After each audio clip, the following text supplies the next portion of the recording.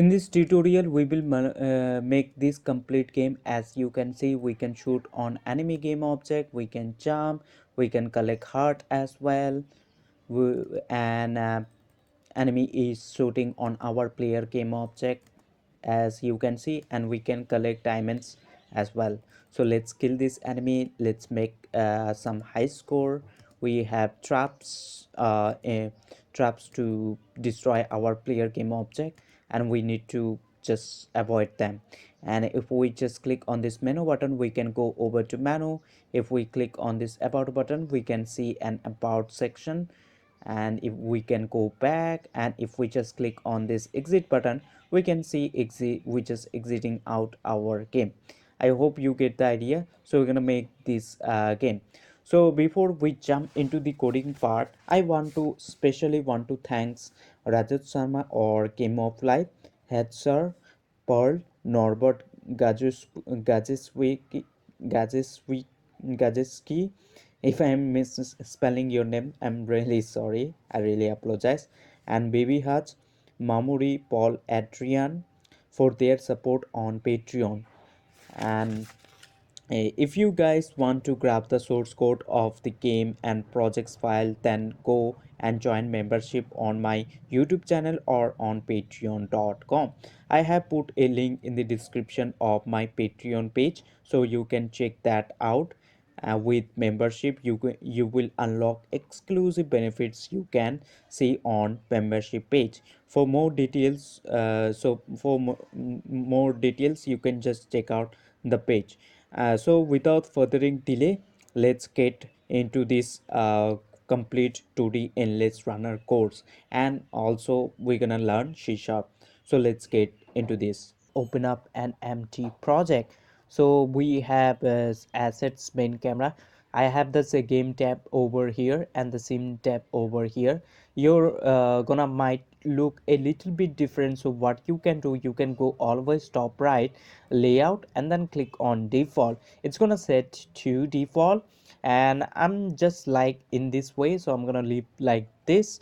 And we have game tab over here. Basically it's gonna show up the game, how your game will actually look like. And this is our scene tab, where we need to drag game objects to do something, to just play our game. So basically that is the thing. And we have a project tab. It's gonna contain the assets basically are those things which we use to make our game, something like the audio, character, sprites, environment, and all of those things are assets, and we need to drag right over here to use in our game. And we have a hierarchy where we can select an game object and do specific things, or change something like selecting. And then in the right section, a inspector tab just gonna pop up right away, and we can inspect the game object. It has transform, so this pen camera just gonna shoots our game right away, and the game will be broadcast in our game view. Let's what is a game object? Let me explain. To create a game object, you need to move over to this hierarchy, hit this plus icon, or right click, then create an empty game object. So basically, as you can see, this game object just exists in 3D place, and we have a move tool right over here. If we select that, we can press down F to focus on that game object, F to unfocus. So basically this game object just exists in 3D place, and if we select the game object and then move over to inspector, we can see it has a transform component which has X position, Y position and the Z position, and also it has rotation in the X Y Z and the scale X Y Z. So we cannot able to see the game object, but this game object is exist in 3D place. Game object basically you can think of they are actor and actresses who just perform.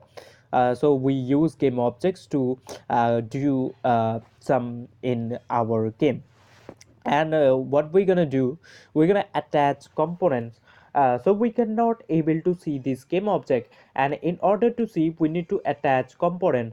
And components basically are a specific set of things that we attach to do specific things.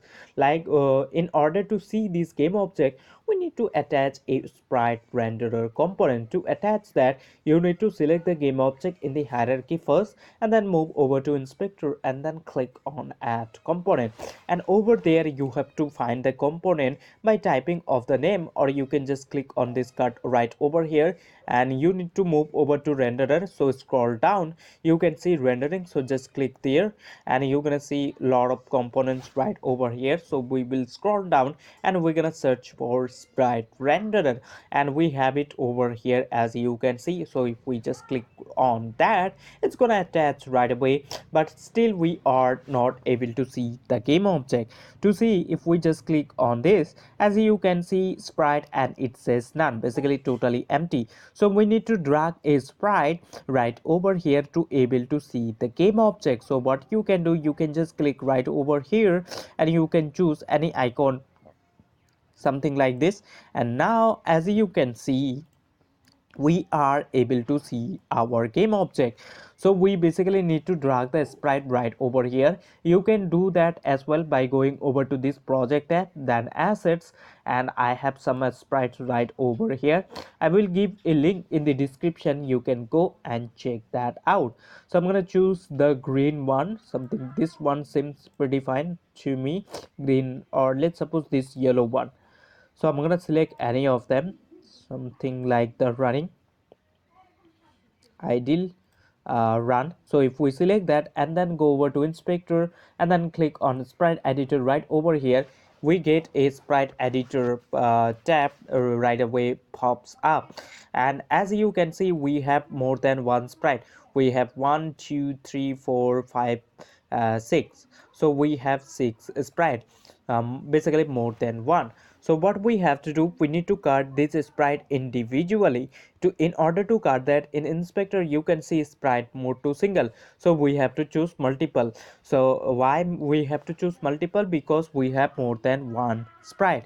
And pixel per unit, to choose a less number, something like less pixel size basically means it's gonna be large, the sprite in size gonna be large. So we're gonna choose something around 16.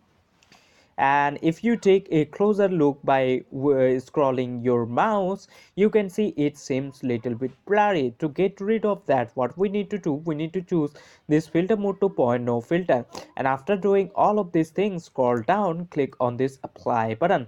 As you can see, as soon as we just click on that apply button, it's gone and we are ready to cut individually. In order to cut, in sprite editor top left you can see slice, so just click on that and select automatic to grid by cell count, and count how many columns and rows it has. So it has one row as you can see and 6 columns, so we're gonna put 6 column right over here and one row. And after doing that, click on slice right over here and then click on apply in the top right sprite editor tab, and it's gonna cut individually. And I'm gonna select the game tab over here one more time. And let's suppose you want to find any tab you lost, something like this game. So if I just go move to down console and then right click and then close tab, as you can see the console tab is gone. So how we can find them? In order to find, you need to go to window in the top, then scroll down, says general, and you can find the tab which you recently lost. So in my case this console, and the shortcut key you can see in the right section, which is control shift plus C. So we can just click on, or we can also hit this shortcut key to bring it up immediately. So we're gonna click on that, and I'm gonna drag it in the bottom where it was before. So now if we select that spreadsheet, basically that player run, yellow run, and then click on this arrow, as you can see those sprite get individually cut. So what we're gonna do now, we're gonna select the game object in the hierarchy. So select that, make sure, and let's select the first sprite, and let's drag it over to this sprite slot. It says desert sky, so we're gonna drag it right there. As soon as we drag it, we can see it's immediately get changed. And what we're gonna do now, we're gonna zoom in the main camera a little bit. To do so, let's select the main camera, go over to inspector, and then camera component, and I'm gonna make this size, basically this one, something like 5, and 5 seems pretty fine. And let's suppose you want to rename the game object with something else like player. So what you can do, you can just right click on this and then click on rename. Or what else you can do, you can select the game object first and then move over to inspector right, you can name it over here. So I'm gonna name it something like player, and as you can see, and what we're gonna do now, and I'm gonna move over to transform. Let's right click and reset. So it's gonna reset the position in the x y z to 0 0 0, and it will set the rotation as well. So let's suppose you just mess around with this game object. If I select this rotator tool from here and then rotate like this, and select this rect tool and stretch like this, as you can see it's kind of bit weird, and you just want to get it back. So how you can do, you can just always go to inspector, then transform. Firstly you need to select the game object, then move over to transform, right click and reset it. So it's gonna reset the all of the properties to 0 0 0 to original basically. And what we're gonna do now, if we just click on this play button in the top, you can see three buttons. First button is to play your game, second button is to pause your game, and the third button to skip one frame. So as you can see our game doing nothing currently doing nothing. So what we have to so basically we need to do something. So make sure you just out of play mode. To get out of play mode, you just have to click on that play button one more time to get out of play mode, and make sure you just out of play mode and do something. Or else if you do while in play mode, it's not gonna be saved at all. So we will add gravity to this game object or this player. In order to add a gravity to a game object, we need to attach a rigid body to the component. In order to attach that, select the game object first and then move over to inspector, then click on add component, and we're gonna search for over here. So we can search for right over here by typing rigid body 2D. Or what else we can do, we, we can do, so basically physics 2D, physics 2D. So we can just go over to physics 2D, physics 2D, then we can search for rigid body 2D. Basically what you have to do, go over to physics 2D, basically click on add component first and then go over to physics 2D, and right over there search for rigid body 2D. Or what else you can do, you can just click on add component and find by typing rigid body 2D. Make sure you just attach the 2D one, not the normal one. So just click on that, and now if we just click on this play button in the top, by now we should able to see this player game object just gonna fall down due to our gravity. Why? Because we added a rigid body 2D component. As you can see, indeed its gate fall down. So I'm gonna get out of play mode, and if we select the player game object and then click on rigid body, we can expand and we can see the properties in rigid body 2D. So first thing is that we can see a mass, so you can increase the mass if you want, so it's gonna fall down twice intensely with gravity. And we can scale up the gravity as well by moving over to gravity scale, and make sure you just choose collision detection to continuous, so it will continuously detect any collision. And to make it a little more smooth, you can choose interpolate to interpolate. And we need to freeze the rotation about z axis. If we don't do it, if so in constraint we need to do, if we don't do this, if we select the player game object, then move over to transform rotation and play around with z axis, we can see our player game object weirdly rotating. So in order to stop doing that, we're gonna set back to 0. Firstly, we're gonna freeze the rotation about z axis, and now it's done. And I'm gonna scale up the gravity. To scale up, let's set the gravity scale to something like 3.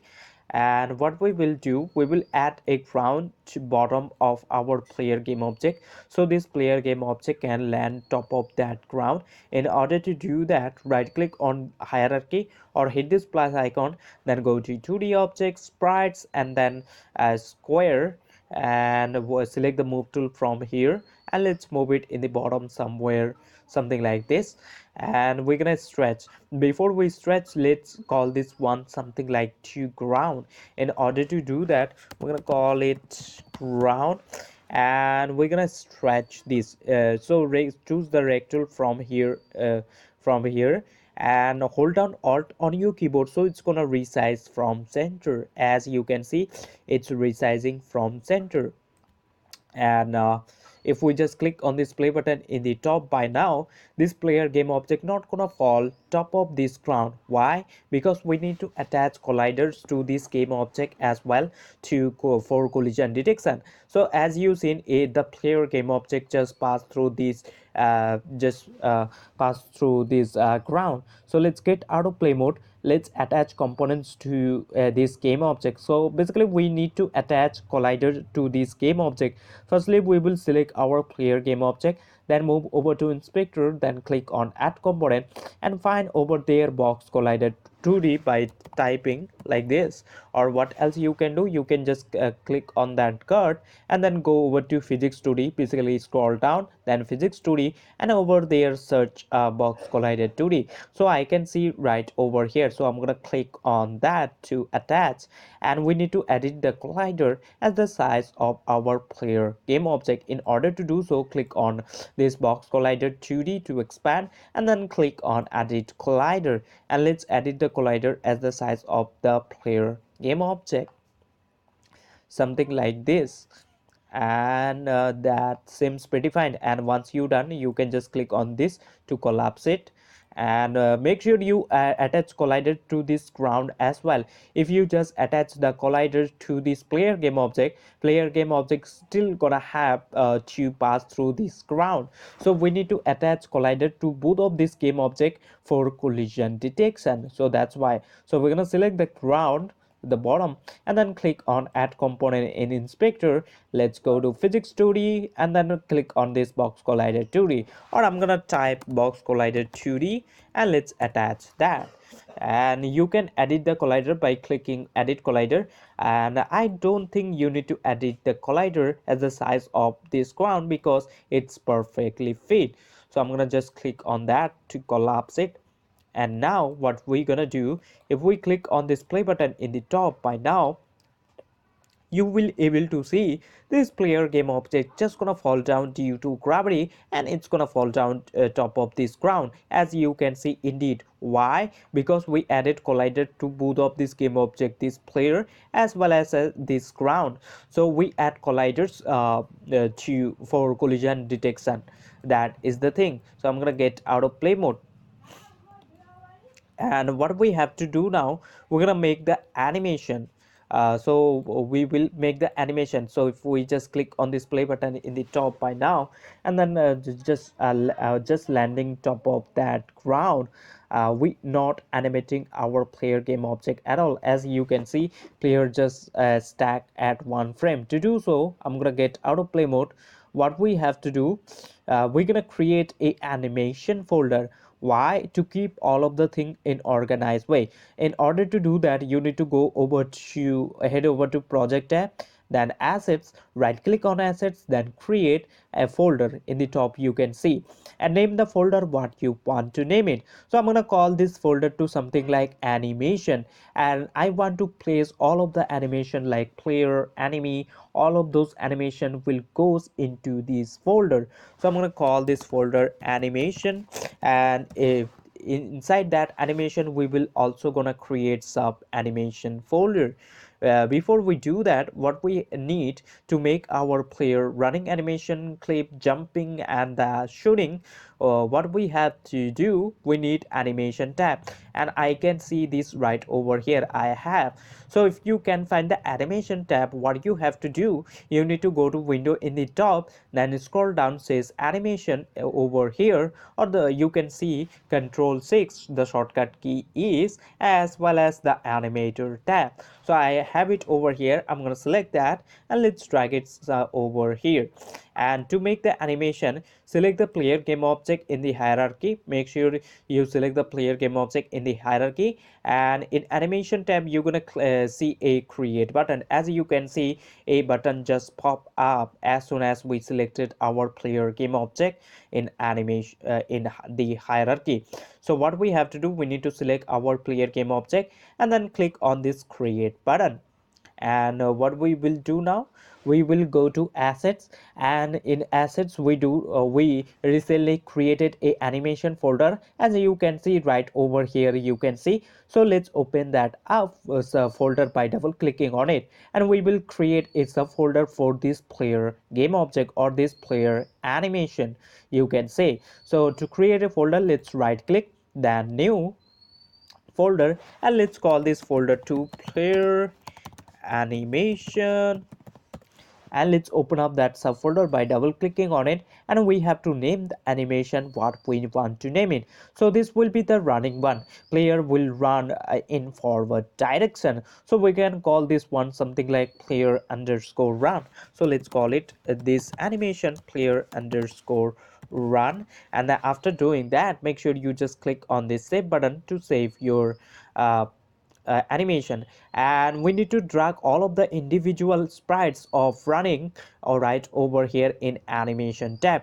In order to do so, we need to move over to this project tab, then assets, and then sprites, and let's find the player. So we have it over here, and if I just click on this arrow, we can see the individual sprite. So what we can do, we're gonna select all of them by holding down shift and move it over to in animation tab, and make sure you just hit this red button to record your animation. Make sure you just do that, or else your animation not gonna be captured or not gonna be create at all. So make sure you just hit this record button, and if we just click on this play button now, we can see our player animation. The problem is that it's pretty much fast. So what we have to do, we need to make spaces between these individual frames or sprites. So we're gonna select like this, and let's move it over to somewhere around 20. And then if we just click on this play button, we can see animation looks pretty fine now. And once you are satisfied, you can just click on this red button to capture the animation, or you can just leave like this, it's automatically gonna capture the animation. And the second animation we are looking for is you can say jumping one. So what we're gonna do, we're gonna select our player game object and go over to animation tab, click on over here, and then click on create new clip. And we're gonna call this clip to something like player underscore So this animation gonna be the jump one, so we will call this one player underscore jump. And after doing that, click on save. So we need to drag the jump sprites, individual sprites, right over here. So before we do know that we need to firstly split it up individually, those sprites. So let's find the jumping one. So I can see this one is the jump. So select that, go over to inspector, click on sprite editor. So we have multiple sprites, so that's why we will choose sprite mode to multiple. And pixel per unit we're gonna choose as same as we have done for our running animation clip of player, which is 16. So we're gonna do 16. And to get rid of blurry, we're gonna choose filter mode to point no filter. And after doing that, click on this apply button, and we need to split individually. So in sprite editor top left you can see slice, so just click on that and select automatic to grid by cell count, and count how many columns and rows it has. It has one row and two columns, so we're gonna put two columns right over here and one row. And after doing that, click on slice and then click on apply button right over here, and let's select the game tab over here one more time. And if we just click on this arrow, we can see the individual sprite. And make sure you select the player game object in the hierarchy, and then move over to animation tab and hit this record button, sorry, red button, to record your animation. And let's select both of these animation one by one. Let's drag over here in animation tab, and that's fine. And if we just click on this play button, we can see the animation, and I am satisfied with that. And I have done all of the animation, so I'm going to select this animation tab and let's drag it in the bottom. And if we select our player game object and then move over to animator tab, we can see we have two animation. One is player run and other one is player jump, as you can see. So I hope you get the idea that how you can make the animation. And the player run animation is clip is the default one. From this entry, it's moving over to player run. So if we just click on this play button in the top, we will able to see this player run animation gonna play right after the game start, and it's gonna play over again and again. As you can see, indeed it's just playing over again and again.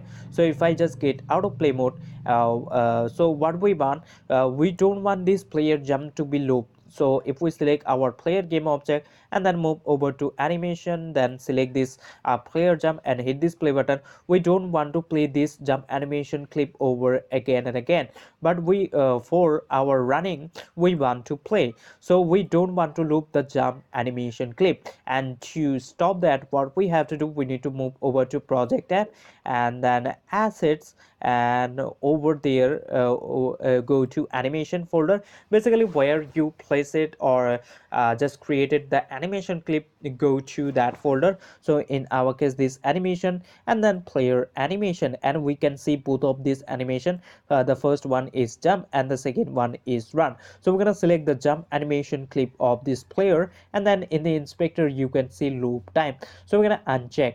Why? Because we don't want to loop the jump animation clip, and we're gonna leave the player run. And after doing that, make sure you just make this player game object a prefab. Prefab basically a copy of that game object. To make a prefab, before you make a prefab, let's make a prefab folder to keep all of the things in organized way.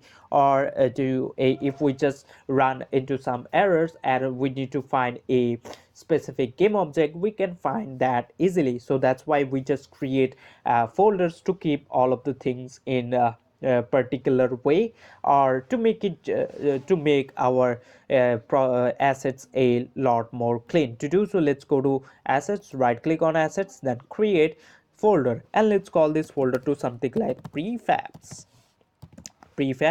And to make a prefab, you need to select the game object in the hierarchy first, and then drag it over to that prefab folder. Select that and drag it over to prefab folder.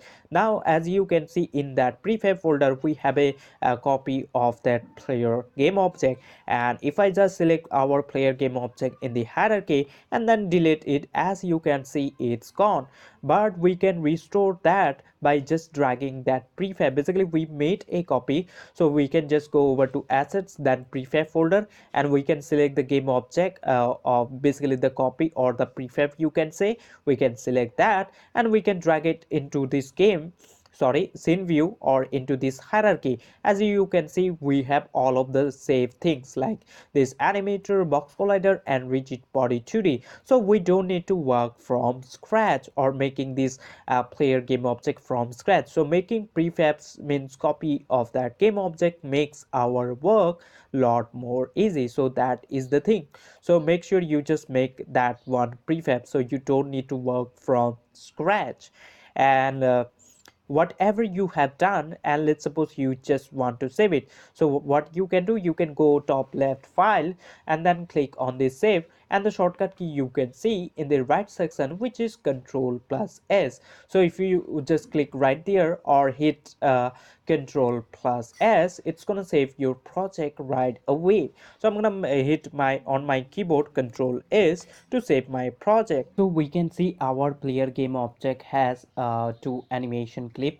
If we select our player game object in the hierarchy and then move over to animator tab, we can see we have player run and player jumping. So if I just click on this play button in the top, by now we're gonna able to see that our player game object just standing at one point and it's playing the run animation clip over again and again. And you can see that in player run animation tab. I think the running animation clip seems a little bit fast. I'm gonna make it a little bit slow. To do so, get out of play mode, then select the player game object in the hierarchy and then move over to this animation tab, and over there you can see player run. So what way you can scroll your mouse to zoom in and out. So I'm gonna make sure you just hit this record button to record your animation, and I'm gonna select all of the frame. So let's move it over to somewhere around like 30, and I'm gonna move this one over here to match up it perfectly. We can just manually do this, and I guess manually it's pretty fine. And if I just click on this play button one more time, it seems pretty much fine first. So let's make spaces. So we're gonna move it over to somewhere around 40. 40 seems pretty much slow, around 30, and 30 seems satisfaction. Okay, we are satisfied with 30. And once you done, make sure you just hit this red button, or you can just leave it like this. It's automatically gonna capture the animation. So we also need to make transition from this player run to player jump. Before we do that, we need to move our player game object in the front direction, in the forward direction. In order to do that, we're gonna create a script. In a script, we're gonna tell what player game object really need to do. And in order to create a script, you need to select the game object first in the hierarchy. So in our case, we're gonna do with player game object. So we will select our player game object in the hierarchy and then move over to inspector and then click on add component. And over there, what you have to do, in the bottom you can see new script. So scroll down, in the bottom you're gonna see new script, click on that, and you have to name the script what you want. So you can call this one something like player movement, and or player movement, and after doing that, something like player movement movement. And after doing that, you can click on create and add button in the bottom. Or what else you can do, you can just go always project tab, then assets, and then create a script folder, and right click on that script folder, then create C# script and name it to something like player. I already have over here, I already created. So I'm gonna select the player game object in the hierarchy, and let's select that script and drag it over to add component section. As you can see, the script is now attached. So basically you need to attach, and after attaching that, double click that script to open it up in Visual Studio. So by default, as you can see, we have a class player. Class basically is a template. We're gonna use this class or this template to implement our game object. Basically, let's suppose this player game object really need to do the jump thing. So we're gonna tell in this script or in this class to jump this player game object. So this is you can see the template, and basically the class is the template or the structure, and we can use this to implement in our player game object. And by default, as you can see, we have start and update function basically is set line of code which does specific things. So this start function right over here, it's called over again and again, sorry, it's called one time, sorry, the start function right over here, it's called one time when the game start. And this update function right over here, it's called every single time, something like in 1 second it can call up to 60 time. And this start function get called when the game start. So in the start of the game, this start function just gonna get called, and this update function just gonna call over again and again and again. So we can use this function to do some specific things. So what we want to do on we want to move this player game object in the right direction. So if we select our player game object in the hierarchy and then select this move tool, we're gonna move this player game object in the right direction. So we need to add some unit to this player game object in the right direction, basically some unit. To check that, sorry, I have cough. So if we select this player game object, then move over to transform, then position and play around with x-axis, we can see our player game object is moving left and right. So basically we need to increase this x amount, x-axis, or we just have to attach one unit every single time. So this player game object it's gonna go to the right direction. So we need to play around with x-axis. So I'm gonna set back to 0. In order to do that, we're gonna move over to this update function. Why this update function? Because update function runs every single time. So in 1 second it's called 60. So if this one calls 60 time, and then we just add 1 unit every single time, so 60 is something, it's gonna be over here. So every single time it's gonna seems like that this player game object will move to the right direction. So that's why we're gonna do inside update function, because it's run every single frame and we need to move our player game object every single frame to the right direction. So that is the thing to do. So let's go to update function, and over here what we're gonna do, we're gonna move over to transform, sorry, transform, transform dot translate. Basically what does this mean? Transform dot translate, basically we just moving over to this transform of this player, and then we using this translate function. And this translate function right over here, it's gonna take the direction in which direction you want to move. So in our case, we want to move to the right direction. So we're gonna do something like 1 in the x and 0 in the y. Basically we don't want to move in the y axis, we only want to move in the x axis or to the right direction. So what we can do right over here, we can type a new vector 3, sorry, not vector 3, vector 2. And we do know that vector 3 has x axis and y axis. So what we want to do, we're gonna move to the x axis. So we can put one if basically right over here referencing float basically are those numbers which comes with decimal places like 1.5, 1.2, and also like whole numbers 1 2 3 4 5 6 are floating numbers. So you can put if it basically referencing float. And in the y we don't want to move at all, so that's why in the y we're gonna put 0 if. And make sure you make first bracket and then close that off with some colon. It's basically means that this line of code just get ends right over here.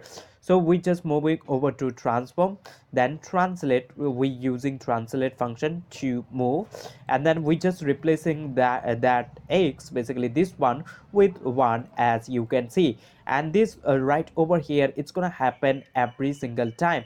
So in the x, so this firstly it will be 0, then it will be 1, and then 2, sorry 2, then 3, then 4, then 5. So it's gonna seem that our player game object just gonna move to the right direction. And what we have to do over here, we need to multiply this direction with time dot delta time. So to make sure you just multiply with time dot delta time. What is time dot delta time? Time dot delta time basically is a change in frame rate. Basically, let's suppose you have a super fast computer. So in your case, this update function, it's gonna run something like 120 frames in 1 second, and I have a little bit slow system, so in my case it's gonna run about something like in 1 second 60 frames. So you can see there is a huge difference between our frame rates. To make frame in a constant means whatever computer you're gonna use and want to run the same frame rate, you need to multiply with time dot delta time. It's gonna make the frame rate same, as you can see. And now if I just press down control and make sure you just save your script, and to save your script you can press down control S on your keyboard to save your script, or you can just go top left file and then click on that this save assets and then script clears script. You can just click right there, or you can just press down control S to save your script. And once you're done, just go back to Unity, and Unity just gonna take a moment to just compile your script. So I'm gonna reset the position of this player. To do so, let's go to transform, right click and reset it. And if I just hit this play button, you're gonna able to see.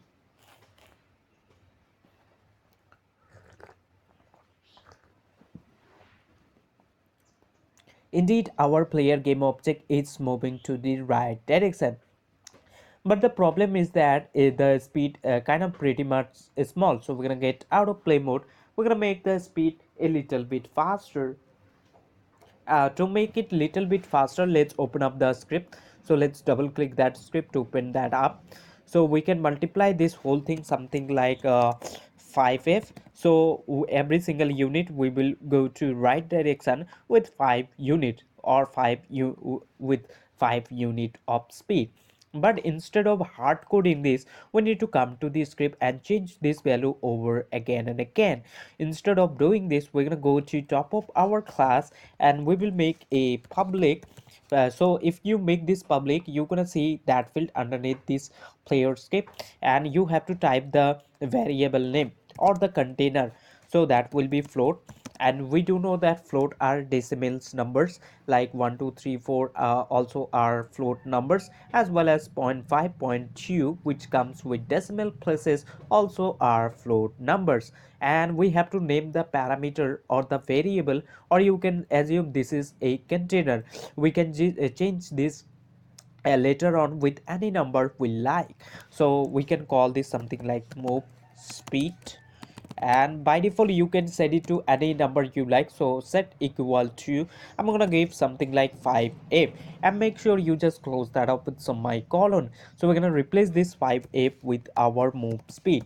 So move speed by default we have given 5, so this right over here gonna be 5. So 5 into 1, so this gonna be 5. So we will move to the right direction every single unit with 5 unit of speed.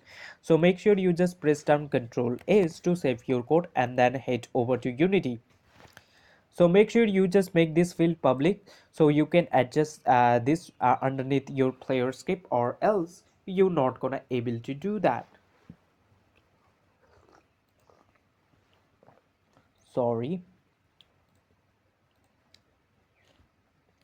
So if we select our player game object in the hierarchy, as you can see underneath our player script, we can see a move speed parameter variable, and by default we have set 5, but we can adjust this over here. So that's why we made that public. We can set this to any number we like, something like 10. We can set it to something like 4. So I'm gonna set it to something like 3.5. And if we just click on this play button, before we do, I'm going to select my ground game object. Let's move it somewhere around here by selecting this move tool from here, and let's hit this play button in the top. So you will able to see that player game object in the right direction will gonna move with 3.5 unit every single time, and indeed it's moving. So I'm gonna get out of play mode. So as you seen, so now if we select our player script and open up that once again, over here, instead of public, what we're gonna do, we're gonna make it private. So if we make it private and then save our script by hitting Control S and then move over to inspector, you're gonna able to see that the this move speed parameter just gonna hide, or we're not gonna able to see underneath our player script. Why? Because we made that private. So as you can see, we made that private, so that is the reason we're not able to see underneath our player script. But let's suppose we still want to adjust that value even it's private. So how we can do that? In order to do that, you need to go over to that script. So before you mark as a private, make these square brackets and then type serialized field. Serialized field. Now what this serialized field over here it's gonna do, it's gonna make this private parameter, this move speed, is visible to underneath our player script. But the only problem is that we're not gonna access this parameter or this move speed through another class or another script. We only gonna able to see this underneath our player script, right underneath our player script. So let's see that. To do so, make sure you just press down Control S on your keyboard to save your script. And once you're done, make sure you just go to Unity, because we don't need that field in another class. So that is the reason. So as you can see, move speed we still able to see now underneath our player script, even it's set to private. But what we have done, we just made a serialized field, so it's basically makes private field to public. No matter what field you type, it's gonna make public. And we can still adjust it. So I'm gonna set it to something like 4. And as you can see, a plus icon just became once we added this player script to this player game object. Why? So if we go to project tab, then assets, and then prefabs, and open up the player game object by double clicking on it, we cannot able to see the player script attached to this prefab of this player game object yet. As you can see, to get that, we need to go back in hierarchy. You can see this arrow, so just click right there, select the player game object first, and in order to save it in prefabs, you need to select the player game object first in the hierarchy, and then go over to inspector, and then overrides over here. You can see, as you can see, now we have to attach this script. In order to do that, click on this apply all. Now this player script just gonna attach to this player prefab game object as well. To see that, let's go head over to project tab, then assets, and then prefabs, and let's open up the player game object by double clicking on it. And now we can able to see our player script is attached to this player game object as soon as we just clicked on that apply all. So basically that is the thing. And to go back in the hierarchy, you can see this click arrow icon, so you can just click there to just go back into scene view. I hope you get the idea that how you can do. And we also have to work with acceleration. Let's add some acceleration to this player game object. So this player game object, over time the speed can get faster. To do so, let's open up the script. So we're gonna select our player game object in the hierarchy, and let's open up the player script by double clicking on it. As you can see, we just moving our player game object to the right direction. So over time, we just want to increase this move speed something with some unit or with some acceleration. To do so, so before we move our player game object, we also want to add top of this move speed some unit, so the speed can get a little bit faster over time. To do so, let's do it. So we will, before we move our player game object, we're gonna say move speed plus equal, basically top of that we adding plus equal, we can add something like zero point 0.1, sorry, 0.1 f, and close that off with semicolon. Sorry, 0.1f and close that up with semicolon. So instead of making a variable like this or hard coding this, let's create a private serialized field. We're gonna make it serialized field so we can see underneath our player script, or we can just adjust it over here as well in our player script. So that's why. So let's make a serialized field serialized field that is private float, and we can call this one something like acceleration. And by default you can give any value you like, or you can just close that off with semicolon, and later on you can go to unity and you can adjust the value over here, and by default it's gonna set to 0, and you can adjust it underneath your player script. But I'm gonna give a default value, so that's why I will set equal to something like 0.1f, and I'm going to replace this 0.1f over here to acceleration, and acceleration is 0.1f by default. And make sure you just multiply this with basically you multiply with time dot delta time to this acceleration, so the number gonna be constant every single frame. So that's why we're gonna multiply with time dot delta time to make frame rate independence. And if you want to learn about more what is time dot delta time, then of course I will give a link in the description of an video. You can go and check that out about time delta time in Unity. So we just increasing move speed, or by default we set to in Unity which is 4.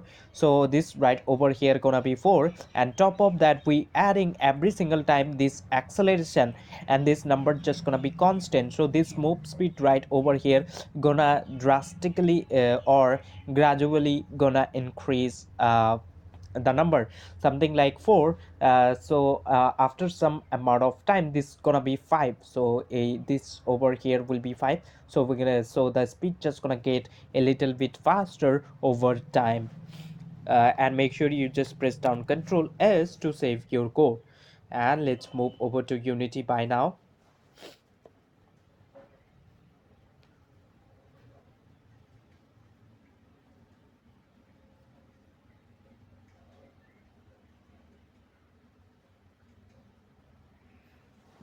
And that is fine, and we can see this player acceleration, and we can just play around with this value. You can set it to something like 10, but I'm gonna go with 0.5, and we can see the speed underneath our player script. This move speed just gonna increase gradually with this much of acceleration. So let's hit this play button in the top. So over time we just increasing our move speed with this much of acceleration, and indeed it's increasing. As you can see, it's become 4.5, then 4.6. So over time the speed just getting increasing and increasing, basically rising and rising. So we're gonna get autoplay mode. You can choose this acceleration a bigger number, something like 5, so the time just gonna the speed will change more speedily, you can say. So we're gonna choose something around some 5, and you're gonna able to see that this move speed just gonna gradually increase. So let's hit this play button in the top, and let's have a look.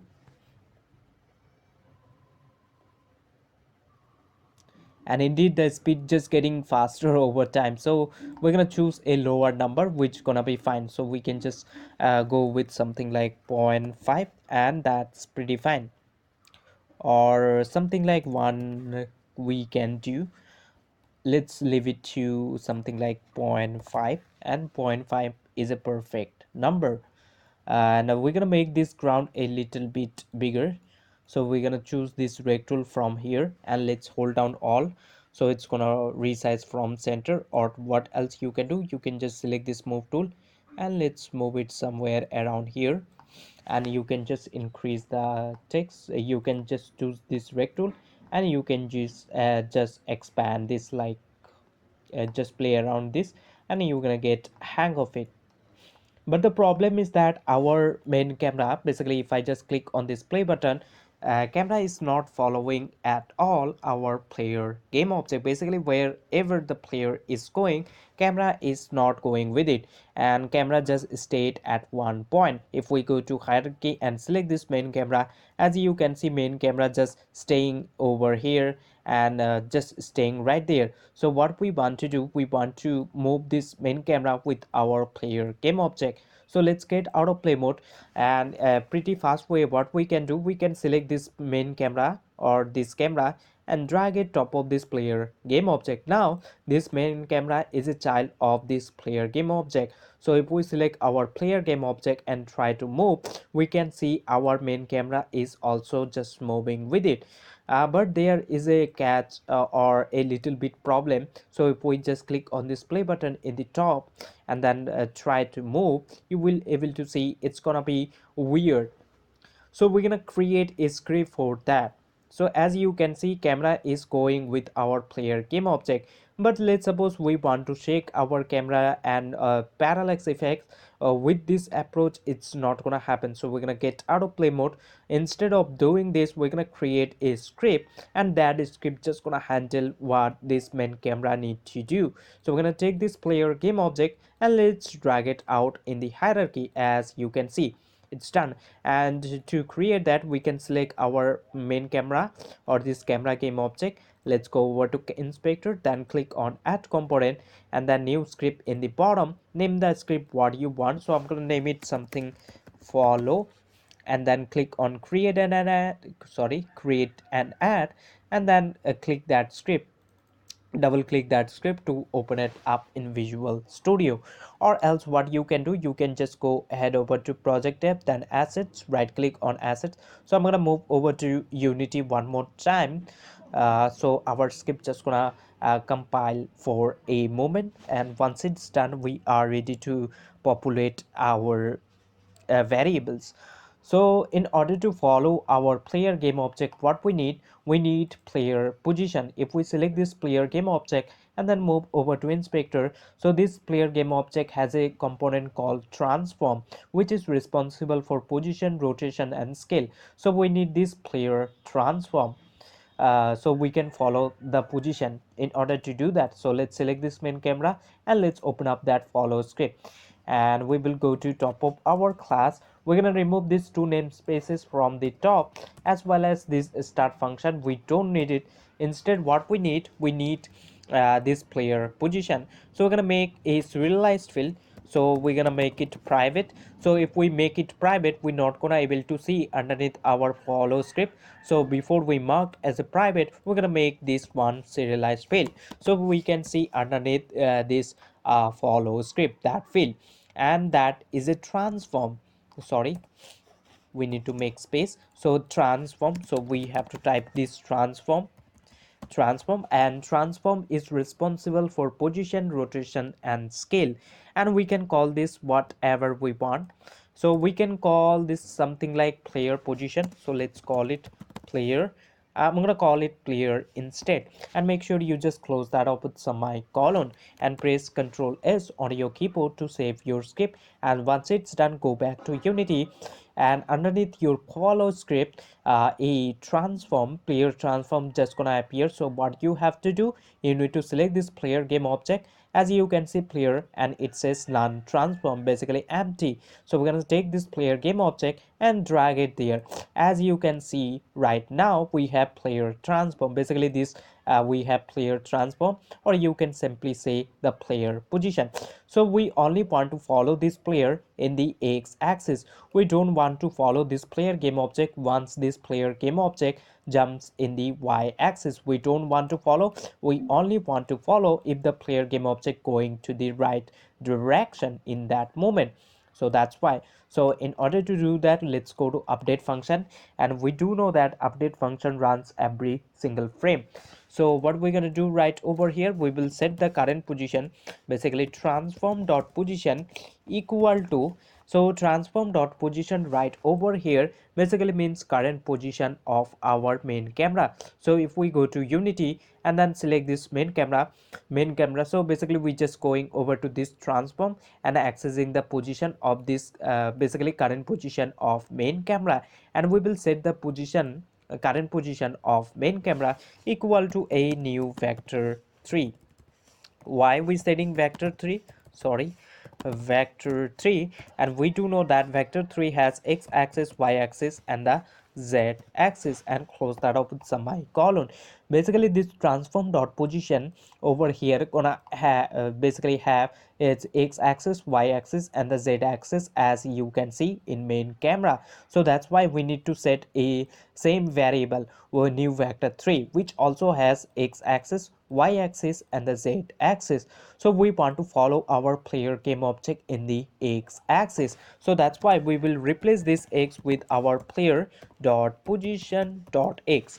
Basically we just moving over to this player, then accessing the transform, then position and then accessing the x position of this player, and we setting x position of this player equal to our main camera in the x position. So wherever the player will go in the x, our main camera in the x just gonna go with it, and we don't want to follow in the y. So what we can do in the y axis, we're gonna pass transform dot position dot y, sorry, y. So what does this mean? Transform dot position dot y basically means current position of main camera in the y axis. So basically we just going over to this main camera, then transform, then accessing the y which is minus 0.08. So this right over here just gonna be minus 0.08. So basically its current position in the y axis, and we also gonna do the same thing in the z axis. We don't want to follow our player game object in the z axis which is the depth one. So we're gonna pass the same thing which is transform dot position dot z, and make sure you just press down Ctrl S to save your code. And once it's done, go to Unity.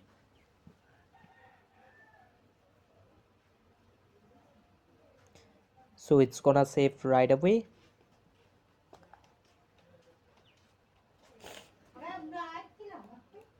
So if I just click on this play button in the top, by now you will able to see main camera just gonna follow our player game object in the direction player is going. As you can see, indeed main camera is following wherever the player is going. We need to make our player jump. So if I just click on this play button in the top, we just running to the forward direction, and we just accelerating our player as well.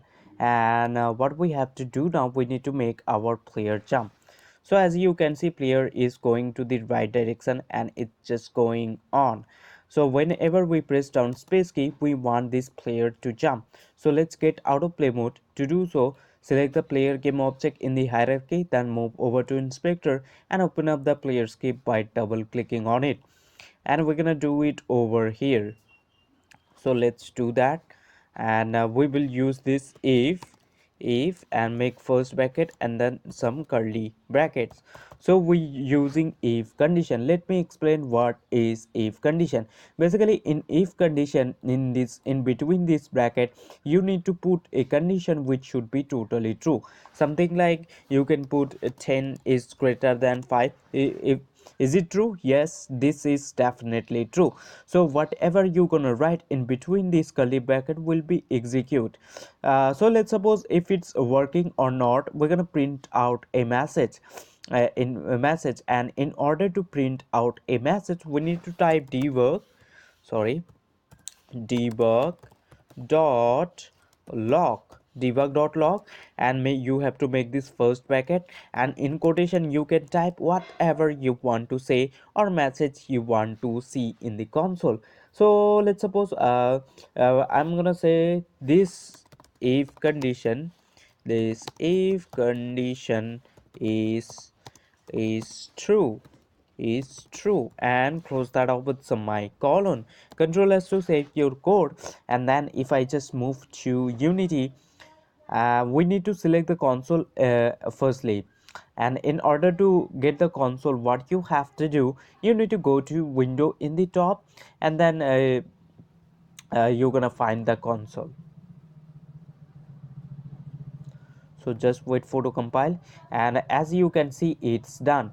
So if we go to window in the top, then scroll down says general, we can find the console as you can see. So I have it over here, so I'm not gonna bring up one more time. And if we just click on this play button in the top, by now we should able to see that message just gonna pop up again and again in the console, says this if condition is true. And if I just click on this pause button in the top, as you can see we got multiple message, and the message says this if condition is true. Why? If we go to script, because this 10 is greater than is 5, so the condition over here we passed is totally true. So that's why in between these curly brackets whatever we type, it's just executing. We just printing out the message in the console says this is if condition this if condition is true. So that's why this message just getting pop up multiple times in the console. I hope you get the idea. And if I just get out of play mode to just, instead of printing out message, uh, we want this player game object to jump. Before we jump, click on that message, double click that, so you're gonna get redirect there. We're gonna make a function for that, so I will remove this message, and we're gonna pass right over here, instead of 10 is greater than 5, we're gonna pass if input dot get key, and the key we looking for, so you have to pass this key code and dot space. So if we pressing down, and make sure you just make this one more first bracket. So if input dot get key key code dot space, what basically does this mean? It basically means if we press down space key on our keyboard, so what we want to player jump. So to jump, we're gonna make a function for our player to jump. So we will go to down, you can make it anywhere you want, it's totally up to you. So I'm gonna make it something over here. To jump, we're gonna use this void. Basically we type void for function or the method, and then the name of the function. So in our case this function will be jump, or we can say player jump, and make first bracket, and make sure you also make some curly brackets. So what we want to do in this function, if you don't mark this function as a something like private or something like public, then this function over here automatically gonna marked as a private function, it's gonna treat as a private function. So we don't want to call this function from another class. Like if we just go to this follow script and we want to call that jump function, we don't want that. So that's why we just made that function private, or we didn't assign as a public, so it's gonna mark as a private function. And what we want to do inside this function, we want to player to jump.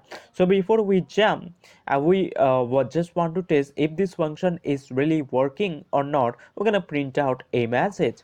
So we're gonna type debug.log, and in brackets we're gonna say something like player jump, and close that off with semicolon. So we also have to call this jump function.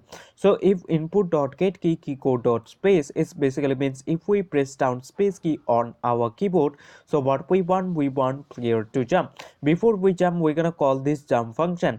And what jump function just gonna do, it's gonna print out in the console says player jump whenever we press down. So let's call the jump function, and in order to call the function, you have to type the function and make first bracket, and then close that off with semicolon, and control S to save your code.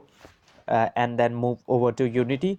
So whenever we press down space key, this jump function just gonna call. And what this jump function is doing, it just printing out in the console says player jump, as you can see that right over here. I hope you get the idea. Let's check that out.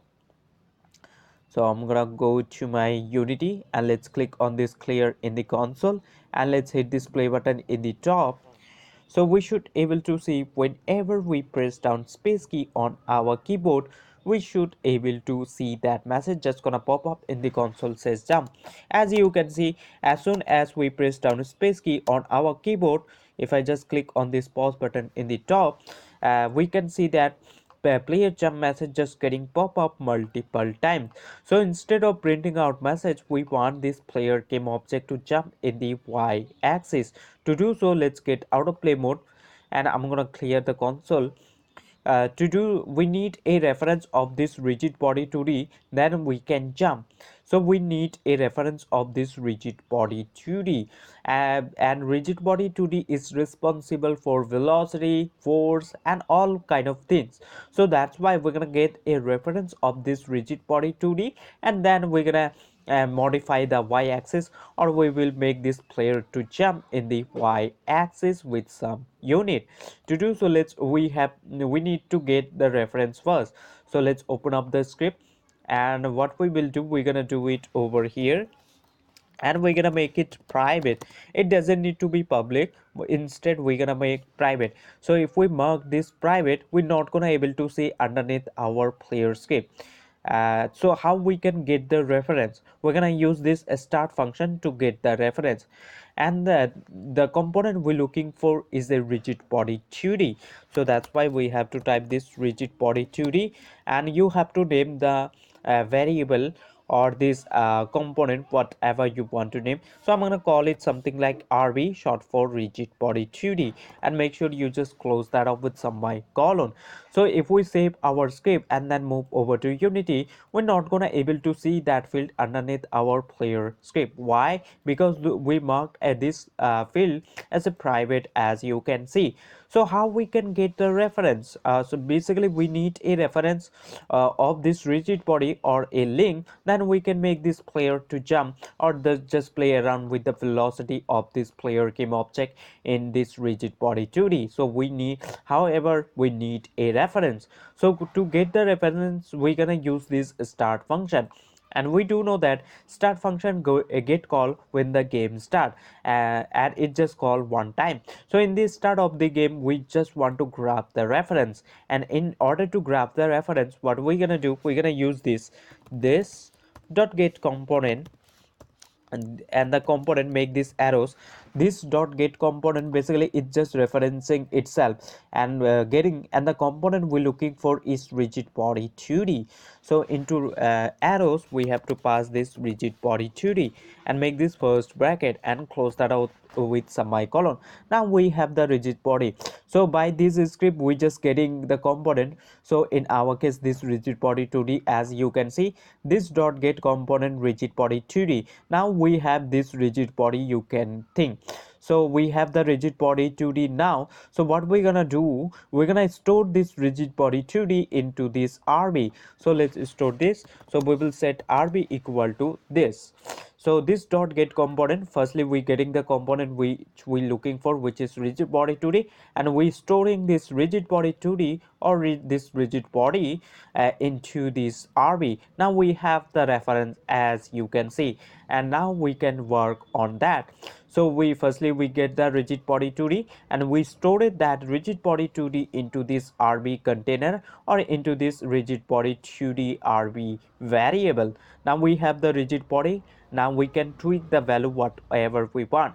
So I'm going to remove this message. Instead of printing out message, we want player game object to jump. So before we jump, we're going to create a vector to velocity. Why?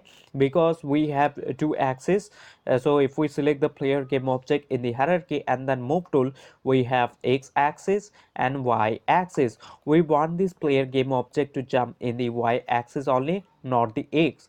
So that's why we're going to create a vector to velocity which has x axis and y axis, and later on we're going to modify the y1.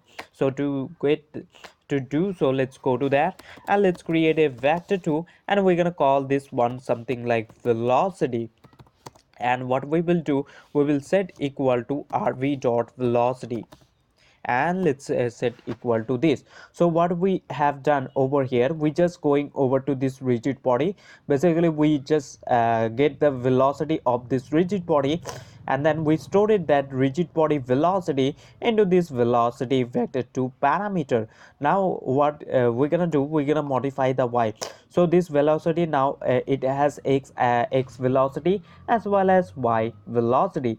So we will access the velocity. So we will go to velocity dot y.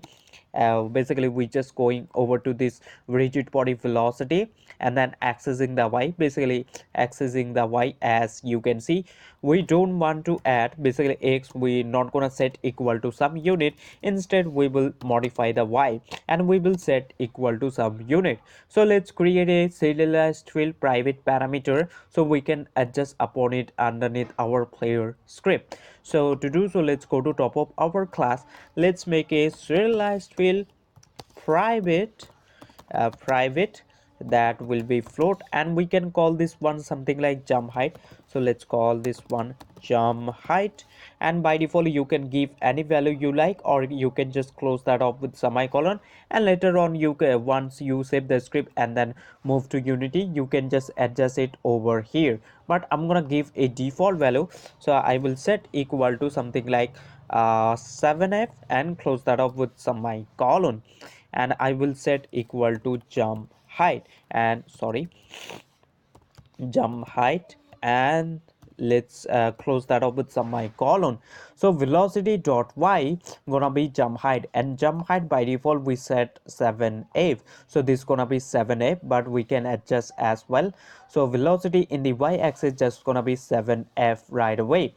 And after doing that, we will go to rv dot velocity, basically rigid body velocity, and we will set equal to this velocity and close that up with semicolon. So after more firstly we just stored this rigid body velocity, into this velocity parameter, and then we access just modified the y-axis, this y-axis with some unit which is jump height, which is 7. So we will able to jump in the y-axis with 7f. And after that we going over to this rigid body velocity once again, and then setting equal to velocity, and this velocity in the y-axis that's gonna be this jump height. So we just setting back to this rigid body. I hope you get the idea that, and make sure you just press down Ctrl S to save your code. And now let's move over to Unity.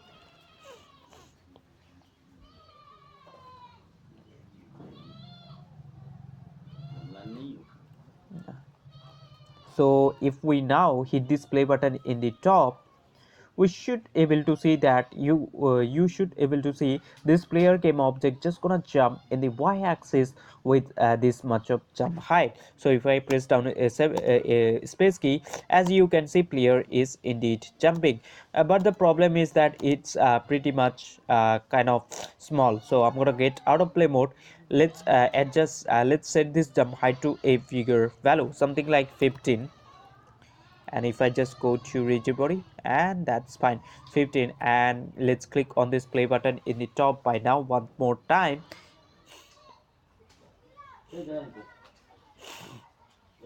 If I press down space key on my keyboard, as you can see indeed player is jumping in the y-axis, as you can see, and it's little bit high.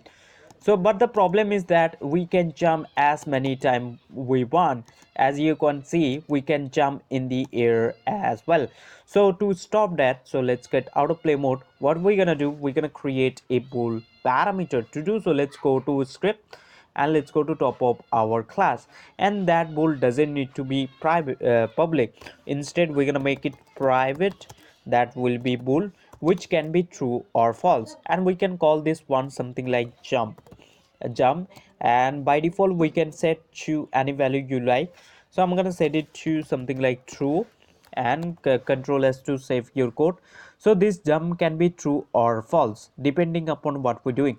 So I'm right over here. So before we make our player game object jump, I'm gonna check right over here. So I will type and so we will also gonna check for a second condition, and if jump is true, jump is equals to true. So we do know in the start of the game, or by default we set this jump parameter to true. So if we press down space key at the same time jump is true, so we will able to jump. And after jumping, what I want to do, I want to set this jump parameter to false. So after jumping we will set jump equal to false and close that up with semicolon. So the first for the first time, if input dot get key key code dot space basically means if we press down space key at the same time and as you can see, so that's why it's gonna check for second condition as well, and we jump is true. So what we're doing, we're just calling the jump function, and what jump function is doing, it just making our player jump in the y-axis, and after jumping we're setting back this jump to false. And let's right now in the next time, if we press down space key on your keyboard and jump is true, and we do know that after setting this jump to false, it's never getting true. So this condition over here, it's not true at all. So this condition over here is false, but this and right over here gonna check both of these condition should be true, or else whatever you're gonna do, it's not gonna do anymore. So the player will stop jumping in the y-axis. So as you can see, because this jump condition is now false, it's not true at all, and this and right over here, it takes both of this condition. If both of this condition is true, then we will able to jump, or else we will not able to do that. So that is the thing. And the next time this jump is became false, it's not true at all. So that's why we will not able to jump for the next time. So make sure you just press down Ctrl S to save your code. And now let's move over to Unity. So for the first time we should able to jump, and for the next time we're not gonna able to jump. Why? Because that jump is now false. And let's suppose you still want to see that jump parameter. Indeed, as you can see, we're not able to see underneath our player script. Why? If we move to script, we can see we set private this jump parameter to private, so that's why we're not able to see. And let's suppose you still want to see that, and in order to see in inspector right, you can see three dots, so just click there and select normal mode to click on debug, and now you're gonna able to see all of the private fields like this jump, as you can see RB, as well as this jump. And jump by default is checked, basically means true, and if once it's unchecked means false, we're not gonna able to do that. So let's check that out. So if I just click on this play button in the top, for the first time we will able to jump, and for the next time we're not gonna able to do it. So now if I press down space key, as you can see we able to jump, but as soon as I am just pressing down space key, next time we're not able to jump at all. So I hope you get the idea. So that is the thing. I'm gonna make the ground a little bit larger, so I will select the ground. Let's select that, go over to transform, and then local position, sorry. So we will go over to one more to debug mode. To do so, go over to inspector, in the top right click on three dots one more time and click on normal, sorry, debug to normal. And I'm gonna make this square, let's make a little bit larger, and that is fine. So we're not able to jump for the next time. So what we have to do, we need to set this jump parameter, this, if we go to script, and we need to set back this jump right over here one more time to true. But when we set we have to do it once we collide or standing on this ground, at that moment we want to set this jump parameter to true, this one to true. And if we set this one to true, we will able to jump for the next time. Why? If we press down space key at the same time jump is true, then this jump function is just gonna call, because both of this condition over here will get true. So that's why. And after that, once again we're setting jump parameter to false. So let's do that.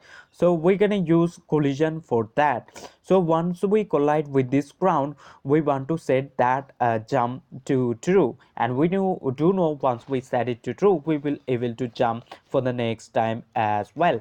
So once we collide with this ground, at that moment we're gonna set jump to true. To do so, we will go to script, and in the bottom you can do anywhere you want, it's totally up to you. And we have to use this on collision inter 2D function, and this function right over here get called when we collide with something. So let's suppose if we collide with this ground, then this function right over here gets just gonna trigger right away, and we can extract info by going over to this collision parameter. Basically whatever we collided with, by going over to this collision parameter, we can extract info like the name of the game object we collided with, anything we can. So let's suppose we want to basically print out the name of the game object we collided with. For printing out, we're gonna use debug.log, and we will go to this collision, basically this collision parameter to extract, and dot we will go to that game object and dot name, and close that up with semicolon. And top of that, before we print out the name of the game object we collided with, we're gonna add a custom message. In order to custom message, you need to type this quotation, and top of that you have to add this plus icon to add a custom message. So I'm gonna say in over here something like player collided, but you can type whatever you want. So player collided, and top of that what we doing, we're just going to game object whatever we collided with. So we definitely gonna collide with this ground. So we going to this game object, and we just extracting the name of the game object. So the name of the game object, as you can see, which is ground.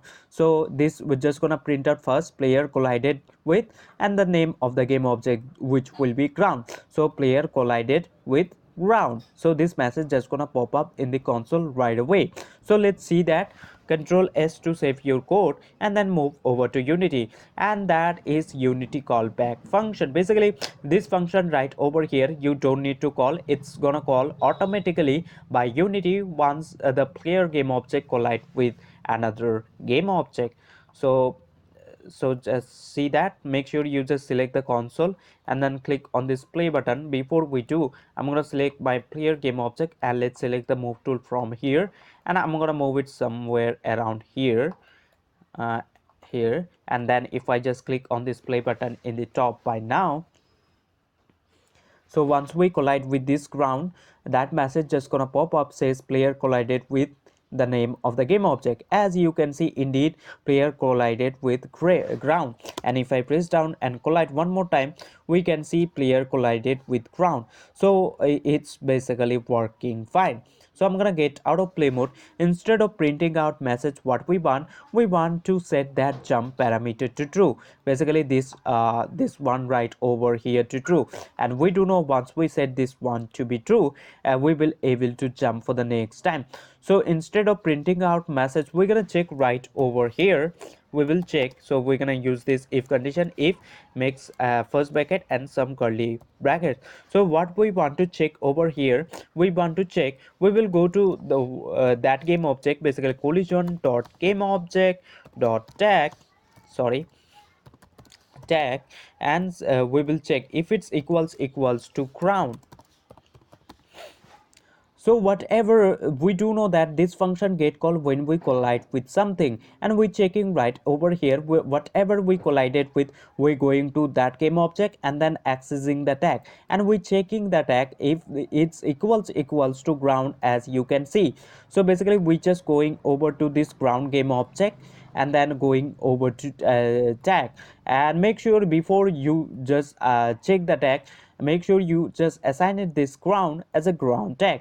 In order to do that, firstly select the ground in the hierarchy and then move over to inspector and tag, it says untag. So just click right there and then click on add tag, and then hit this plus icon, name the tag what you want. So I'm gonna call it something like ground, And after doing that, click on save and then select the ground game object one more time in the hierarchy and then move over to inspector and tag it says earn tag. So just click there and assign that tag as a ground tag. So now we assigned this ground as a ground tag. So and we checking right over here, so whatever we collided with, we accessing the tag. So basically we accessing the ground tag and we checking if this ground tag is equals to ground, as you can see.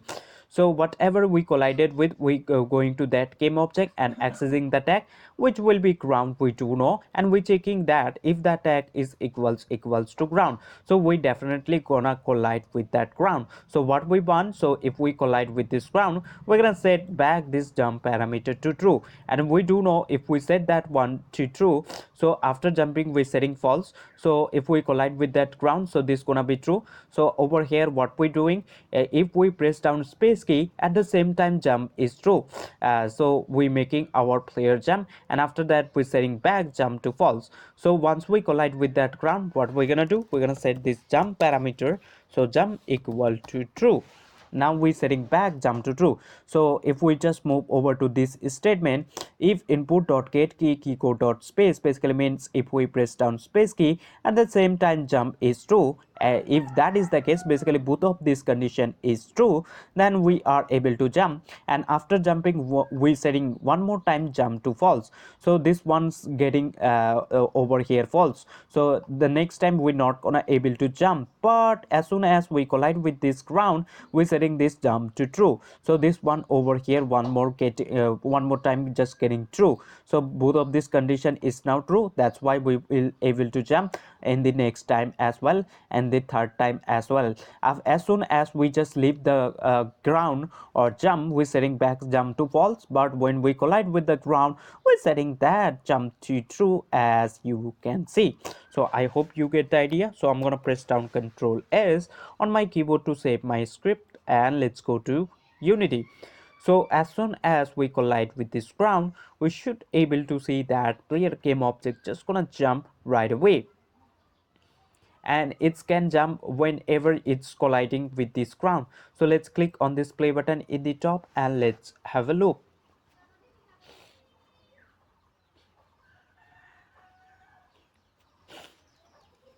So if I press down space key, as you can see, we able to jump. We able to jump as soon as we just press down space key on our keyboard. A keyboard, as you can see, but we're not able to jump in the air even we just pressing down multiple times space key on our keyboard. I hope you get the idea. So I'm gonna get out of play mode, and you can just make it, I think acceleration seems pretty much fast, so I can select the player game object in the hierarchy, and I'm gonna make the acceleration something like 0.1, and that is pretty fine. And make sure you just press down Ctrl S to save your project. When we jump in the y-axis, we want this player to play the jump animation clip. So if I just click on this play button in the top, go ahead and click on it and try to jump, we're not playing at all our jump animation clip, so we need to play that. So as you can see, we're not playing the jump animation clip, and if I just scroll my mouse to zoom in, we can see we're not playing. So we need to do that. To do so, let's get out of play mode. In order to do, select the player game object in the hierarchy and then move over to animator tab. As you can see, by default we have player underscore run animation clip, and then we have player jump. So we need to make transition from this player run to player jump. To do so, just right click on player run and make transition to player run, and then select this transition and then move over to inspector in the right. And what we will do, we will untake this as exit time. Why? Because as soon as possible we don't want to play any animation once we jump it in the y-axis. We want to play the jump animation clip right away, so that's why we just untake has exit time, and also we will set the transition duration to 0. And after doing that, scroll down. So we need to choose a condition, in which condition we want to play this jump animation clip. So once the player game object jumps in the jump, at that moment we want to play this jump animation clip. So we're going to choose a some parameter and we will set through code. Before we do, we need to choose a condition or a parameter for that. So in animator tab left side you can see parameters. So just click on this plus icon and then choose this bool, which can be true or false, and you have to name the parameter. So I'm gonna call this jump, and we're gonna choose this condition. So let's select this transition and then go over to inspector, scroll down, and then hit this plus icon. So if jump is true, as you can see, if jump is true, then we're gonna play this jump animation clip. Why? Because we have chosen that condition, as you can see in the inspector. And also we need to make transition from this player jump to player run, or we will stuck at jump animation clip forever. And you can see this by going over to inspector and in the preview bottom. So if we just click on this play button, we can see the animation. And we also need to make transition from this player jump to player run. So let's right click on player jump and make transition back to player jump. And now let's select this transition, go over to inspector. We're gonna untick this has exit time. Basically, as soon as player collide with this ground, we want to play the running animation clip because the player is on the ground by now.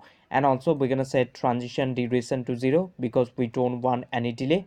And if we scroll down, we need to choose a condition. So let's choose this jump condition. So let's hit this plus icon, and now we will choose this jump parameter to false. So if the jump parameter we set to false, it's gonna play the running animation clip. To see that, let's click on this play button in the top and let's have a look. So we will try to set this jump parameter manually. Basically check this. So if I check this, basically setting true, as you can see, running animation just playing over again and again. It's just playing the running sorry, jumping animation clip.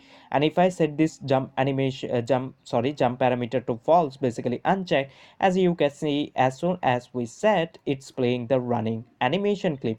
So that is the thing. So let's get out of play mode. Instead of setting that manually, we're gonna set it through code. Before we do that, if we select our player game object and then move over to inspector, scroll down, we can see a animator component added up once we created this animation clip, this running animation clip, as well as this jumping animation clip.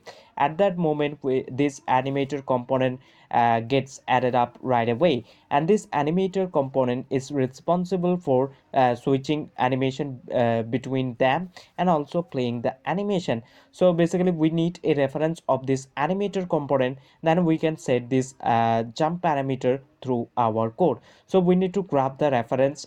Firstly, to do so, let's open up the player script by double clicking on it, and we're gonna do the same thing as we have done this private rigid body. So let's make a private, so we're not gonna able to see underneath our player script that field, and that is animator. So we need to type animator, and we have to name the component what we want to name it. So I'm gonna call it something like animator, and then close that up with some semicolon. And we will move to this start function, and we do know start function get call in the start of the game, and it just call one time. So in the start of the game, we're gonna grab the reference. So we will firstly type this dot get component, and the component we're looking for is animator. So let's type animator and make sure you just make these brackets and then close that up with some semicolon. So this dot get component animator, this basically referencing itself, and by that we just getting this animator component. And now we have the animator component, and what we will do now, we're gonna store this animator component, basically this one, into this animator variable. So let's do that. So we're gonna do animator equal to this. So basically we get the reference first, and then we store it that animator, sorry, we store it that animator, this basically this animator, into this animator field. Now we have the reference of this animator component. Now we can set the this bool parameter to, let's set that. So we're gonna set when we are jumping. So as you can see, when we press down space key, at the same time a jump is true. Basically we standing on this ground, so at that moment we jumping, and after basically jumping, so what we're gonna do, we're gonna play the jump animation clip. Over here we can see we jumping. So after jumping, we're gonna play the animation. To play the animation, we will go to animator, and then we're gonna use this set bool function and make first bracket. So why we using this set bool function? Because if we move to Unity, this jump over here is a bool parameter, so that's why we just moving over to this animator, and then we using set bool function to trigger this parameter, sorry, to set this parameter. So as a first argument right over here, it's gonna take the parameter name. So in quotation, it's gonna take the parameter name. So the parameter name, make sure you just pass same as in parameters, as you can see right over here. So j right or j right over here is capitalized, so we need to make the spelling same. So we're gonna type jump, and make sure you just put, and we second thing, it's gonna take the value, so we're gonna set it to true. True basically means we just taking, and we do know once we set this jump parameter to true, it's gonna play the jump animation clip. And when we doing, we once the player is jumping, at that moment we're just going over to animator and then setting that jump parameter to true, basically playing, and close that up with semicolon and Control S to save your code. And now if we just move to Unity after saving our code, we should able to see once we jump in the y-axis, just wait for to compile, and once it's done we are ready to go. So now if we just click on this play button in the top, and let's have a look on this.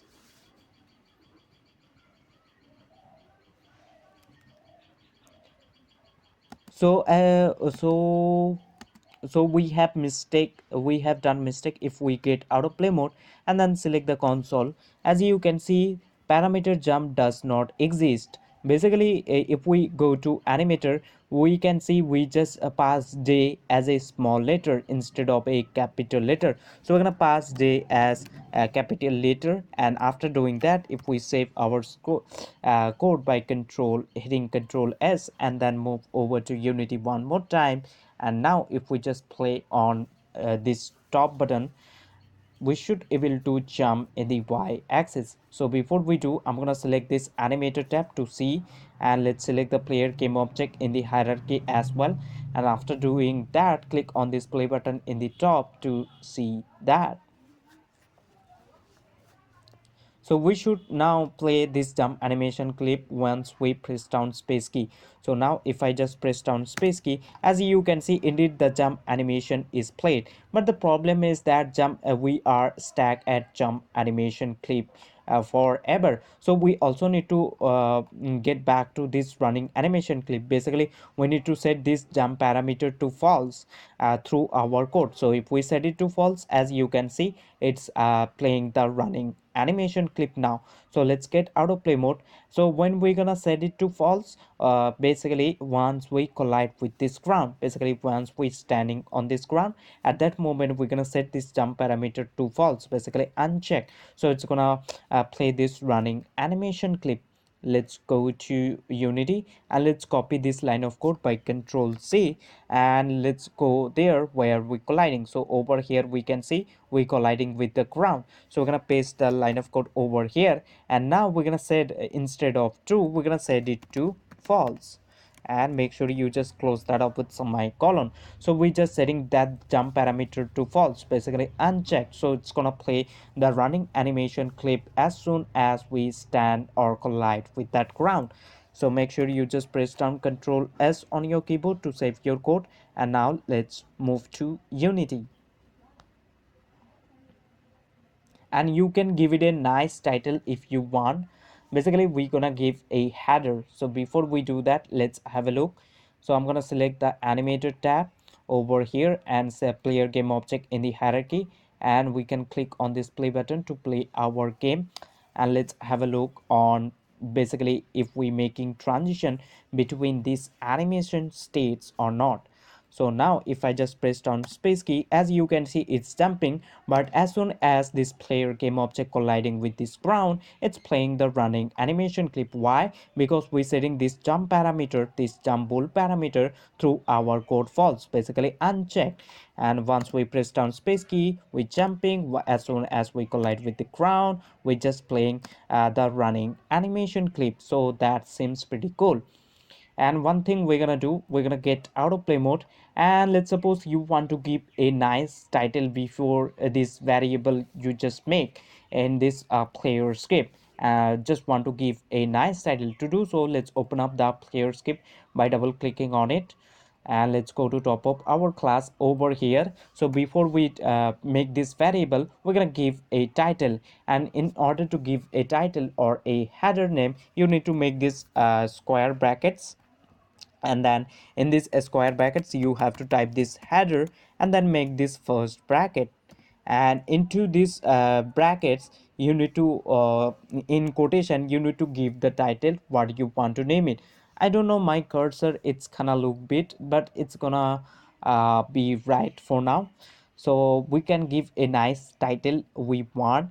So I'm gonna give something like player movement. So we can call player movement, and then make sure you put it in quotation, then make first bracket and close that up with square brackets. So we give it a header which is says player movement. And now if I just control S on my keyboard to save my script and then move to Unity, we should able to see a nice title just gonna pop up underneath our player script before these variables pops up, and it's gonna say something like player movement.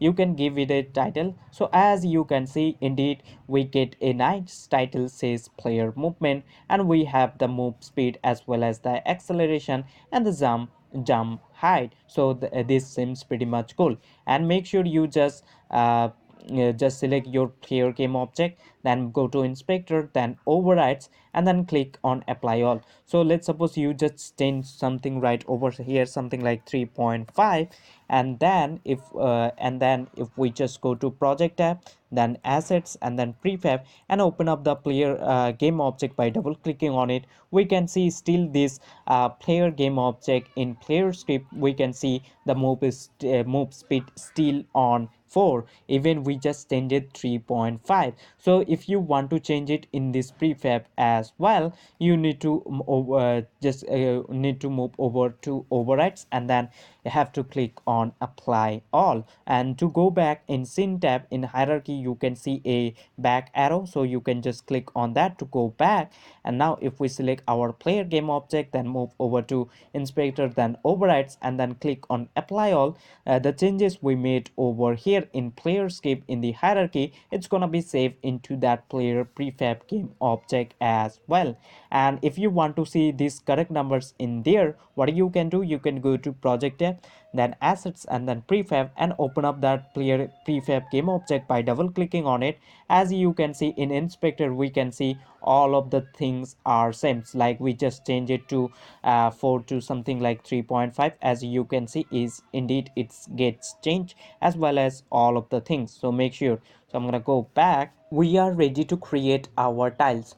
So before I create the tile, I'm gonna select this ground in the hierarchy. Let's delete that, and we're gonna create the tile. Before we create, we're gonna create an empty game object, and that point or that game object, you can say, or we can simply say that point will be the first point where the ground just gonna start. And we also gonna define a next point where the ground tile just gonna end. To do so, what we will do, we will go to hierarchy, right click or hit this plus icon, then create an empty game object, and we're gonna call this game object tile parent. We can call this tile parent or tile point. Let's call it tile point instead, and then select this game object, go to transform, right click and reset it. And if we select this now, so we can see this point is over here, and if you want to select an icon for that, you can do that by going over to inspector and click on this box, and you can choose an icon. So I'm going to choose this one, something like this, and I'm gonna move it somewhere here down. around here. So from this point I want to create the tile. So this point just gonna be the parent or the first point, or this will be the parent simply. And now we are ready to create the grid. To create the grid, we need to move over to this, basically select this tile point game object, right click on it, and we can call this one something like first ground. Instead of tile point, let's call it something else. So I'm going to select this, let's call this one to ground underscore one, I'm gonna call. So this will be the first ground, or first ground you can say. And from this point we're gonna create the tile. And now let's right click on this ground one game object, then go to 2D object, then tile map, and then choose this rectangular in the bottom. As you can see, it's indeed create that. And what we're gonna do, it's created out. So basically this is the grid. And now what we're gonna do, we're gonna select this grid, select that, and drag it over here. And we're gonna select this grid, and let's move it over somewhere around here. Or what you can do, you can just go to transform, right click, and reset. So as you can see, it's reset the position. So this grid will be out of this ground game object. So basically to create, if I just delete that and then go over to hierarchy or hit this plus icon, and then basically right click or hit this plus icon, then go to 2D object, then tile map, and then choose the rectangular in the bottom. As you can see, it's created the tile map right away and the grid. So we're going to select the grid and drag it onto top of this ground one game object, basically on top of this game object. Now select the grid, not the tile map, select that, and then go over to inspector, then transform, right click, and reset the transform. As you can see, it's indeed reset. And in this scene view, you can see in the bottom says open tile palette. So just click right over there, and we have to drag a tile right over here. Before we do that, as you can see, it says no valid tile, basically palette. So just click there and then click on create new tile palette, name that tile palette what you want. So I'm gonna call this one tile, and then click on create, and it's gonna take us to a folder where we want to save it. So we will go to assets, and in assets we're gonna create a separate folder for our tiles. To do so, let's right click, then new folder, and this will be tile map we can call. So let's call it tile map, and let's open up that folder by double clicking on it, and then click on select folder over here, and we can drag the tile right now over here. So before we drag, we need to split it up our tiles. So if we select, I will give a link in the description as well. So if I just select this sprite sheet, from that, if I just move to project tab, assets, then sprites, and I have a tile set folder over here and the sprite sheet here. So I'm going to select that and then go over to inspector and then click on sprite editor. As you can see, as soon as you click right over here, we get a pop-up says sprite editor, basically tab, and we are ready to slice it individually. To do so, what you have to do is before you do, select sprite mode to multiple, because we just gonna create multiple sprite. Basically we're gonna cut individually, and then pixel per unit to choose something like 16. And if you take a closer look, it's kind of seems little bit blurry. So to get rid of that, we're gonna choose filter mode to point no filter. And after doing all of these things, we can scroll down and then click on apply button. As you can see, as soon as we click on apply, it's gone and we are ready to slice it individually. To do so, in this sprite editor top left, you can see slice. So just click there and select automatic to grid by cell size, and put 16 in the X and 16 in the Y. So we're gonna put 16 in the X as well as 16 in the Y. And after doing that, click on then slice and then click on apply button in top right sprite editor. And I'm gonna select the game tab one more time right now, and we are ready to.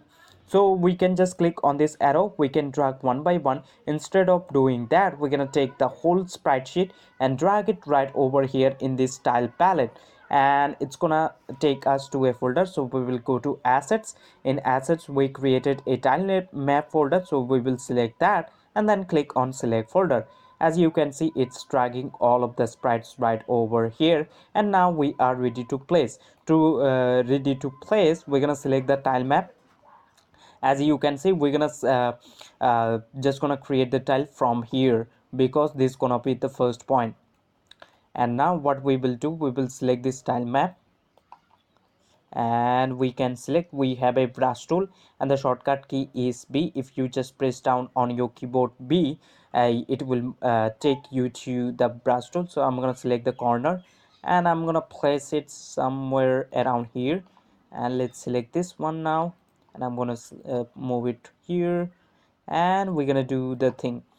And let's suppose you just place a wrong tile somewhere. So what you can do, you can choose a eraser tool in tile palette, and let's suppose you just lost the tile palette. As you can see, it's gone. So how you can find, in order to find, you need to select the grid in the hierarchy first, and then in scene view in the bottom side, it can be somewhere around left and right. If you using Unity 6, a little bit change happened right there, so you can just find by messing around. So I have it over here in the top, sorry, in the bottom right corner, sorry, bottom right corner. So I can see over here.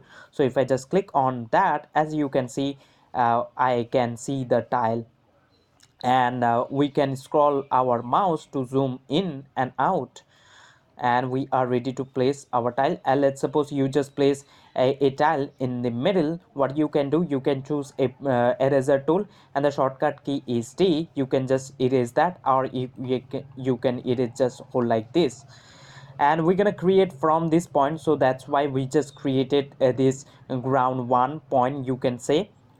And we're gonna select the tile, and now let's ready to place, and we are ready to place. And you can, and let's suppose you just want to copy this whole thing. To copy this, we have a sorry, it's called mark or pick up tool, and the shortcut key we can see is I. So you can select like this whole, and you can just do or want to place it anywhere you want. I'm not gonna do that. Instead, I'm gonna select this part, and I'm gonna move it somewhere or gonna place it right over here. And I want to just put some over here, and that's pretty fine. And you can select like this whole, so it's gonna be, and I'm gonna move this, and this is pretty fine. And we can just paste our tiles, as you can see. And it's kind of bit a little bit in the height, you can say. It's small, seems pretty small. So I'm gonna make a space. So I'm gonna move this one, the bottom part, a little bit farther away. To do so, we can select this tool, and it's called area, and the shortcut key we can see is S. So we can see, you can select the part you want to move. So in my case, I want to move this part, so I can select that part, hold, and we have a move tool over here, and the shortcut key we can see is M, and it's called move selection, and we can move this part anywhere we want. So I'm gonna move this part in the bottom, more farther away. As you can see, we move it, and now I'm gonna copy this. So you can select this pick or mark tool to copy, and let's copy, and I'm gonna place it like this, and that seems pretty fine. And let's suppose you want to have a, sorry, I'm gonna select, you want to have a tree layer in the behind. In the behind you want to have some trees. So what you can do, we have some trees, so we can create another layer for that. To create another layer, we can select the grid, or we can select the tile map, but basically select the grid, right click on it, and then go to 2D object, then tile map, and then choose this rectangular in the bottom, and we can call this one to something like stop layer. So let's call it stops layer. And in this stop layers, this just gonna hold trees, so we're not gonna add any collider to this game object. So we're gonna select the tile map collider, and if we say, I'm gonna select the ground one instead, let's select that, and let's select this move tool from here, and I can move it anywhere I want, so something over here. And now if we just click on this play button in the top, you will able to see that player game object just gonna pass through this. Why? Because we need to attach collider to this game object, so that is the reason. As you can see, it's our player game object just passed through it. So I'm gonna get out of play mode.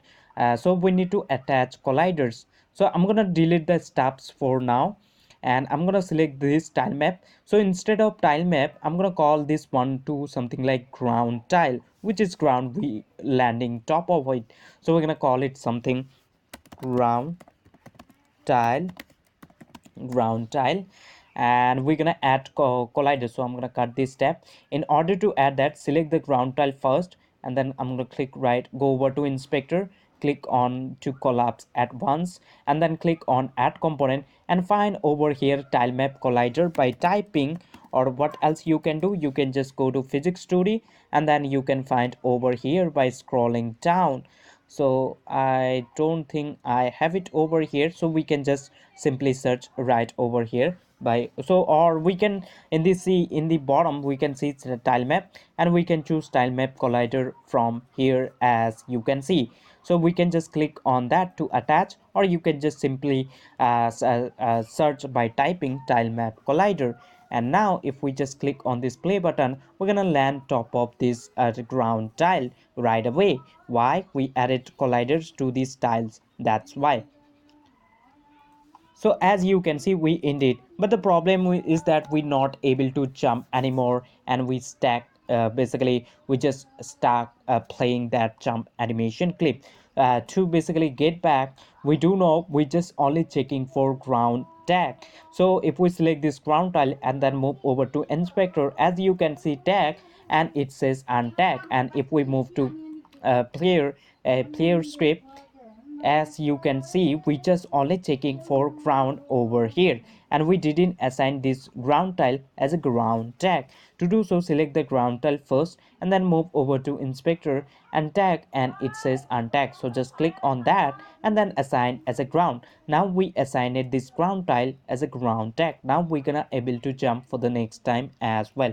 To see that, let's click on this play button in the top, and let's have a look. We can make the speed a little bit slower to just see that, but we can just leave it. So as you can see, that's pretty fine now, and we can adjust the collider. And before we, let's suppose you just want to compile this whole individual collider at once. So how you can do that? In order to do it, you can click on add component and find over there by typing composite collider 2D and attach that. And over here it's gonna attach the rigid body right away automatically. So we can just go over to rigid body, and we will set a body type to kinematic, and then collision detection to choose continuous, and then interpolate to choose interpolate. And after doing all of these things, go to tile map collider, basically click on that, and then click check this box says used by composite. If you just check this right away, as you can see, all of the individual colliders just get compiles at once, as you can see. I hope you get the idea, and make sure you just make this first ground as a prefab. So basically create a prefab folder. If we move to project tab, then assets, and then prefabs, I'm gonna select the ground underscore one game object. Let's select that from the hierarchy and drag it over to that prefab folder. As you can see, we turn it into prefab, so make sure you just do it. And we're gonna create another layer. So if we just go to grid and then click right over here, we have ground tile. We're gonna have multiple layers. One for will be stuff something like trees, grasses, and all of those things. And we don't want to attach any colliders to those game object, or else this player game object just gonna register to pass through those game objects, and those game objects just gonna be behind from this ground tile, we you can say. So if to create that, select the grid. Make sure you just select the grid, right click on it, and then go to 2D object, and then tile map, and then choose this rectangular, and we can call this tile map to something like stop styles. So I'm gonna call stop stop tiles, sorry, we're gonna call it stop tiles, and then move over to sorry, you don't need to move over to inspector. We can select this stop tiles and then click on this open tile palette, and we are ready to place our stop tile.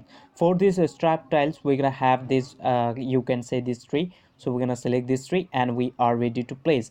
So as you can see, we are ready to place, but the problem is that we can see this tree, it seems like it's in front of our this ground tile, as you can see if you take a closer look. So we're gonna take this behind. So how we can take it behind? In order to take it behind, we're gonna cut this tab, we're gonna select this stop tiles, go over to inspector, then tile map renderer, or you can select any game object, something like this player game object.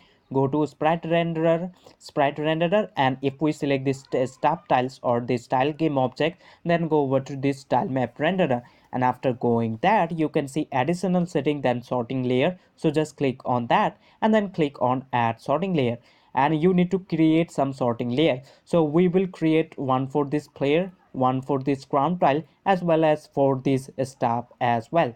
So let's hit this plus icon. So we're gonna create for first for our player game object, then let's hit this plus icon one more time. One for will be ground tile, and the third gonna be our stop tiles for trees. Stop tiles, stop tiles.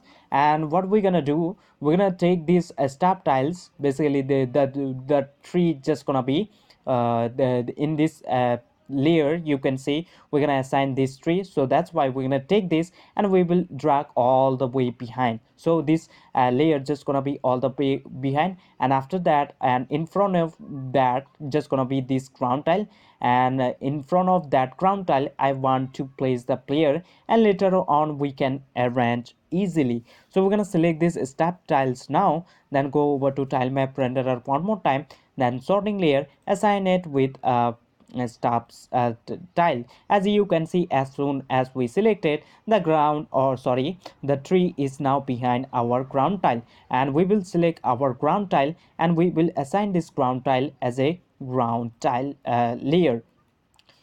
So we will go to sorting layer and then we're going to choose ground tile, and now it's fine. And let's select this player game object and let's assign this player game object as a player layer, sorting layer. To do so, go to sprite renderer in inspector, select the player game object first in the hierarchy, then go over to inspector, then sprite renderer, sorting layer, and choose player. Now we assigned it this player as a player sorting layer. Make sure you just go to overrides and then apply all, and you do the same thing for this ground game object. Select the ground one, then go over to inspector, then overrides, and then click on apply all. And we now gonna create these stop tiles. So let's click on open, and I'm gonna choose this one. I want to make it, I just want to pull it a little bit up so I can select this tool, and let's select this. I'm gonna select this hole, and let's select this move tool, and I can move it anywhere I want. And it doesn't seem good, so I'm gonna leave it like this, and let's copy this. So to copy, make sure you choose the stop tiles, not the ground, and don't add any colliders to these stop tiles, so this player game object can easily pass through this, and that's fine. And we can just do the same thing for this one, and this seems pretty fine, and you can just play around with this. I hope you get the basics idea that how you can just do it. And what we're gonna do now, we're gonna create a next point. So make sure you just collapse it at once, and after doing that, go to overrides and then click on apply all. So the changes over here we made in this ground underscore one game object, it's gonna be saved into prefab of this ground underscore one game object, and we're gonna create a next point something over here, and from that point the second ground will spawn. So that's why we're gonna create a next point. So we will select this ground underscore one game object, let's right click on it and then create an empty game object, and we can call this game object to something like next point. And make sure you just go to transform, right click and reset, and select this move tool from here, and let's move it somewhere around here. and we can choose an icon for this as well. To do so, go to inspector and then click on this box, and we're going to choose this one. This one seems pretty fine, and we can move it a little bit farther away. Basically, we want to spawn the next ground. Basically, this whole ground or copy of this will be want to spawn from this point. So that's why. And make sure you just make this next point parent child of this ground underscore one game object, not under this create game object. So make sure you just do that. So we're gonna drag it out and gonna drag it top of this ground underscore one game object in hierarchy. Make sure you just do the thing as I have done over here, and then go over to ground underscore one game object one more time, and then go to overrides and then click on apply all. So the changes you made gonna be saved into prefab of this ground underscore one game object. I hope you get the idea, and you can create basically you should create all of the grounds by now with same process. We're gonna have multiple grounds. So what we will do, we will select this one and then we're gonna duplicate. If we select that ground underscore one and control D to duplicate, and then select this move tool over here and change some things from here, it's gonna be cool. But once you go to overrides and then click on apply all, it's gonna change into this ground underscore one game object as well. So doing with this way, I don't think it's great. So what you can do, I'm gonna delete that the duplicate one. So firstly, make sure you just make that one prefab. Basically select that and drag it into that prefab folder, then go to project tab, assets, and then prefab, and select that ground one. You can double click that to open that up as well.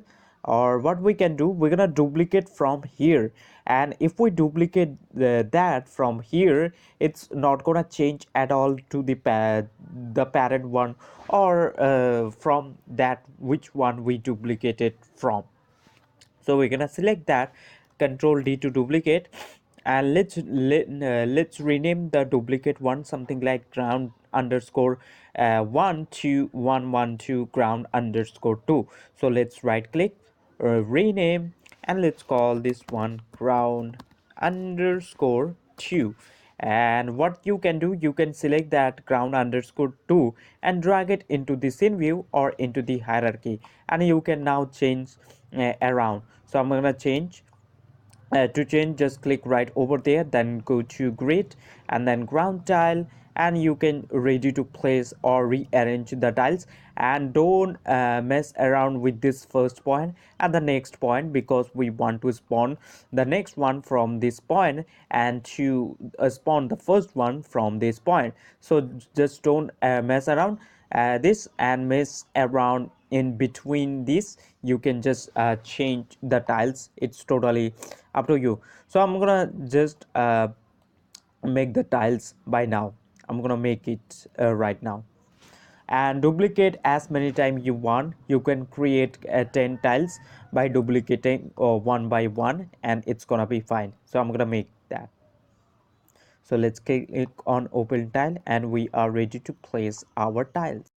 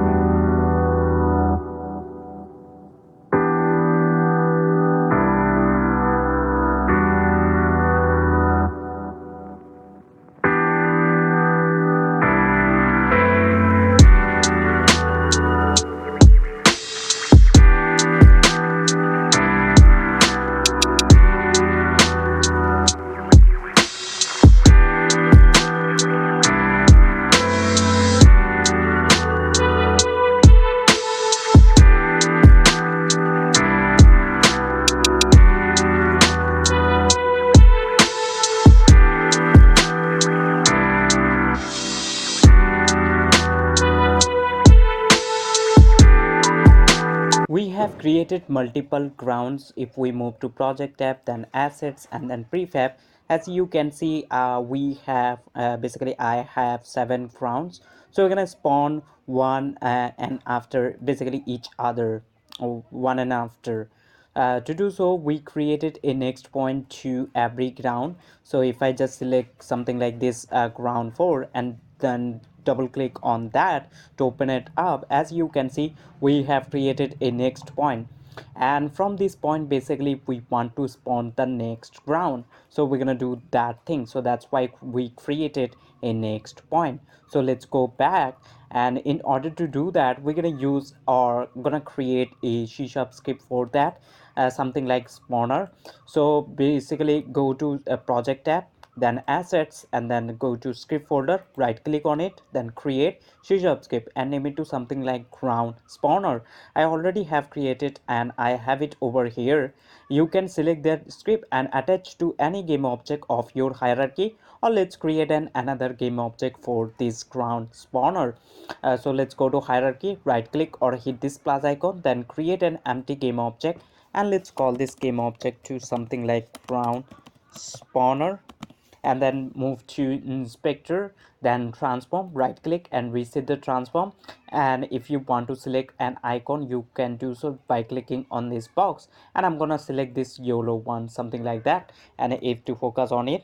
And let's select this ground spawner script, drag it on top of into this add component section. As you can see, we attach. So basically you need to make sure you need to attach that script, and double click that to open it up in Visual Studio. So by default we have update and start function. As you can see, I'm gonna remove this update function, we don't need, as well as these two namespaces from the top, we don't need it. Instead we're gonna make a function for to spawn, and to make a function, and we're gonna basically what we will make this function public, because we're gonna call this function from another class. So that's why, so for we're gonna make it public, and for function we have to type void, and we have to name the function what we want to name it. So we're gonna call it something like spawn ground, and then make first bracket and some curly brackets, curly brackets. So what we want to do inside this function, inside this function, basically we want to spawn, and in order to spawn or to something, to spawn or to something, we need to use this function. It's called, so make sure you do inside between these curly brackets. So we need to use this instantiate function, and this instantiate function, as a first argument, it's gonna take the game object you want to spawn. So we will spawn, if we go to project tab, basically we want to spawn this ground. So we have multiple grounds, and we're gonna choose a random one. So if we move to project tab, then assets, and then prefab, we can see we have multiple ground. So we will take a random one, and then we're gonna spawn that. So basically we want to spawn this ground game object, or basically we will choose a random one before we just spawn that, but we will take a look on that later. Let's suppose we just want to spawn this ground game object. So as a first argument, it's gonna take the game object which we want to spawn, so in our case those ground game object. And the second thing, it's gonna take the position from where we want to spawn. So we want to spawn from this position, you can say, or this next is spawn post we want to spawn.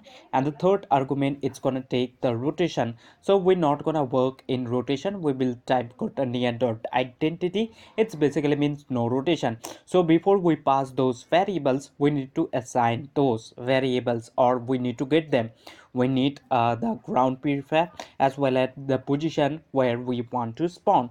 So that's why we're gonna make this one comment by double slash, as you can see, and it's gonna make it comment, and comment basically don't interrupt our code. So we can go to top of our class, and we're gonna make a variable. So we will make a private game object, and we can call this one something like ground prefab. So ground prefab, and close that up with semicolon. So this is a private field, so we're gonna make it public, so we can see underneath our ground spawner script. so we can drag the game object, basically assign that. So that is the reason. So we're gonna make this one serialized field, so it's gonna make this private field public. So let's make this serialized field. And the second thing, we need the position from where we want to spawn. So we also gonna create another serialized field, and that will be private. So basically this serialized field right over here, it's gonna make private field to public, and position basically where we want to spawn. So we're gonna pass vector2, vector2, and we can call this one to something like spawn post or spawn position, you can simply say, and then close that up with semicolon. And we're gonna make this space, and that is pretty fine. And control S to save your code. And now let's move over to Unity, and underneath our ground spawner script, those two fields just gonna appear. So first thing is will appear the ground, basically the ground we want to spawn. So in our case, for the later on, we're gonna take a look how we can take a random one, and then we're gonna spawn that. For now, let's choose a specific one, something like I want to spawn this one. So let's select that and drag it over to this ground prefab and spawn post, so we can assign the position from where we want to spawn. So I want to spawn from this position. So what I can do, I can note the position. To note the position, I will go to hierarchy. Let's go to hierarchy, right click, then create an empty game object, and then select this move tool from here, and let's move it somewhere around here. And you can note the position. So to note the position, select the game object, and then go over to inspector, and you can see the position in the X, which is 37, and in the Y you can just put 0. I think 0 is fine. So in the X 37, so we will go to ground spawner, and in the X we're gonna put 37, and in the Y we're gonna leave it to 0. So it's gonna spawn somewhere around here. Basically this position assign this position right over here. That is the thing. So now let's go to script by double clicking one more time, and let's remove these two slashes. So we have now the ground prefab as well as the position, so let's pass them. So we will pass ground prefab, and the second thing, it's gonna take the position, so let's pass spawn post. And the third thing, it's gonna take the rotation. So we don't want to work in rotation, so we will pass quaternion dot identity. It's basically means no rotation, and make sure you just close that up with semicolon. So if we call this spawn ground function, what spawn ground function is doing, it just spawning at the ground prefab at this position which we define it somewhere around here, as well as with no rotation. So it's gonna spawn. So we also need to call this function, and this function just gonna spawn the ground prefab at this position with no rotation. So when we gonna call, for testing purposes, I'm gonna remove this comment, and I want to call this start function, sorry, in the inside a start function. And we do know that start function get called when the game start. So in the start of the game, I want to call this spawn ground function. And what spawn ground function just gonna do is gonna spawn this ground prefab at this position with no rotation. So let's call this. To call this, we're gonna type the function name, which is in our case is spawn ground, and make first bracket, and then close that up with semicolon. Control S to save your code, and then move over to Unity. So we should able to see when the game start that this ground 6 just gonna spawn from this position right away. So let's have a look. So just wait for to compile, and now if I just click on this play button in the top, you will able to see that ground 6 just gonna spawn from this position right away. As you can see, indeed that gets spawned from this position, as you can see, and we can just jump on it. So we can jump, as you can see, and that is pretty fine. So that seems pretty much cool. We are able to do that, and the spawns just gets stopped. So I'm gonna get autoplay mode. So instead of spawning at one time, we want to spawn whenever we just trigger it with something. Basically what we want to do, if we go to project tab and then assets, and then prefab. We're gonna select all of this ground and we're gonna attach a collider to all of this ground. So if I just open up the first ground by double clicking on it, as you can see, so what we will do, we will select this ground one underscore ground one game object, and we will add a collider to this ground, something around this size. And once this player game object collide with that, then we're gonna spawn the next one from this position. So we're gonna do with all of this. To do so, we're gonna select the first ground. So let's select that. Make sure you just select the parent one, not the child one. So select that and then go over to add component, basically inspector, and then click on add component, and then add a box collider 2D, a box collider 2D, and then click on this and click on edit collider, and then edit the collider as the size of this ground, as well as make this in the Y something like this much. And make sure you just go to is trigger and check this box is triggered to true.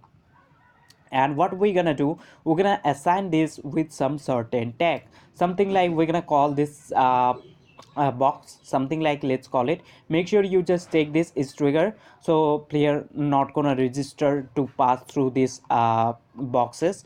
And once this player game object collide with this box, then we're gonna spawn the next one from this point, and so on. Basically that is the logic.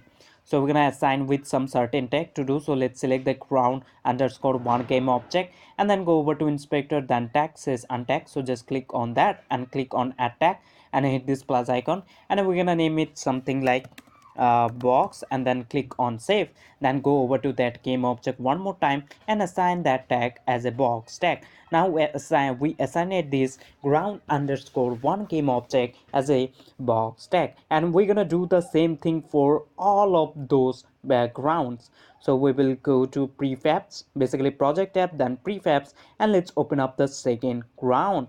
So let's double click and let's do the same thing. So we're gonna do the same thing for all of these grounds. So let's click on that component.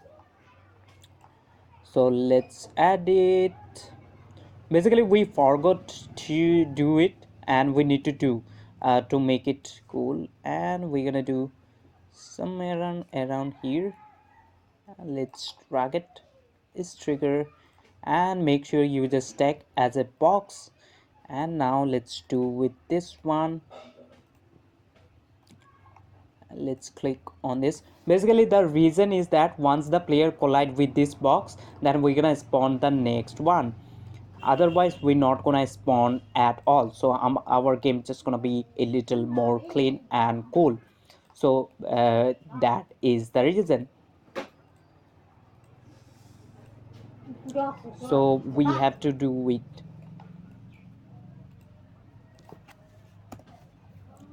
Let's do this. I'm really sorry, or I really apologize for it, because I just forgot to do it, and that is pretty fine.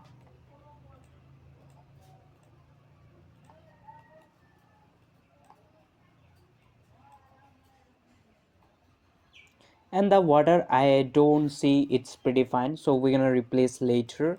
For now we just gonna keep it this way. Let's click on box collider,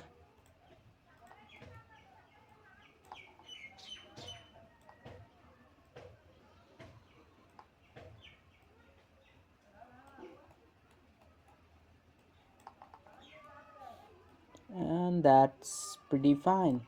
And let's check this trigger box, and let's do with the last two ones.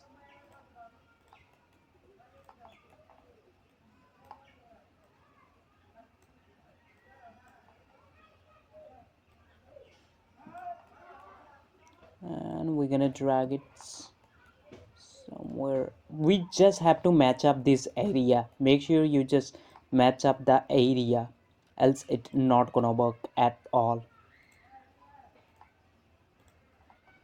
And last we have this one. Let's do with this one as well. And we're gonna drag it somewhere around here, and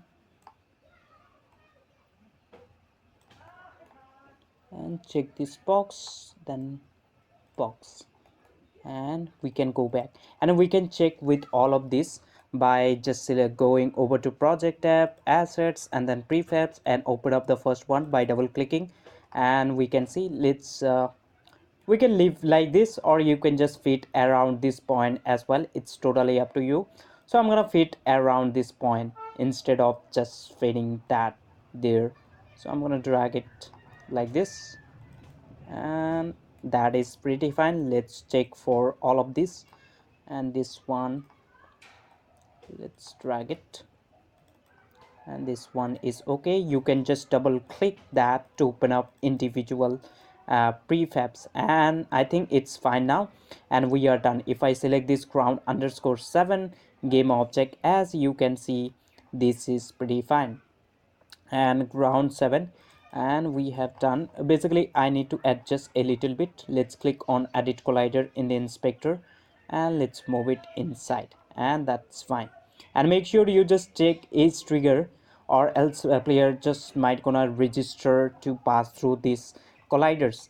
So once the player collide with the ground, or sorry, but basically if we select this ground underscore 7 game object, as you can see, we assign it with a box, and we also added a collider. So once the player game object collide with this, basically collide with this box text, then what we want to spawn the next ground from this position, not a some certain point from this position. To do so, let's open up that ground spawner game object, sorry, ground spawner script one more time. So let's double click that to open it up in Visual Studio.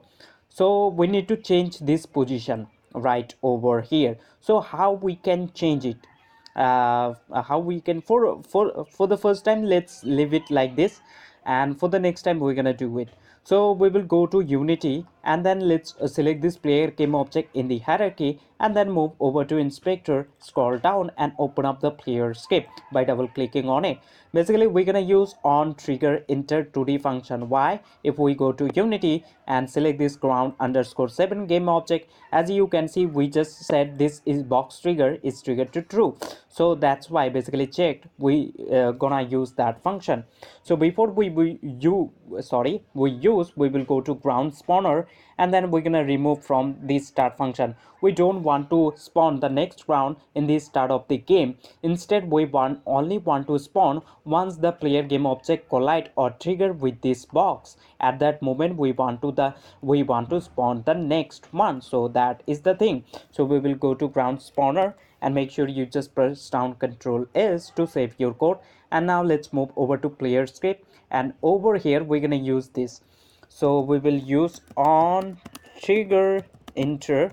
So make sure you are inside this player script. So this on trigger enter 2D function get called when we trigger with something. Basically once we collide with this box, basically this ground or this box, at that moment this function get called, and we can check info what we trigger it with or what we collided with by going over to this collision parameter, and we can rename this to something like other, and we can extract info by going over to this other parameter, like the name of the game object we trigger it with, the tag, anything we can. So what we're gonna do over here, we're gonna check if we trigger it with this box. Basically if we trigger it with this game object or this collided with this box, then we're gonna spawn the next one, and we assign it this collider as a box tag as you seen. So we're gonna check right over here. So if other dot game object dot tag, if it's equals to, and we're gonna check for box, and then make some curly brackets. So what we're doing right over here, we do know this function get trigger or get call when we trigger with something.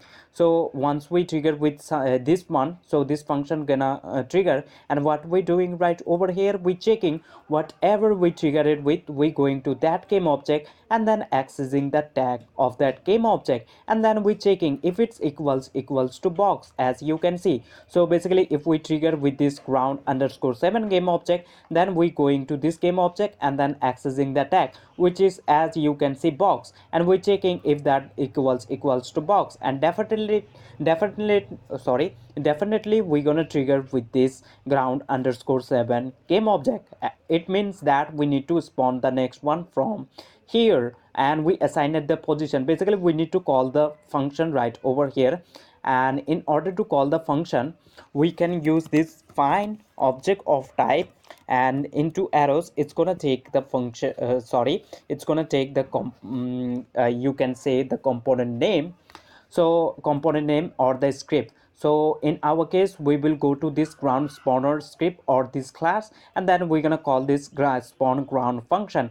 And what spawn ground function is doing, it's just spawning this ground prefab at this position with no rotation, as you can see. So we're gonna call this function. To call it, so in and into arrows we need to pass the script name or the class name. So in our case this ground spawner, and then make this first bracket, and then there we created that spawn ground function, so we have to call that. And in order to call, we're gonna use this dot spawn ground. As you can see, whenever we just type dot, and we can access the function. And make sure you just make this first bracket and then close that up with some colon, and control s to save your code, and head over to Unity. So whenever we trigger with this box, or ground underscore 7 game object or this collider, we do know we assign it with box, and if we doing, then we spawning the next one from here. Basically we just going over to this ground spawner game object, and then going over to this script ground spawner, and then calling this spawn ground function. And what spawn ground function is doing, it just spawning this ground prefab at this position, basically over here with no rotation. So that is the thing. So let's save it. Before we save it, I'm gonna select my player game object. So let's move it something over here, and I'm gonna make the player speed a little bit fast. To do so, let's go over to inspector, scroll down, then player speed, move speed something like 5, and we can see that. So if we trigger or collide with this, so over here the next one just gonna spawn. So let's see that. Let's click on this play button in the top by now, and let's have a look on it. So just wait. As you can see, as soon as we just trigger it, if I just click on this pause button, we can see the next ground just spawn it from this position, as you can see. So basically that is working fine. We can click on this pause button to play the game, and the game is working pretty fine, and we get lot of, so we need to get out of play mode. Instead of spawning a specific one, we want to spawn a random one. In order to do that, what we're gonna do, we're gonna open up the ground spawner game object. So let's open up that by double clicking on it.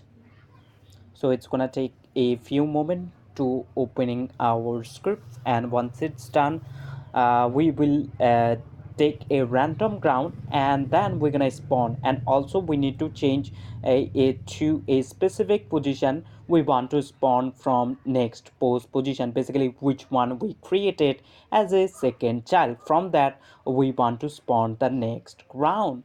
In order to do that, we have to open up the scripts, so it's gonna take a few moments. Sorry, it's taking a little bit longer time, but it's gonna take a few moments. As you can see, we have spawn posts. Basically we just spawning this ground prefab. So what we will do, we will go to top of our class, and over here open up the ground spawner script first, and over here we will make an array. And to make an array, you just have to make square brackets after this game object, and this square brackets basically referencing array basically holds up multiple values. It can be something like position, it can be numbers like 1 2 3 4, it can be game objects, anything you can think of. So it hold up multiple things or game objects as well. So we created a game object array, so it's gonna hold up multiple grounds. So in right now we're gonna get some error over here because this ground prefab is now array. So we just passing a specific one instead of passing a array, basically many grounds you can say. So before we do, my intelligence, it's just taking a little time to basically to give an error to us, to me. So we're gonna make this one comment by double slash, and we need to define this array first. So control S on your keyboard to save your script, and once it's done, go to Unity, because we need to drag all of the grounds in this array one by one.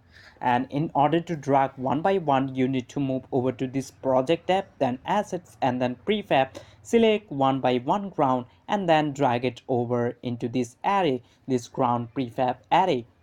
So just wait.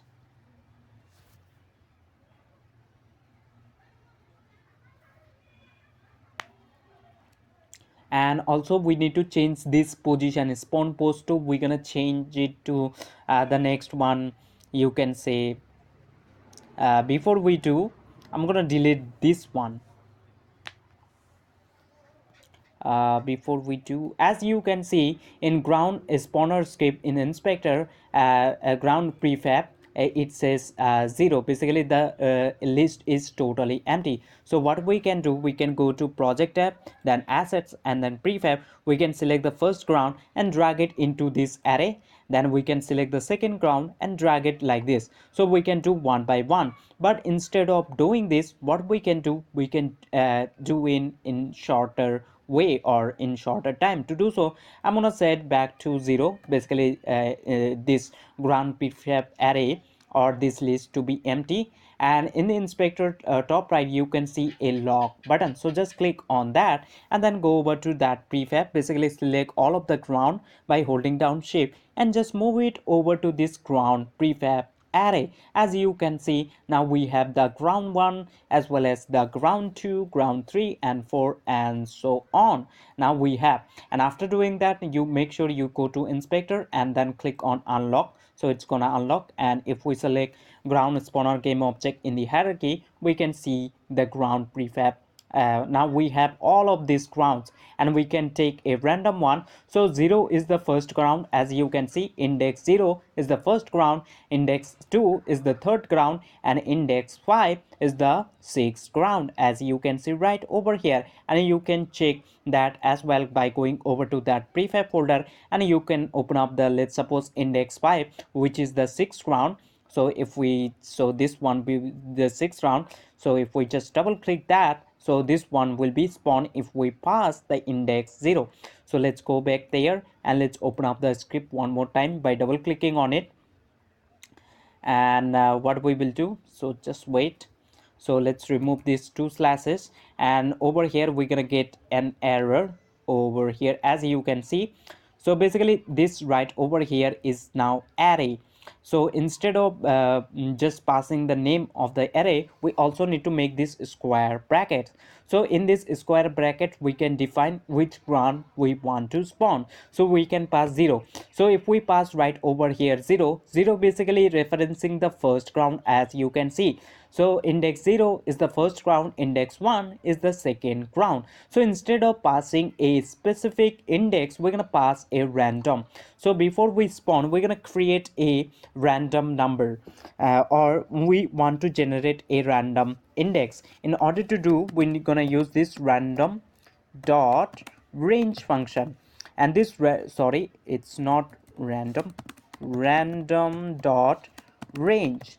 And this function over here, it's gonna take minimum inclusive. So we're gonna pass 0, it's gonna start from 0, and the maximum we can pass. So we're gonna pass ground prefab dot length, and then close that up with semicolon. So what does this ground prefab dot length right over here means? Basically means how many grounds we have. So if we go to Unity and then project tab, assets, and then prefab, or you can just take a look underneath your ground spawner script in ground prefab array. So we have 1 2 3 4 5 6 7. So we have 7 grounds. So this ground prefab dot length right over here just gonna be 7 right away. So this random dot range function, it's gonna pick up a random number between 0 and 7. It's not gonna pick up 7, but it's definitely gonna pick up 0 and 6, between 0 and 7. this can so 7 will be expect for 7, you can say. So this random dot range function can pick up 0 2 1 2 3 4 5 6, but it's not gonna pick up 7. So what we're gonna do, we're gonna store this number into a variable. So let's store that. So we're gonna create a int, and basically the return we will get a whole number, so that's why. And we can call this one something like to index prefab index, let's call it prefab index and let's set equal to this. So this random dot range function right over here, it's gonna pick up a random number between 0 and 7. It's not gonna pick up 7, but it's gonna pick up 6 5 4 3 2 1, but it can be random. Let's suppose this random dot range function right over here picks up 4. So this prefab index right over here 4. So what we're gonna do now, instead of passing 0, basically the first ground, we're gonna pass this prefab index, and we assume this prefab index 4. So this right over here gonna be 4. So if we go to unity, so index 4 we can see is the fifth ground. So the fifth ground just gonna spawn from that point, as you can see. And let's suppose this random dot range function just pick up something like 2. So this prefab index right over here gonna be 2. So this right over here gonna be 2. So if we this over here becomes 2, and if we go to unity, so 2 we can see is the third ground. So but we do know that this random dot range function just gonna pick up a random number. It's not gonna be a specific at, basically it's not gonna be specific. So what we can do now, we're gonna change this spawn pose after that. So we will set, basically we want to change this spawn pose after that. Basically let's suppose we spawn something like this ground, this some 6. So if we just double click, so we want to spawn the next ground from this position. So what we have to do, we need to go over to this game object, and by this transform component we're gonna access the second child. So grid, basically this right over here gonna be the first child, and this next point is the second child, and the second child index gonna be 1, and the first child index is 0. So we're gonna pass 1 basically referencing this game object. So let's go back there. So we will set the spawn pose, basically we will change the spawn pose, and we will set equal to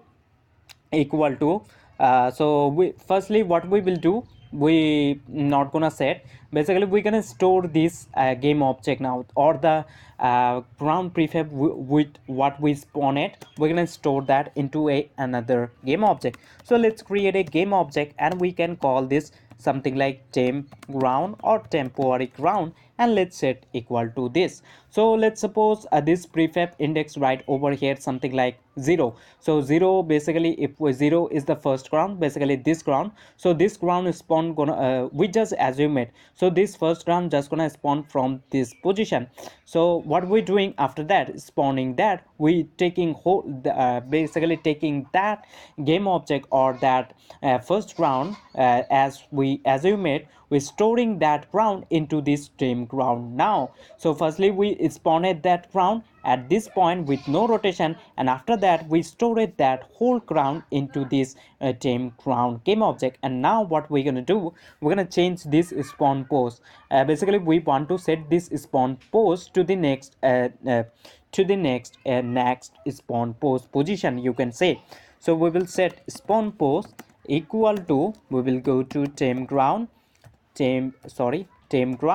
and then we're gonna go to transform, and dot, we will use this get child function, and the child we're looking for is the second child, and then we're gonna dot access the transform, and then access the position, and let's close that up with semicolon. So what we doing right over here, let me explain one more time. Firstly we spawned that ground at this position with no rotation, and then we take it that whole ground. Let's suppose we spawned this ground right over here. If we just double click on that, we spawned this one, and then we taking this whole ground and storing into this tame ground. tame ground. And then what we're doing, we just changing the position of spawn post. Basically, if we go to Unity and then go back, basically we're changing this spawn post to basically spawn post to whatever we store it. Let's suppose this one we store it, basically this one, let's suppose we spawn. So we're going to this game object and then moving over to this transform. As you can see in this is in the script, we're going over to this transform, and then we're using this get child function, and the child we're looking for is the second child. So if we pass right over here in between 0 0, basically referencing gonna this grid, and the 1 referencing basically this next point. And then we just going over to this transform and then accessing the position, and we storing this next point position into this spawn post. So the next time this spawn post, if we call this spawn ground function one more time, then spawn post right over here gonna change to the next basically with this one. We just assume it's gonna happen for all of the ground. So if we just double click, open up the ground 7, as you can see the next spawn post or the second child just gonna be this next spawn point, and next point we storing this position into this spawn post. So it's gonna change over time. So make sure you just press down Control S to save your code, and once you save it, make sure you go to Unity. I hope you get the idea what we're doing inside that function. If it's not clear, you can just comment it below, and also you can join up my Discord by going over to my channel, and I can put a link in the description, but it's getting expired after 7 days. So that's why I have to update every week. I have to update in my about section, so you can just go that. And to go back, we can click over here in hierarchy to get into that basically. And we calling that this spawn ground function, where whenever we colliding, if we select this ground, whenever we colliding with this, and we have done with all of this ground as you seen. So let's click on this play button. So whenever we collide with this, this function just gonna trigger, and this function just doing these things. It's changing position, then doing all of those things that's need to do. And let's have a look, and we're gonna able to see a random just gonna spawn. As you can see, indeed a random ground just getting spawned, and it's just happening over time, as you can see. And if we just click on this pause button, and we can see, as you can see, we can see this. And what we're gonna do now, we're gonna hit this pause button to play our game. And we have done, so we need to change some as well, basically with the first ground. And I'm gonna change the water later, and it's working fine. So I'm gonna get out of play mode, and make sure you just press down Control S to save your project. And what we want to do now, so as you've seen, if we just click on this play button, we need to delete this destroy, or we need to destroy this ground game object as well after some period of time when we just left behind this ground. So let's see. So once we are here, we also need to destroy, basically we don't need that anymore, as you can see. So if I just click on this pause button, so we need to destroy this ground now. Basically we don't need this anymore, we left behind. So that is the thing. So let's get out of play mode. To destroy after some period of time, we will go to this script, and let's go to player script. Basically go to Unity and open up the player script, select the player game object in the hierarchy, and open up the player script by double clicking on it. So as you can see, we using this function to just take the collision, and we're gonna use another function for that. So we will use on trigger exit 2D. Make sure you just using the same function I'm just using over here. So this function right over here on trigger exit 2D function get called when we exit the collider. So let's suppose if we select this ground game object and then select this player and then select this move tool, and something right over here player game object just gonna leave the collider. If we select this ground 7, as you can see, once this player game object from out of this collider or this box, or basically of this ground underscore 7 game object, this function right over here gonna get called. And this function just gonna get called when we out or trigger out that collider. So that's why it's called on trigger exit 2D function. So what we're gonna do, firstly we're gonna check what we triggering out. We're gonna check the tag of that collider. So we will go to script and we will check it right over here. If collision dot game object dot tag, if it's equals to box, if that is the case, so make some curly brackets. So what we want to do, it's basically means we just checking if we trigger out. So basically we going to that game object and we checking if the tag of that is, if it's equals to box, and indeed we assign it as a box, as you can see. So we definitely gonna trigger out this ground. So we want to destroy this, and in order to destroy, we're gonna use this destroy function. And destroy function over here, as a first argument, it's gonna take the game object you want to destroy. So in our case, we want to destroy this ground underscore 7 game object, you can think.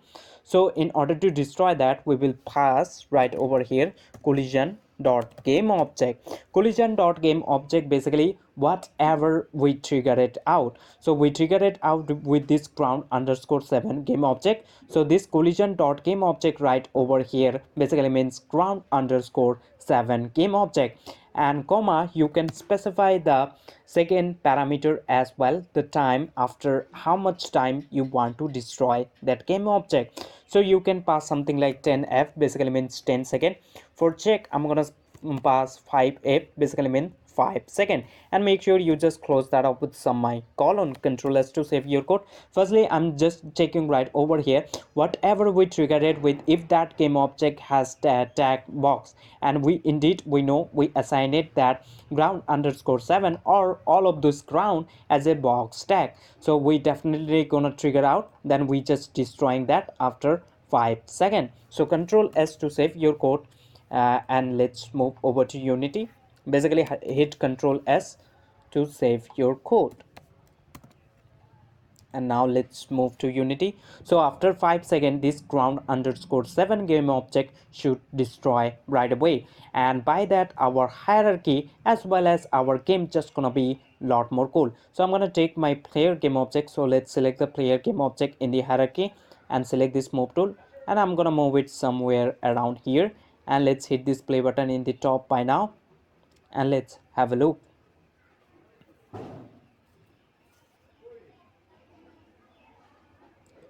As you can see that we can see if we select this ground underscore, so this should be destroyed after 5 seconds, and you're gonna able to see that. So player just triggered out after 5 seconds, it should be destroyed. As you can see, indeed it just get destroyed after 5 seconds. So it's also this one get destroyed. Basically we also assign it with box. We do know we assign it all of the ground with box, and we just triggering out from them. So that's why all of those after 5 seconds just getting destroyed itself.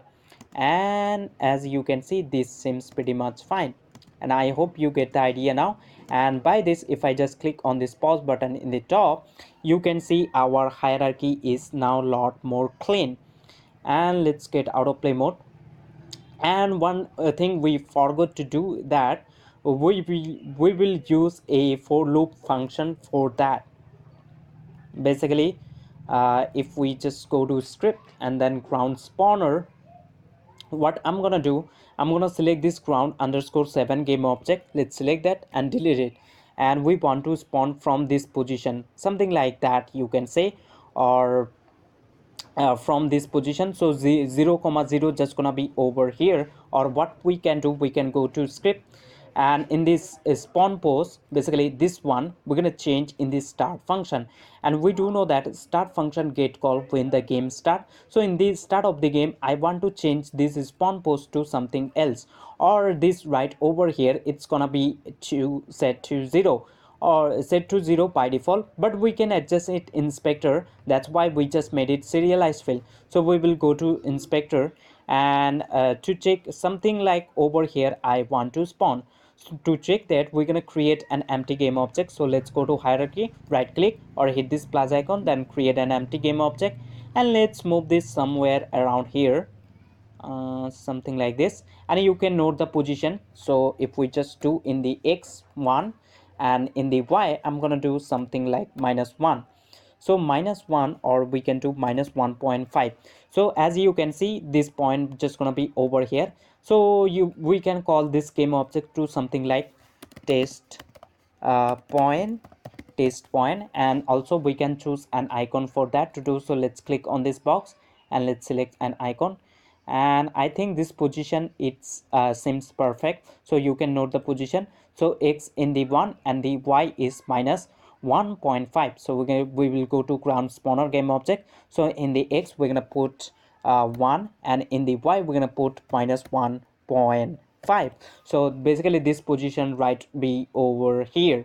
So over here we just want to spawn. So in order to spawn, we will open up this ground spawner game object, sorry, script one more time, and we will use this start function.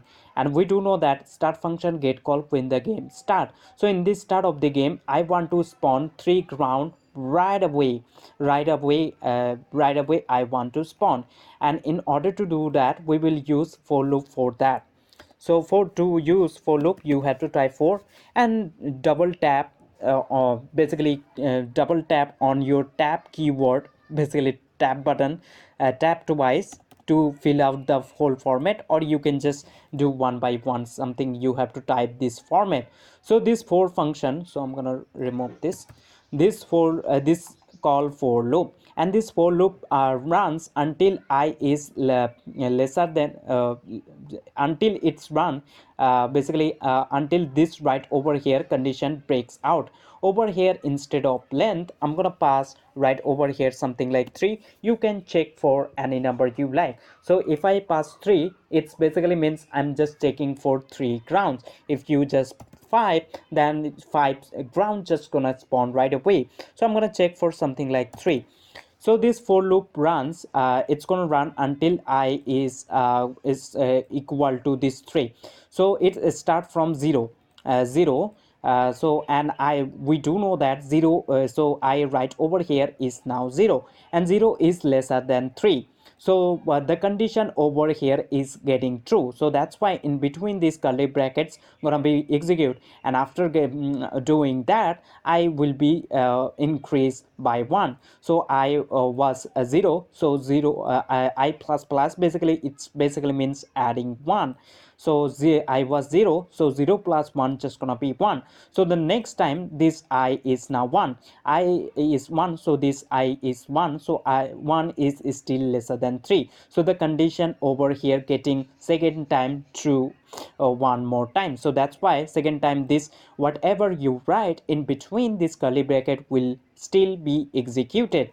And now I is 1, so 1 plus 1 just gonna be 2, and the third time this I is now a 2, so 2 is still lesser than 3. So the condition over here still true. So that's why the third time whatever you write still gonna be execute. And now 2 plus 1 just gonna be 3.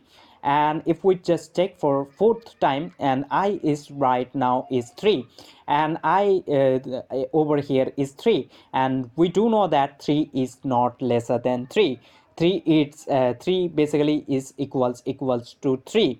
So the condition over here it's now false. So that's why whatever you write in between this curly bracket will not be executed. So what we will do in this between in between this curly bracket, we will call this spawn ground function, and make first bracket and then close that up with some colon. So what spawn ground function is doing, it just spawning our ground, spawning our ground. So is the basically the tile ground tile will spawn 3 times, because we just taking for 3, as you can see. So this for loop just gonna run 3 times, and 4th time it's not gonna run because the condition over here will be false.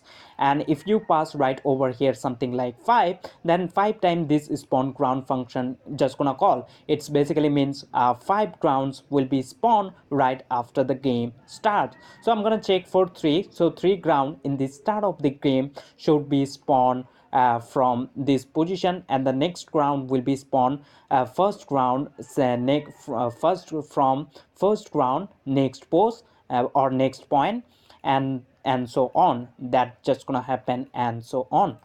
So make sure you just press down Ctrl S on your keyboard to save your code, and once it's done, go back to Unity and you will able to notice that.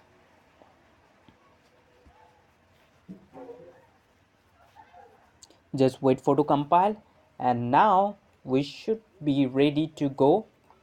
And let's click on this play button. So in the start of the game, when we play the game, you right away 3 ground just gonna spawn.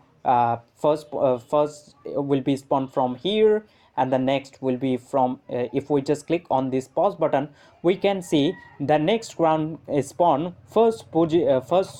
basically if we select the first and then click right over here, so the next point is here. So that's why the next ground get spawned from this position, and the third ground spawn from this position, because this position is second ground next point, and we do know where from we want to spawn, and it just gets spawned by default. And now if we just click on that pause button one more time, and we can see that spawn is basically the ground just getting spawned forever right now. As you can see, if I just click on this pause button and take a look on ahead, we can see indeed, and it's gonna go forever. We can hit this pause button, as you can see, and that's pretty fine. So let's get out of play mode, and we're gonna clear out our console, and make sure you just press down Ctrl S to save your project. And now let's go to script, and we're gonna make it we will give a title over here. So before we make this variable, let's give it a title. So we will type header. In a header, make first bracket, and in quotation you can give the title what you name. So for spawning, so we can call spawning, and then make sure you press down Ctrl S to save your code, and then go over to Unity one more time, and you can just adjust the point, the first point basically from where you want to spawn. You can select that point, basically test point, create a test point, select the test point in the hierarchy, and if to focus on that, so you can just move this test point wherever you want, and you can just adjust it over here as well. And make sure you just make this ground spawner game object as well as a prefab. So we're gonna have the copy. So let's select this ground spawner game object in the hierarchy, and let's drag it into that prefab folder. Now it's turned it into a prefab. We have done a mistake, is that we want this main camera to move to the right direction independently, instead of focusing on this player, like following this player, because in Let's Runner game, camera move independently. So we're gonna move independently. To do so, we will go to project tab, then we have our let's go to assets. We have follow script, so we can open that up settle on. So let's double click that to open it up in Visual Studio. So we can see this script. We're just following our player game object in the x-axis. As you can see, in the following of x-axis, we don't want to follow that. Instead, we want this main camera to move independently, and also we want to shake this main camera. Basically, we will add later on that thing. So that's why we're gonna go over to this hierarchy, right click, then create an empty game object, and you can call this game object something like camera parent. So I'm gonna call camera parent. This will be parent game object. Go to transform, right click and reset the transform, and let's select this and I'm gonna choose an icon for that, something like this. And now we're gonna select this main camera and take it, basically place top of this camera parent game object. And now if we move camera parent game object, as you can see main camera just moving with it.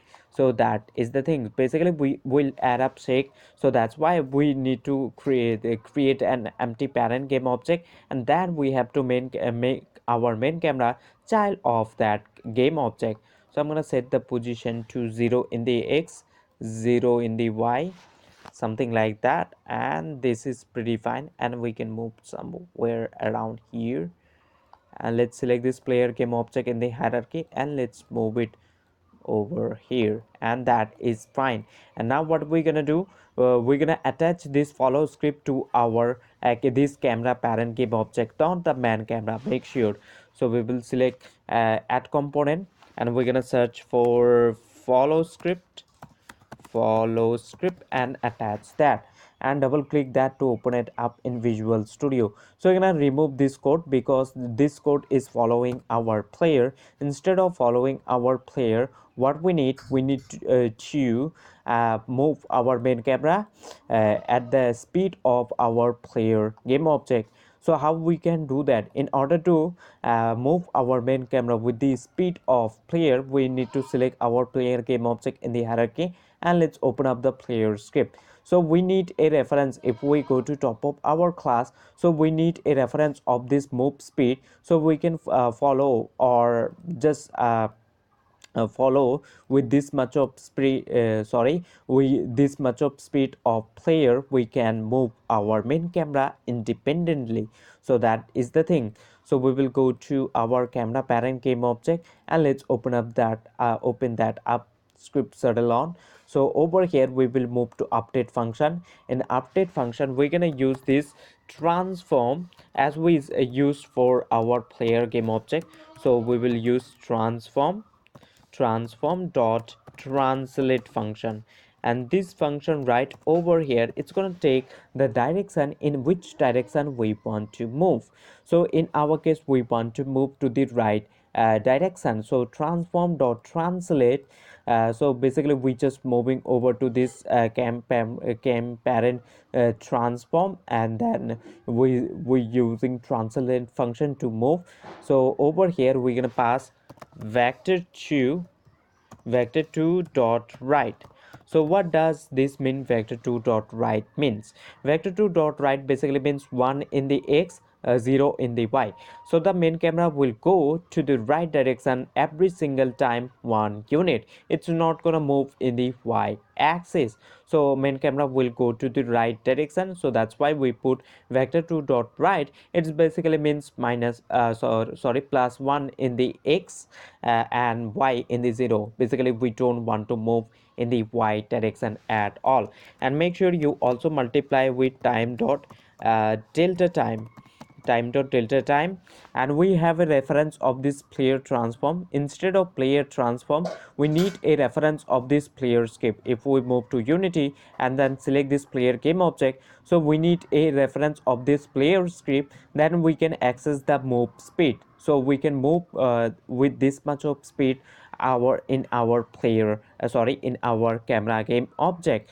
So we need a reference of that player script. So we're gonna make a serialized field. So let's make a serialized field private. Even we make it, it's gonna be public, and we need a reference of that player script. So we have to type player, and we can this call player something like that, and then close that up with semicolon. And we're gonna close this one as well. Control S to save your code. Now let's move over to Unity. So underneath our this camera parent, underneath our follow script, you can say a player script field just gonna appear, and it will be empty. So what we have to do, we need to select this player script, and we need to drag it right there. So how we can do that? In order to do so, just let it to compile. And now if I select this camera parent, as you can see player, and it says non player. Basically we need to select this player game object and drag it right there. As you can see, indeed we now have player script, as you can see right over here. Now we can access all of the properties that we need. So we're gonna access this move speed. So let's go to script, and now we will multiply this with time dot delta time. Basically this whole thing, we're moving to the right, we will multiply with the speed of our player. So we're gonna multiply, we will go to player, and basically we have player reference, we do know. So let's go to player dot, we're gonna access. But the problem is that, as you can see, we cannot able to access that move speed. Why? Because that is a serialized field, we need to make instead public. So what we have to do, I'm gonna remove this dot for now. We need to move over to this player script, and we have to make this field public, because we just made it serialized field, and serialized field just make this public in inspector. If we select this player game object, we can see in inspector, but we cannot able to access these properties, this move speed, with another script. So that's why we need to mark as public. So we're gonna make this field public, and now public basically same, it's gonna show us in underneath our inspector, as well as we will able to access this move speed through another script or another class as well. So we will go to play move follow script now, and now we're gonna use dot move speed. As you can see, now we are able to access that, as you can see. So I hope you get the idea, and make sure you just press down Ctrl S to save your code. And now let's move over to Unity. Basically serialized field makes private field public in inspector, but you cannot able to access those field through another class. To access another class, you need to make that field public, and we are ready to go. So we're gonna move this, and let's hit this play button in the top by now, and we should able to see this the main camera, sorry, this camera parent just gonna move with our player game object as well. As you can see, indeed it's moving, and we're getting a problem if I just hit this pause button and then says main camera. So we get a problem. So if I get out of play mode, as you can see, we need to drag the over here basically. Sorry, we're gonna remove the script from this main camera. As you can see, if we select the main camera, in main camera, in go, if we move over to inspector, we can see the follow script. And if we select this camera parent game object, we also have the follow script as well, this camera parent. So what we're gonna do now, we're gonna select this main camera, and we will remove this follow script from this main camera. To do so, let's right click, or you can just click on these three dots in the right section of that script, and then click on remove component. And now we have only one follow script to this. Basically we created a camera parent game object because later on we're gonna add camera shake animation, or basically camera shake. So that's why we need to just make this main camera child of a game object. So we just created an empty parent game object, that is the reason.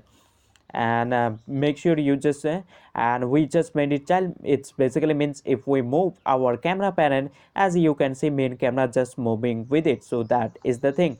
So I'm gonna set back to 0 0, and that's fine. I'm gonna select my player game object, let's move it somewhere around here. The ground just gonna spawn from here. Let's click on this play button one more time and have a look.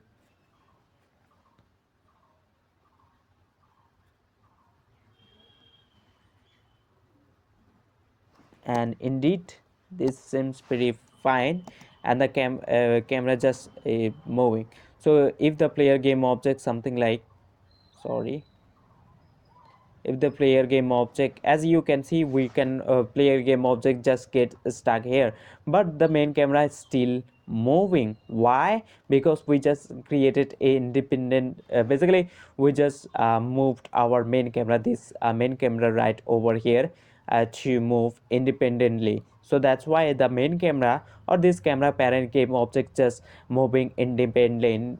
It doesn't need the player game object. We just made we just modified the script to move independently. So I hope you get the idea. So I'm gonna get out of play mode. So I'm gonna select my player game object in the hierarchy, and if to focus on that. So the camera is now moving independently. That's pretty fine.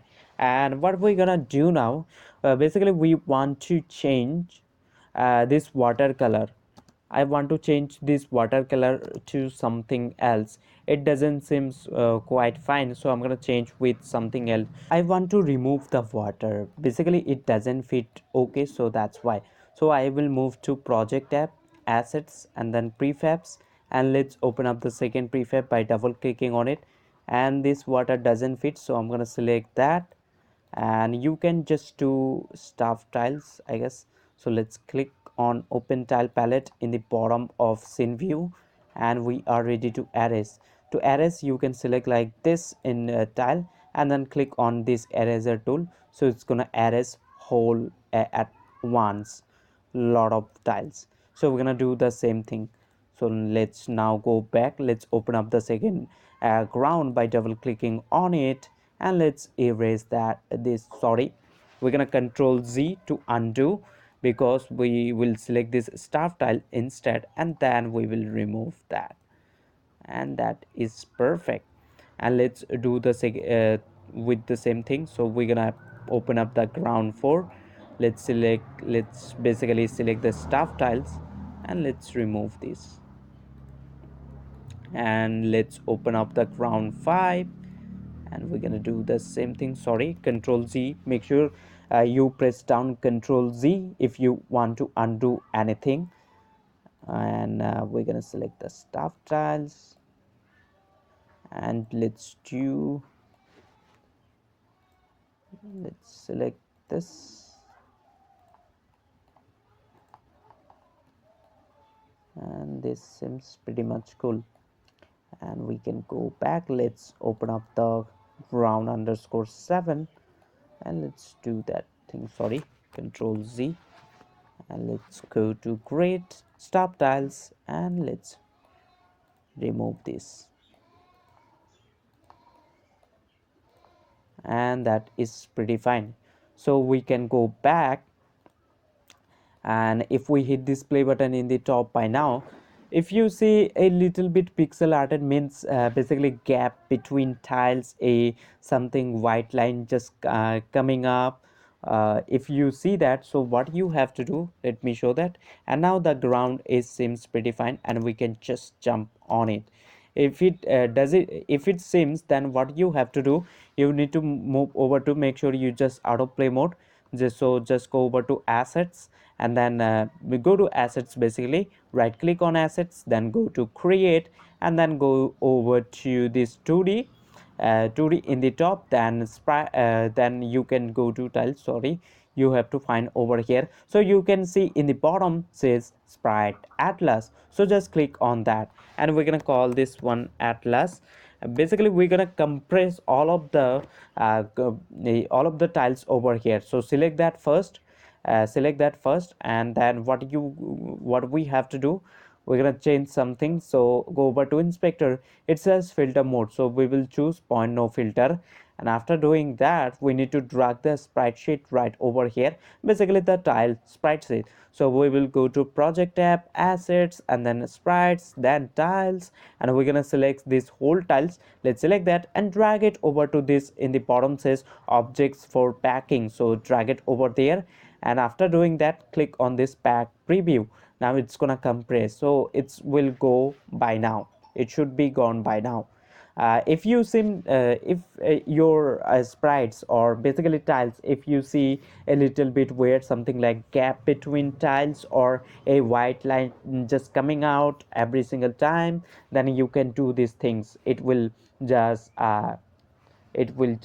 do basically it will make it disappear, you can say something like that. And make sure you just press down control S to save your code, and now it's pretty fine. So we can go to project tab, and that is okay. And if we hit this play button in the top by now, and we're gonna drag some trap tiles, you can say, right over here.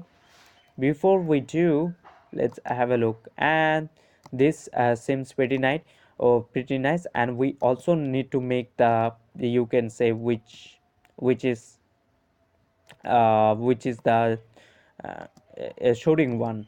basically. We're gonna make the jump, basically the gravity a little bit stronger. So we're gonna make this, and we also have to adjust the colliders as well. So let's get out of play mode. So what we will do, basically we're gonna drag some traps. Before we do, let's create a folder for that. So go to assets, then sprites, right click, create folder, and we're gonna call this folder to something like traps, and we're gonna drag all of the traps in this folder. To do so, I'm gonna move over to file manager. So firstly, you need to download. I will give a link in the description of itch.io. From there you can download. Basically I will give a direct link. Go ahead and download. So I'm gonna go to download, then game files and assets. I have it over here, sprites, and then objects, sorry. We will go to traps, and I'm gonna drag all of the traps by control A for selecting all of them and drag it into this traps folder. So it's Unity just gonna take a moment to drag, and I'm also gonna drag some you can say fonts as well. To do so, I will create a font folder.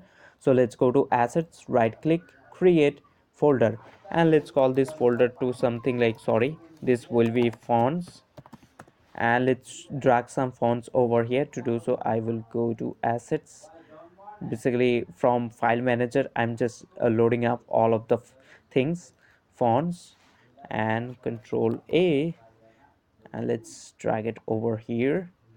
And also we need some audio, so I'm gonna create audio folder as well. So let's right click on assets, then create folder.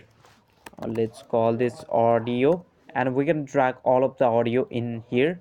So let's go to assets, audio, control A for selecting all at once, and let's drag it over here. So we have now audio, and these traps as well, and we need UI as well. So we can go to, if we able to find UI, sorry, assets. So this is the process that how you can drag anything, and this is okay, pretty fine. So we drag it all of the things, and it's fine now. So we can just press down Control S to save our project. Let's drag some backgrounds. To do so, we will go to Project tab, then Assets, and then Sprites folder, then Backgrounds, and then Parallax. I have forest sprites right over here. Of course, I will give a link in the description as well of these sprites. You can go and check them out. So I'm gonna select the first one. So let's select that, drag it over to drag it into this scene view or into hierarchy. So I'm gonna drag it into my hierarchy. Let's select one by one. So let's select this one, and I guess this one seems we can check all of the grounds one by one, as you can see. So this one seems pretty nice. So this one is the back one. So let's select the first, this one long. So let's select this, drag it over to hierarchy or into this in view. Let's select this one.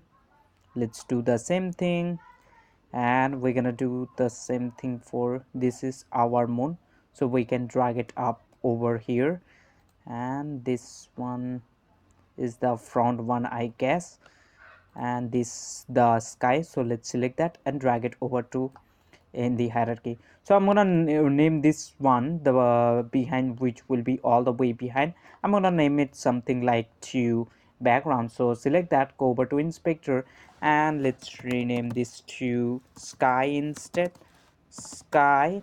And I'm gonna select this moon one, and I'm gonna call this one moon, and the moon will be stay at one point. So we have front forest long. So let's go to sprite renderer. And let's assign the first ground with something else, which will be the all the way behind. We're gonna assign with that one as a layer as well. To do so, select any of them, then go over to inspector, sprite renderer, and then go to additional setting and then sorting layer, and click on add sorting layer. Let's hit this plus icon. Let's one make one, you can make for something like 5, then 4, then 3, then 2, then 1. So what we will do, we will take the fifth one and we will drag it all the way behind. Then we're going to take the 4 and then 3 and then 2 and then 1. So for now, moon, which will be in front of our sky background, so we will select the moon and let's assign the moon with something for sorting layer. To do so, let's go to inspector, sprite renderer, and sorting layer. Let's choose 4. So this is our moon, and this the background, sky background, let's select that, which will, this one will be all the way behind. So for this one, we're gonna assign with fifth sorting layer. So let's go to inspector, sprite renderer, and sorting layer. We're gonna choose 5. And as you can see, as soon as we have chosen, it's just gets, and we can see the preview as well. Basically, we need a check a look on the preview. So let's have a look if we have a preview, and we don't have, so we need to assign. So this is the forest, mid forest. So let's select this one, go to sprite renderer, and sorting layer, we're gonna choose it something like 3, and 3 seems pretty much fine. Sorry, let's select that and select this move tool, and let's move it in the y axis, and we're gonna select the this one, which will be the long one. So I guess this one should be behind, like so. Let's go to sorting layer, and we're gonna choose something like 2, I guess. We're not gonna chew. So if we set, let's select the back one, so this will be the back, so we can choose 4, 4 as well for this one, and let's drag it in the y, and this is the forest long. Basically, we have to adjust all of them. So let's select all of the sprites in the hierarchy, select them, go over to inspector, then transform, right click and reset the transform, so it's gonna reset the position. And what we will do, if you take a closer look, if it seems blurry, so what you have to do, you need to select all of the sprites in that, basically select that in sprite folder, then go over to inspector and then filter mode to choose point of filter, and after doing that, click on apply. So the blurry will be gone, the blurry will gone, sorry, the blurry will go. As you can see, as soon as we have done, it's gone, and we can adjust each layer right now. To do so, I'm gonna select the back one, and let's drag it somewhere around here. Let's select the long one. Long one should be in front of, so what we will do, we will select that, go over to inspector, and then sorting layer, we're going to choose 1, and the mid one, so this one seems mid, or this one will be all the way behind. So let's create one more sorting layer. So let's hit this plus icon, and we're gonna make this one 6. Let's drag it all the way behind.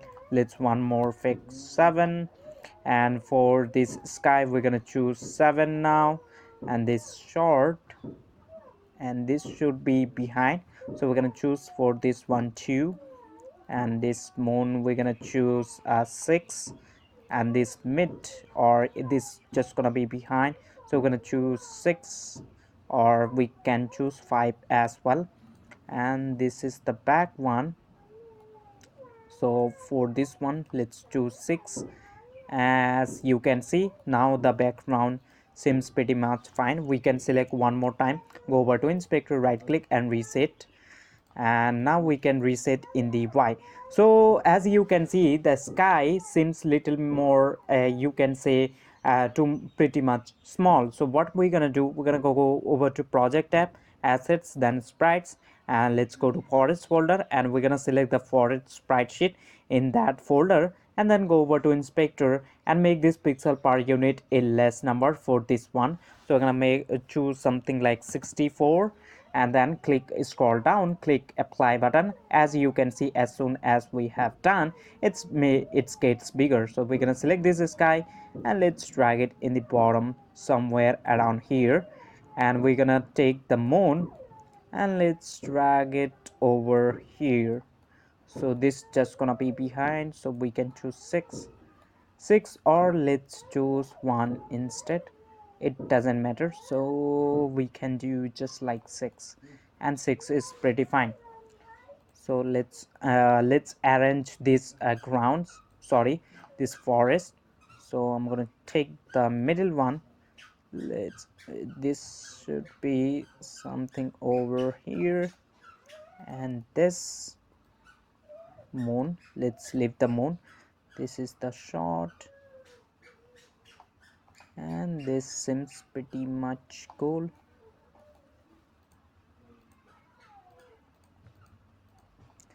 This is the back. Let's select the sky and let's move it a little bit up. As you can see, it seems pretty fine now. So what we're gonna do, we're gonna create an empty game object and we will drag all of the game object. Basically we will make all of this game object child of that game object, to make our hierarchy a little more clean. To do so, let's go to hierarchy, right click or hit this plus icon. Let's create an empty game object and we're gonna call this one to something like backgrounds folder or backgrounds. Then go over to inspector, transform, right click and reset the transform, and I'm gonna choose an icon for that. And now let's select all of them by holding down shift and move it over to this background game object, and make sure you just make this background as prefab, so you're gonna have the copy. So let's select the background in the hierarchy, and now let's drag it into that prefab folder. Now it's turned it into a prefab, and if we just hit this play button in the top, by now we should have a look that we will run in our game. Basically the round just gonna spawn right away, as you can see. Indeed is. So we also need to make the background parallax, as basically we need to make the parallax effect. Before we make the parallax effect, we're gonna copy or multiple time these backgrounds. So I'm gonna get out of play mode. So let's hit click on this play button to get out of it, and let's click on this background, and we're gonna select all of them by holding down shift. But we're gonna leave the, you can say, the moon just gonna stay at one point. So I'm gonna select the moon, and let's select this move tool from here, and let's move it somewhere around here to able to see the moon. And I'm not gonna duplicate the moon, I'm gonna leave that. Instead I will select all of this. Before we do, let's open this up. Basically click on this arrow to open up in prefab section, and what we will do, we will take this mode and we're gonna drag it all the way up. And now we're gonna go back and let's select just leave the moon and select all of them by holding down shift and control D to duplicate, and we're gonna move it in the Y, something like this. And we have to match up the current width. Basically you had to fill out this point with a correct point, basically with a perfect number in the x-axis. So we're gonna do something like, so 38 seems pretty much fine number, so we're gonna put 38. Or if we just do, if we scroll our mouse to zoom in, we can see that so we will do 38. As you can see, 38 just fits, but over here it doesn't. So we will select manually the second one, sorry, second one. Okay, second one, let's choose that, and we need to fill out this. To fill out this, we're gonna, sorry, we will do 38, and we're gonna choose the forest shot, this one. Forest shot is the up one. Let's select that and let's move it to fill out. So we're gonna do something like 37.5, sorry, 37.8, 9, 9 seems pretty much good, but still it doesn't fit at all.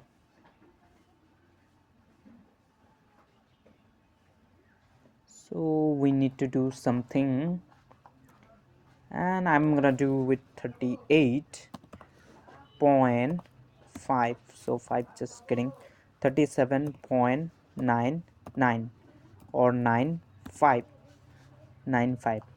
So still it's not fitting, so let's do 39.3 instead, or let's do 4. 4 4 does seems pretty quite good. Okay, 37.94 is a perfect number, so we're gonna copy this number. So select and right click, copy, and we're gonna paste it about this as well. So let's right click and paste, and we're gonna do with the duplicate one, not the parent one. Make sure select the duplicate one and just paste the value, and to basically fit that up. So we have now forest back, we will do just paste this number, and now it seems perfect. But the problem is that we getting the behind basically with the sky. So we will select the duplicate sky which we duplicated. So select this move tool from here, and let's move it manually. So we're gonna move it somewhere around here, and I guess 29. So we can scroll our mouse to see that. So we will choose 29.9. Sim doesn't, so we will do 5, not 6, 7, 8, okay, 7, 5, not 5. So let's select this sky one more time. So 29.65, or let's do 9 instead. 9 doesn't seems pretty fine, so we can just do with 8, 9. As you can see, if we just scroll our mouse, it's pretty much invisible to see. So that's number is perfect. So make sure you just select the duplicate one, select that duplicate one, select that, and drag it onto top of the first one, and then do with this with all of this background. So we're gonna do all of with this, and we have to do one by one. And now you can just click over here to collapse it at once, and make sure you just go to parent game object, and then inspector overrides, and then click on apply all. So the changes over here you made, it's gonna be saved into that prefab of this copy of that game object. Now we are ready to make the parallax effect. Before we make, let's click on this play button in the top to play the game, and let's have a look on this now.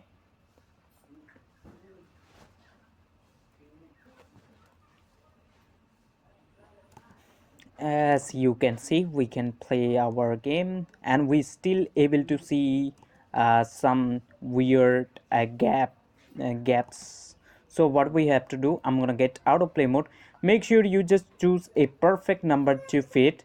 Basically you need to select the duplicate one for spec. If we just select the sky and then click right over here and select the duplicate one, we need to fit the with a perfect number, so we can see. So what we will do, we will scroll our mouse to zoom in.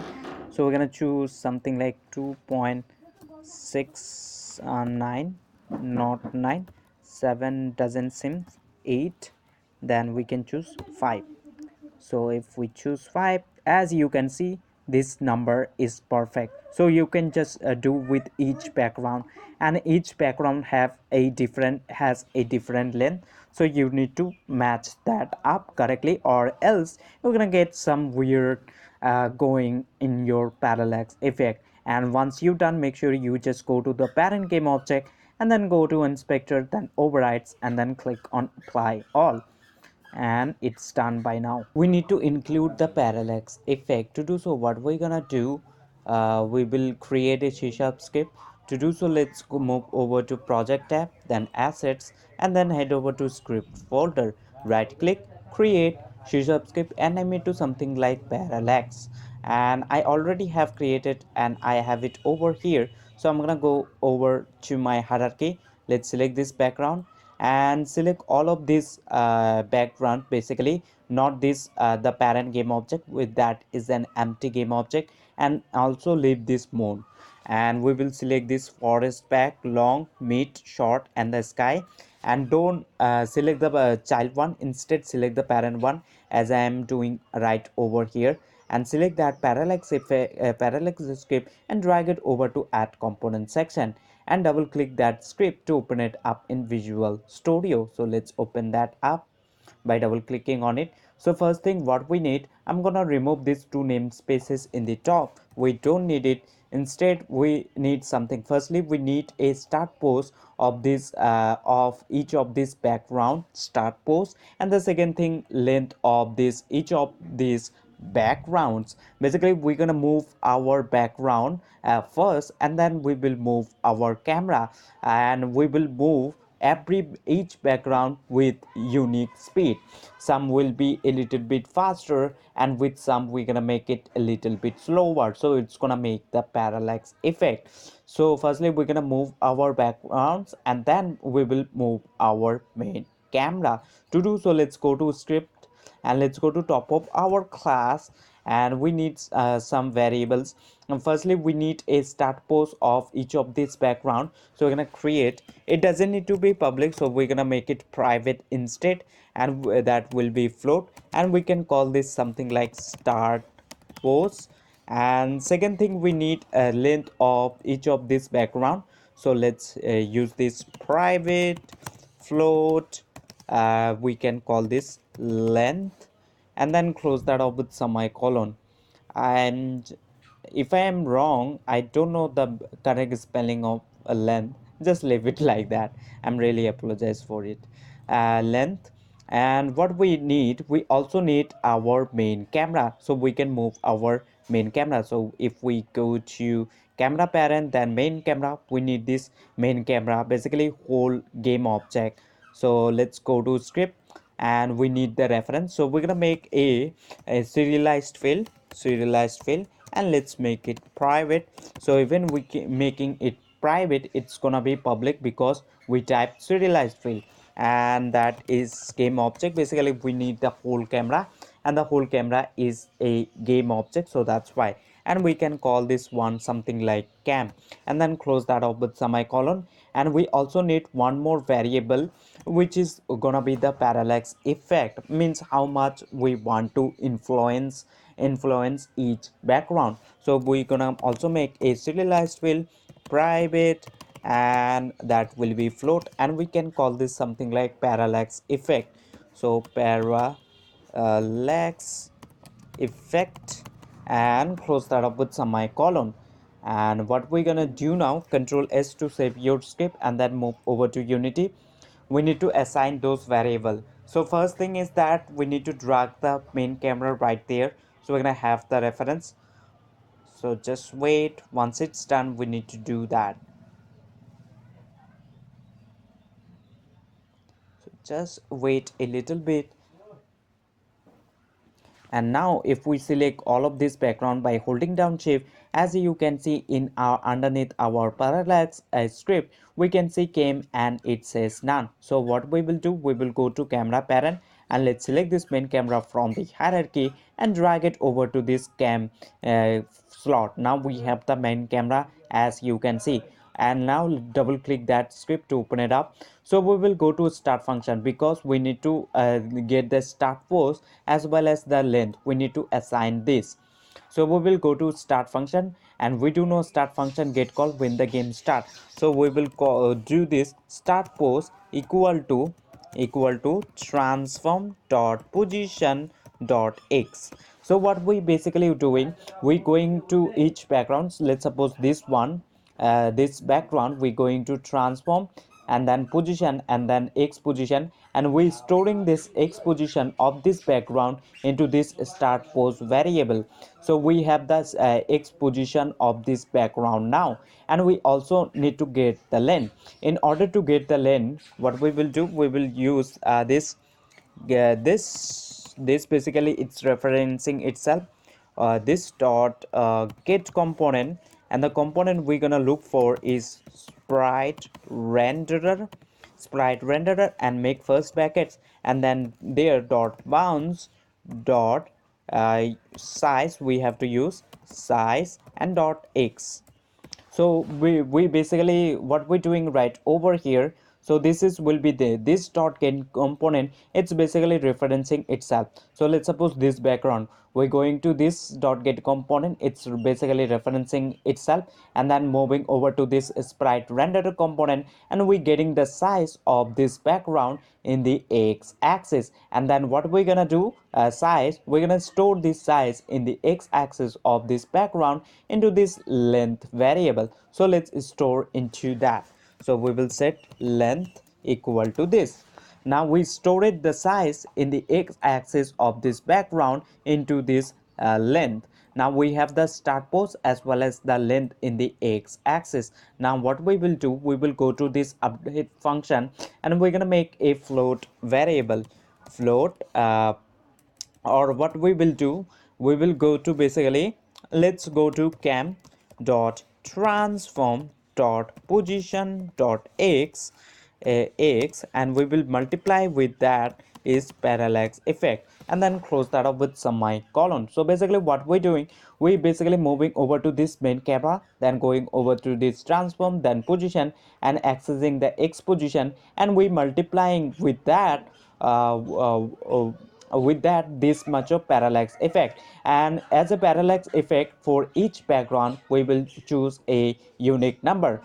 So if we take a close background, we're gonna move a little bit faster, so this parallax effect we're gonna choose a bigger number. So basically we just moving over to this main camera, then transform, then position, and taking the x position, and we multiplying with that with this much of parallax effect. So what we will do now, we will store this illusion. Basically this is illusion, basically we're just moving our main camera, you can say, in the x axis a little bit, so it's gonna make the parallax effect. So what we will do, we will store into a float variable now, float, and we will call this something like offset, or let's call it something like distance instead, distance, and let's set equal to this. And now what we have to do, we just move our main camera, and now we have to actually move our main camera.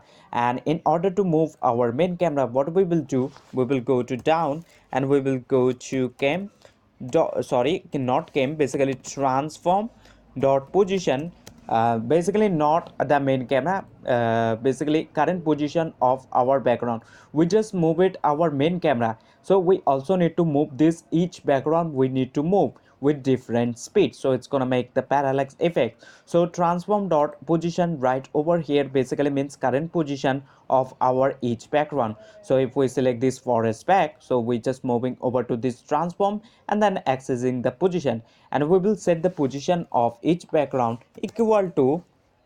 uh, equal to what we will do, we will set equal to new vector 3, vector 3, new vector 3. Why? Because this transform dot position has x axis, as you can see, y and the z, so that's why. So in the x, what we're gonna do, we're gonna make the parallax effect in the x axis. So that's why firstly we will add start pose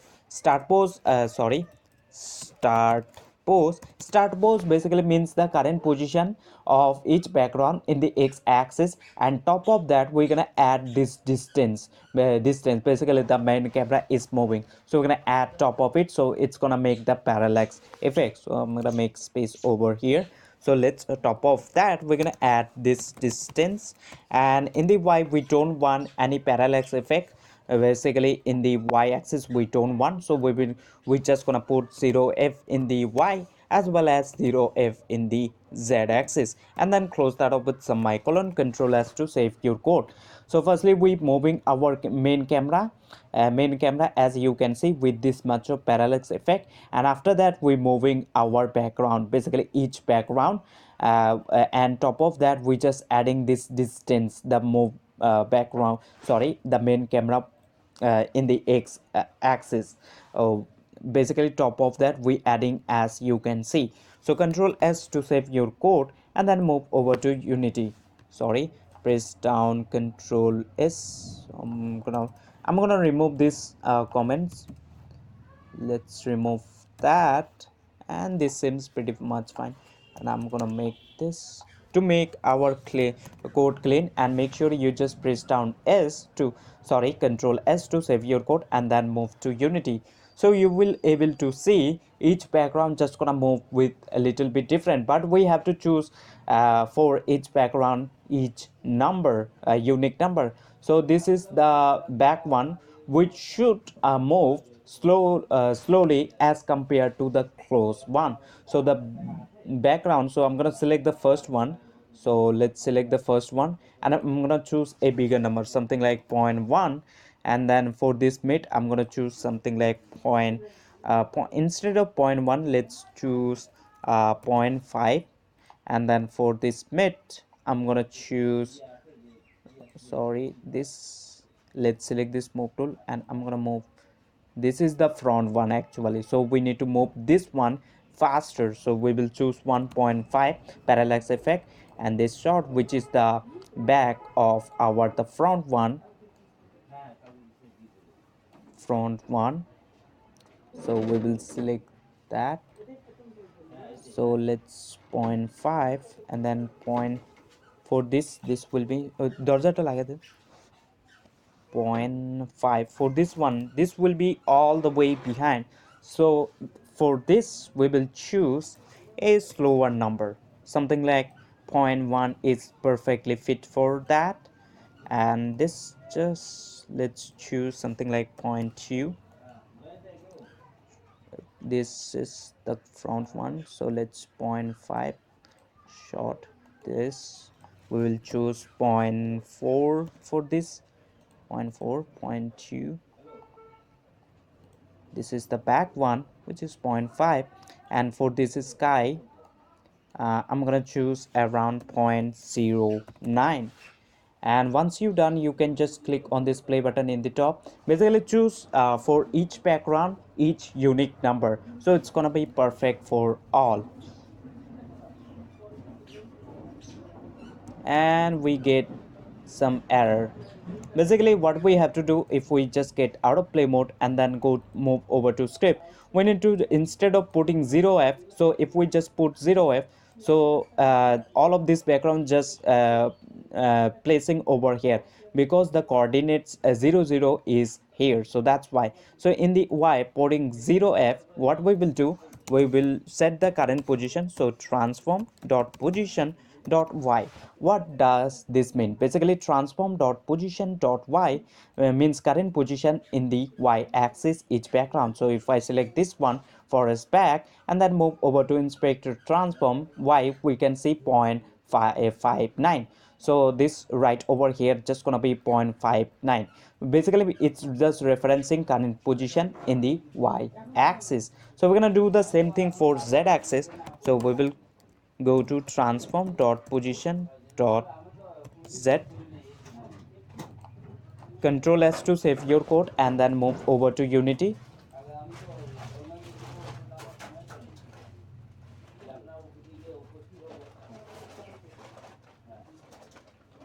So control S to save your code, and once it's done, let's hit this play button in the top, and it should work fine. If it's not, we need to mess around, and we're just getting some weird movement. So what we will do, as you can see, the background is moving to the forward direction.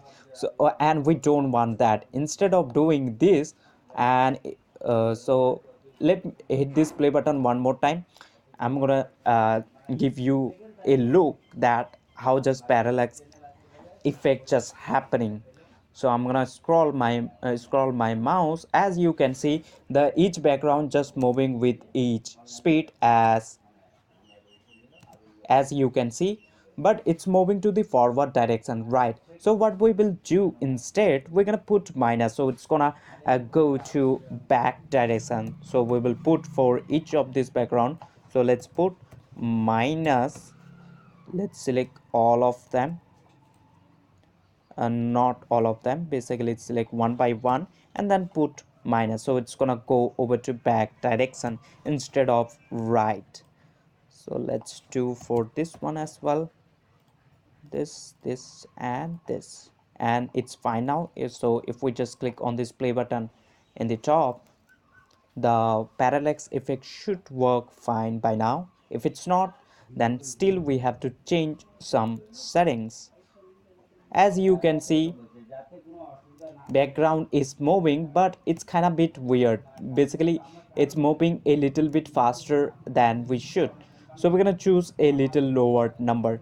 So for this we're gonna choose minus point zero zero 5.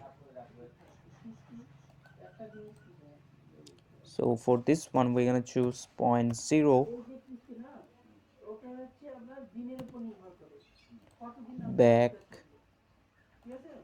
minus, for this one we will choose point zero 0.01 instead, and let's select the background. We're gonna do this, and this seems pretty fine, and let's hit this play button in the top. By now it should work fine.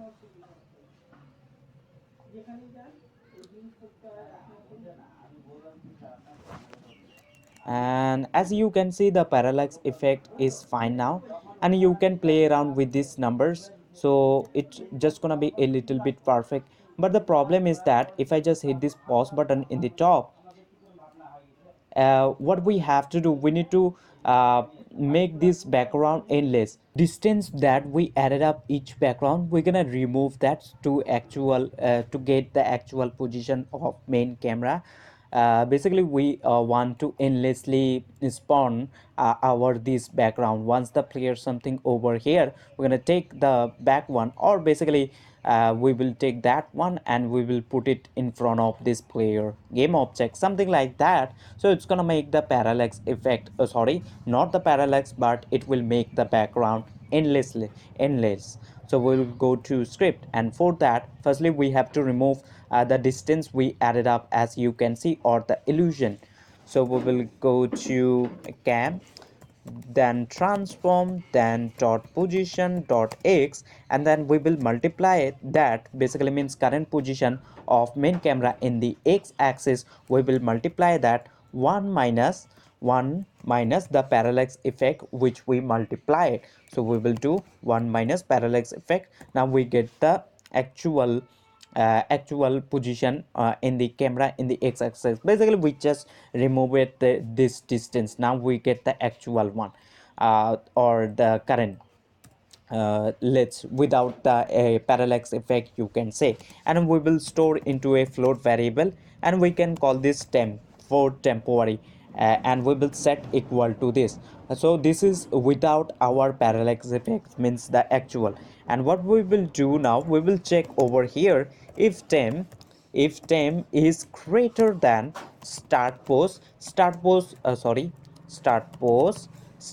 means current position of the x-axis each background, and top of that we will add up the length. If that is the case, basically temp is greater than start pose plus length, means length, then what we're gonna do, so we will add top of our, so we will do start pose plus equal length, and then close that up with semicolon. So we just adding one more length. Basically over here you can say we are just adding one more background in front of our player game object once the player game object reaches over here. As you can see, if you still confused about this, basically this whole parallax thing, then I will give a link in the description. You can go and check that out. In that you will get a hang of the actual, basically we just getting the actual position or the without the parallax effect, as you can see, and we're checking if it's greater than start pose, means current position of each background in the x-axis, and top of that we're just adding the length. So if that is the case, then what we're doing, we're just adding one more length, basically means you can say background top of our start pose, so somewhere around here. And to see that, just press down Ctrl S to save your code and then move over to Unity. So we should able to see if that is the case. And if you still don't not getting the parallax effect, of course I will give a link in the description of an video, you can go and check that out. So let's click on this play button in the top by now, and let's have a look on this.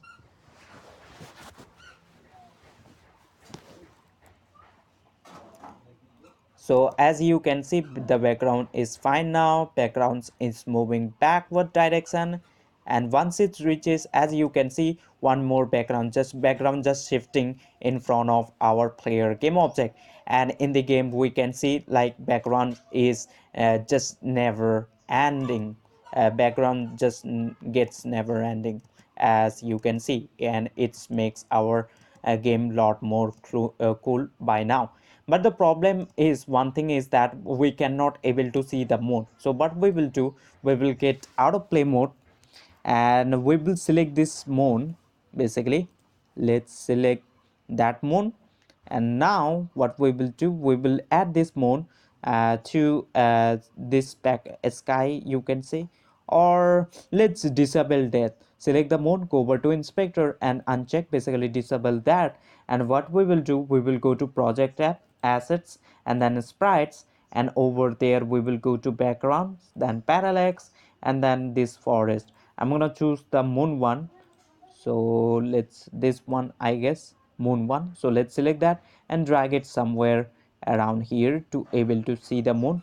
And what we will do, we will make this forest moon. I'm gonna make select this forest moon and drag it top of this camera parent game object. Why? This camera parent game object is just moving to the right side, so that's why we just made this forest moon a child game object of that game object, basically that camera parent. So this forest moon also just gonna go with that camera parent. So the this moon just gonna be stay it's gonna stay right there no matter how much far we go. So if we just click on this play button by now, we can take a look on that, and that's gonna fine. And later on we're gonna add camera shake as well. As you can see, the moon is just going, but the problem is that it seems like moon is in front of our this tree layer. So what we will do, we will select our forest moon, then go over to inspector, sprite renderer, and sorting layer, we're gonna choose the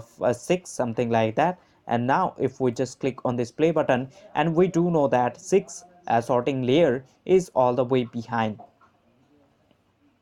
and in front of our sky background. As you can see, the now the moon seems like it's behind our three layers, as you can see, and that's a pretty cool thing, and that is it.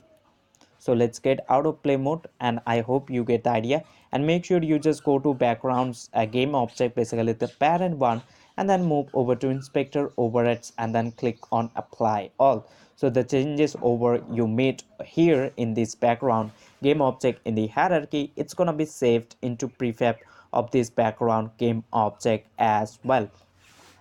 And make sure you also press down Ctrl S to save your project. So what we want, whenever we click left mouse button, we want to shoot a laser or a ray from this player game object gun, top of this gun we want to shoot out. To do so, let's open up the player script. So select the player game object in the hierarchy first, and then move over to inspector, then player script, double click that script to open it up in Visual Studio. So we're gonna do it over here in update function. So we're gonna check right over here if input, so we're gonna check for some input dot get mouse button down, and over here in brackets, if you pass 0, 0 basically means the left mouse button, and if you pass 1 instead of 0, it's basically means the right mouse button. So I'm gonna check for left mouse button, so that's why I'm gonna pass 0 and make some curly brackets. So if input dot get mouse button down basically is 0, basically means if we clicking the left mouse button, then what I want, we want to shoot out a ray from this player game object gun, top of this gun. So we're gonna make a function for that, so we will go somewhere around here. You can make it anywhere you want. For function we have to type void, and we're gonna call this function to something like shoot and make first bracket and some curly brackets. So if it's currently working fine or not, we're gonna check. So we just want to print out a message in the console.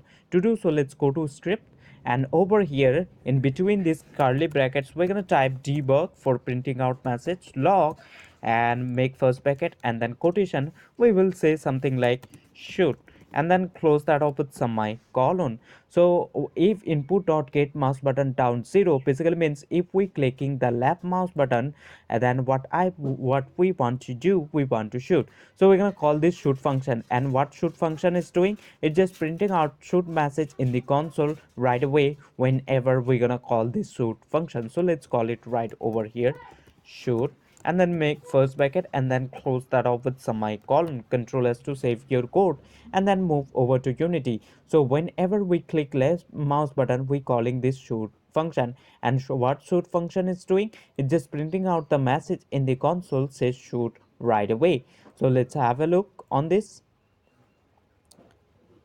Just wait for to compile, and once it's done, let's click on this play button in the top and let's have a look. So whenever we click the left mouse button, that shoot function just gonna call, and what shoot function is doing is just printing out the message in shoot, as you can see. So whenever we click the left mouse button, we are able to see shoot message just getting pop up in the console says shoot, as you can see. So instead of printing out message, so let's get out of play mode. We're gonna shoot out a ray from the player game object gun, top of this gun. To shoot out a ray, we need to move over to that script. So let's go to there. So instead of printing out message, we're gonna shoot out a ray. To shoot out a ray, we have to use this physics2d dot raycast function, and this function as a first argument, it's gonna take the point from where you want to shoot out. So we're gonna shoot out from this player game object gun, top of this gun we want to shoot out. And the second thing, it's gonna take the direction in which direction you want to shoot out. And the third thing, it's gonna take the length of that ray, or the distance you can say. And the fourth argument, it's gonna take the layer mask, basically which game object you want to target. So in our case, we want to target enemy game objects and also some destructible game objects when we shoot out. So that is the thing, so we need those variables. So let's make this one comment by double slash, and let's go to top of our class. We need those variables. So firstly, we're gonna make a private transform, basically you can say position, and we can call this one point, shoot point. And make sure you just make this one serialized field, so it's gonna be so we will able to see underneath our this player script. Make sure you just do that. And we also need, let's make another serialized field, private float, that will be the distance or the length of the ray. So we can call this one distance. And also we need a fourth argument, which is and the direction we can just leave that, because we just gonna shoot out the ray in the direction the gun is facing, so that's why. And third thing, sorry, fourth thing, serialized field, that will be private layer mask, basically which game object we want to target. So we can call this one to something like target layer or attack layer or shoot layer. So I'm gonna call this one instead target layer, and then close that up with semicolon. And also I'm gonna give a header or a title for this. So let's make this square brackets and then type header, and in make this first bracket, and in quotation you can give it a title what you want to give. So I'm gonna call something like shoot player shoot, something like that, and Control S to save your script. And once you're done, make sure you just go to Unity and you need to assign those variable one by one. So the first thing is that a point. So we will create an empty child game object on this player game object. So just wait, as you can see shoot point and it says none transform, basically empty. So we're gonna create a point from here, and we're gonna move it top of this player game object gun, so we will shoot out from that point. So let's right click on this player game object and then create an empty child game object, and let's call this game object to something like shoot point, and then sorry, shoot point, to then go over to inspector, and you can choose an icon. So I'm going to select an icon for this and select the move tool from here, and let's move it top of this player game object gun. From this point we want to shoot out the ray, so that's why I just drag it right there. And make sure you select the player game object, select the shoot point and drag it right there. And also distance, basically the length of the ray. So I'm gonna choose something like 5 unit, or let's do 10 unit instead. And what I want to do, I'm gonna drag this player game object somewhere around here, and that seems pretty fine. And as a target layer we're gonna choose enemy layer, but we cannot see any for now. Let's test with an game object. So I will go to my hierarchy. So go to hierarchy, right click or hit this plus icon, then to go to 2D object sprites, and then choose this square. And we're gonna make sure you just scale, and also make sure you just attach a colliders to this square game object, or else you're not able to detect that. So to do so, select the game object first, then click on add component, and find over there box collider 2D and attach that. And what I'm gonna do, I'm gonna make sure is trigger, I'm gonna check this box, or we can just leave it. And let's assign this game object to something like a test layer for now. To do so, you need to select the game object first, or let's call it for test enemy or enemy for now. So let's call this enemy. And then in order to assign this enemy game object, basically this game object square as an enemy layer, what you have to do in the inspector, right over there you can see layer and it says default. So just click on there and then click on add layer and name the layer what you want. So you can name it over here. So I'm going to call it enemy. And then make sure you just go to this game object one more time, assign that this game object as a enemy layer. To do so, go over to inspector one more time, and layer it says default, so just click there and assign it enemy. Now as you can see, I have assigned this enemy game object as an enemy layer, you can see in the inspector, right? I hope you get the idea. And now we're gonna select our player game object as a target layer. As you can see, it says nothing, so we just gonna click on that. As a target layer we're gonna choose enemy, so the ray only gonna check for this enemy game object. And we're gonna select this game object, and let's select this move tool. I'm gonna move it somewhere around here, and that seems pretty fine. And select the player game object and then go over to overrides and then click on apply all. So the changes over here you made, it's gonna be saved of this player game object prefab as well, in the prefab as well. And now let's go over to script, and we have those variables, so we can remove these two arrows. Basically we made an comment, and we do know that comment don't interrupt our codes, but double slash you can make anything comment, and comment basically don't interrupt our code. And so we're gonna remove those comments. So first thing, it's gonna take the point from where we want to shoot out, so we will pass as a first point or the position, which is shoot point dot position. And we do know as a shoot point we assign it this point right over here. And the second thing, it's going to take the direction. So in the direction shoot point is facing, so we're going to pass that direction. So we will pass shoot point dot right. shoot point dot right basically means with whatever direction this gun or this shoot point is facing, that direction. So in our case, if we select this shoot point, as you can see, it's facing to the right direction. So that's why shoot point dot right just gonna be this direction, and we want to create the ray or shoot out the ray from this direction. So that's why. And the fourth argument, it's gonna take the length of the ray or the distance. So we're gonna pass distance. Basically you can assume the length of the ray, and then comma, the fourth argument, it's gonna take the layer mask, basically which game object we want to target. So in our case, we're gonna pass this target layer, and we do know as a target layer we have chosen that enemy layer. And then make sure you just close that up with semicolon. So this function right over here, physics2d dot raycast, it's gonna shoot out the ray this shoot point position with shoot point right in the right direction, this much of length, and then it's gonna check for that enemy.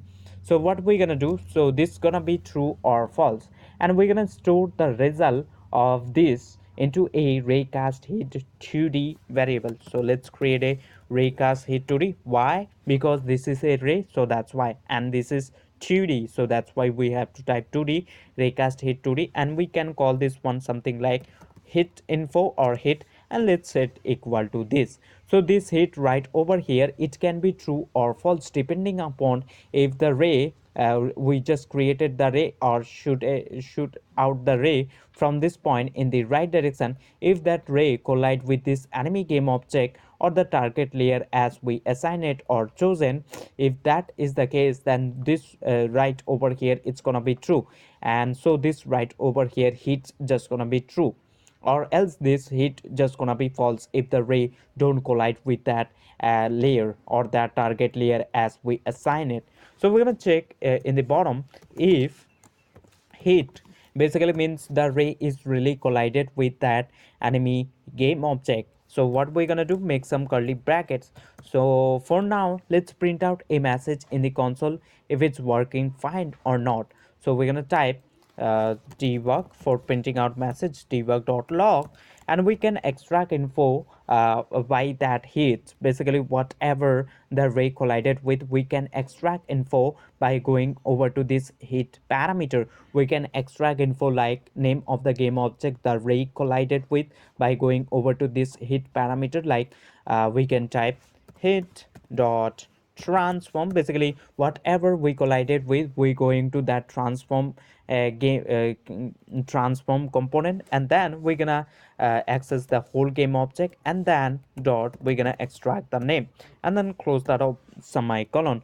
On top of this, we're gonna add a custom message, so you have to use this plus sign and make this quotation, and in quotation you can add a custom message as you want, whatever you want to say, something like ray we ray collided with ray collided with. So this is our custom message, and top of that we just added the name of the game object we collide the ray collided with. So we going to, so if the ray is creating from this point, and if that ray collide with this enemy game object, so what we're doing, we going to this enemy game object transform, and then accessing the whole game object, and then accessing the name, so which as you can see the name is enemy. So the this message in the console should be pop up says ray collided with the name of the game object which is enemy. As you can see, we accessing the name, so this right over here gonna be enemy. So the ray collided with enemy, this message should be pop up in the console right away if the ray really collide with this enemy game object.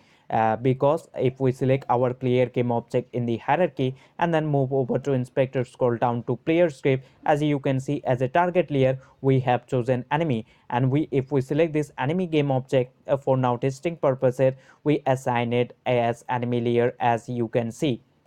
So make sure you just go to script and press down Control S to save your script, and once you done, let's move over to Unity. So whenever we click the left mouse button and the ray collide with this square or this enemy game object, that should be pop up right away. And now if we just click on this play button in the top by now, it should work fine.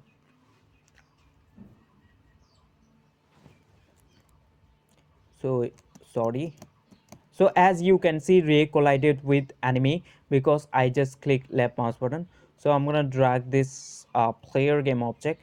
Before we drag this player game object, if I select this ground spawner, the first point over here, I'm gonna create a test point. So let's move this test point something here. I guess this fine. So we can note the position. So in the x, which is minus 5.42. So I will go to my ground spawner. So in the x, I'm gonna pass minus 5.42, and in the y we can see minus 2.38. So in the y, minus 2.38, and now it should work fine. So let's hit this play button in the top by now. So the ground just gonna spawn from this position because as we assign it, as you can see. And if we just click the left mouse button, as you can see, the message in the console says Ray collided with enemy. So if I just get out of play mode, as you seen, so I'm gonna hit this play button one more time to just print out that message one more time. Just have a look. So if I just click left mouse button, and then if I just get out of play mode, as you can see, Ray collided with and the name of the game object, which in our case this enemy, as you can see. But the problem is that we cannot able to see the ray. In order to see the ray, we need to attach another component. So what we're gonna do, we're gonna select our player game object. To see the ray, go select the player game object first, and then go over to inspector, and then click on add component, and find over there by typing line renderer, you need to attach this component. And as you can see, we not able to see that, scroll down and then go over to materials, and over there basically scroll down in line renderer, and over there find by typing, firstly click on this icon over here in the right section, you can see, and search over here default material, default sorry default material, and select that. And we still cannot able to see, basically if we select uh, we have to adjust position, basically we need to increase this one. So basically go over to this position field and then make this something like 4, and we can just play around with this. We can make the width of this ray something smaller, something like this much, and the color we're gonna choose is red for this ray. To do so, go to color field, click right there, and over there select this one, and click right over here and choose red. And we're gonna select this one, so click on this and then click on this color, and we will choose color. Or you can just go to mode and blend to, you can just click on this fixed, and then color will be fixed. As you can see, it's now turned it into red, and we can play around with the width as well. And what we want to do, we want to set this, so we need a reference. So by default we're gonna set it to 4, just leave it like that, and we're gonna uncheck this. So if we check this, so whenever we click the left mouse button, that we then what we're gonna do, we're gonna set the position of this line renderer from here to the length, or you can say. And then at that time, if we click the left mouse button, then we're gonna enable this line renderer. And then once we're gonna wait for a millisecond, then we're gonna disable this ray automatically after just clicking the left mouse button or shooting out the ray. So we want to set this up, so we need a reference of this line renderer as well through the script. To do so, make sure you just go to overrides and then click on apply all, and we're gonna open up the prefab. To open up the prefab, so go to hierarchy and then select the player game object. In the right you can see arrow, so just click on that to open up the player prefab. And then what we're gonna do, we're gonna move this line renderer component in up, and this player script just gonna be in the bottom, all the way bottom. So let's right click on this line renderer and then click on move up, and it's gonna move up. And now let's go to our script. And let's open up the player script by double clicking on it. So we need a reference of that line renderer. So what we will do, we will make a private, it doesn't need to be public, that is line renderer, and we can call this something like LR, short for line renderer, and then make sure you just close that up with semicolon. And we're gonna go to this start function, and we do know that start function get called when the game start. So in the start of the game, what we want to do, we want to get the line renderer component.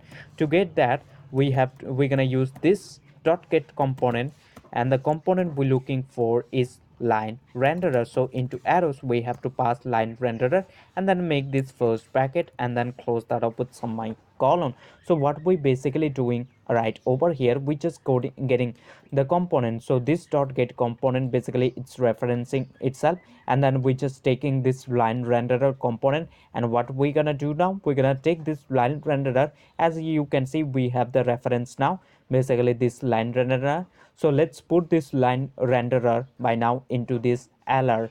So let's put it in LR container. So LR equal to this. So firstly we get the line renderer component, and then we store it, that line renderer component, into this LR. Now what we will do, we will go to shoot function over here. As you can see, instead of using this void shoot, as you can see, what we're gonna do, we're gonna use I enumerator. Normally what we do, we type void for function, but for we want to delay a line of code, so that's why we're going to use this IEnumerator function, IEnumerator. And make sure if you using this IEnumerator, go to top of your class, this namespace called using system.collection is include. If it's not, then include this namespace in the top of your class using system.collection, or else you're not gonna able to use this IEnumerator function, and we getting an error. So we're gonna fix it later. So and we don't and we cannot call like this shoot function now, because this IEnumerator function by now. So that's why before we call this function, we need to feed this function into start coroutine. So you basically have to type this start coroutine. So just right after me, and you're gonna get hang of it. Make this first bracket, and then put this whole function in there, shoot, and make sure you just close that up with semicolon. So feed this shoot function into this start coroutine, and make first bracket, and then put the shoot function over there. This is the way to call an IEnumerator function. And what we're gonna do now, firstly we have the reference, as you can see, LR reference. So in the start of the game, or in the start of the game, we will go to LR dot enable, and we will set it to false. Set it to false, as you can see we're doing. So basically what we're doing, we're just going over to this LR. It's basically, let's set this one active by default. So we just going to this line renderer component, and then we just unchecking, or we just disabling that, basically unchecking that. As you can see, we're just going over to LR, and then enable, we're setting that false. Basically we just unchecking. So if you, so we just doing in the start of the game. So if we hit this play button in the top, so in this start of the game, this right over here, it's gonna be disabled right away. And once we call the shoot function, so once we click the left mouse button, then what we're doing, we just calling the shoot function. So in this shoot function, we just want to set this one active by now, this line renderer. So we're gonna check this. To check this, or to set that to active, what we have to do, we need to use this LR dot enable, and we will set it equal to true. True basically basically means we just enabling that. And then what we're gonna do, we're gonna store the position. So we will use this LR dot set position, and so index. So we will store the first position, sorry, set position, I guess we have to use set positions, not set position, it's set position, set position. And the first thing, it's gonna take the index and vector 3. So we will store the first position. So first position gonna be from here. So index will be 0, and the position we want to store, the first position we want to store from this point, or this shoot point position.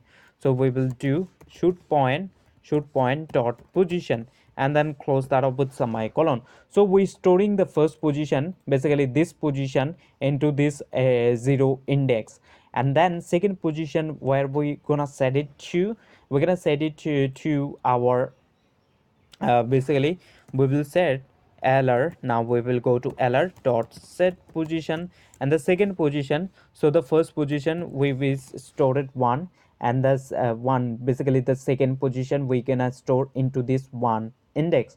So the second position just gonna be the ray hit with, so the ray gonna hit with this enemy game object. So we will say the second position we're going to store in this 1 index. So that will be hit dot point, and then close that up with semicolon. Basically whatever we hit with, so we here gonna hit with definitely this enemy game object. So the position over here, the ray just gonna hit. So we're storing this position into this 1 index, as you can see.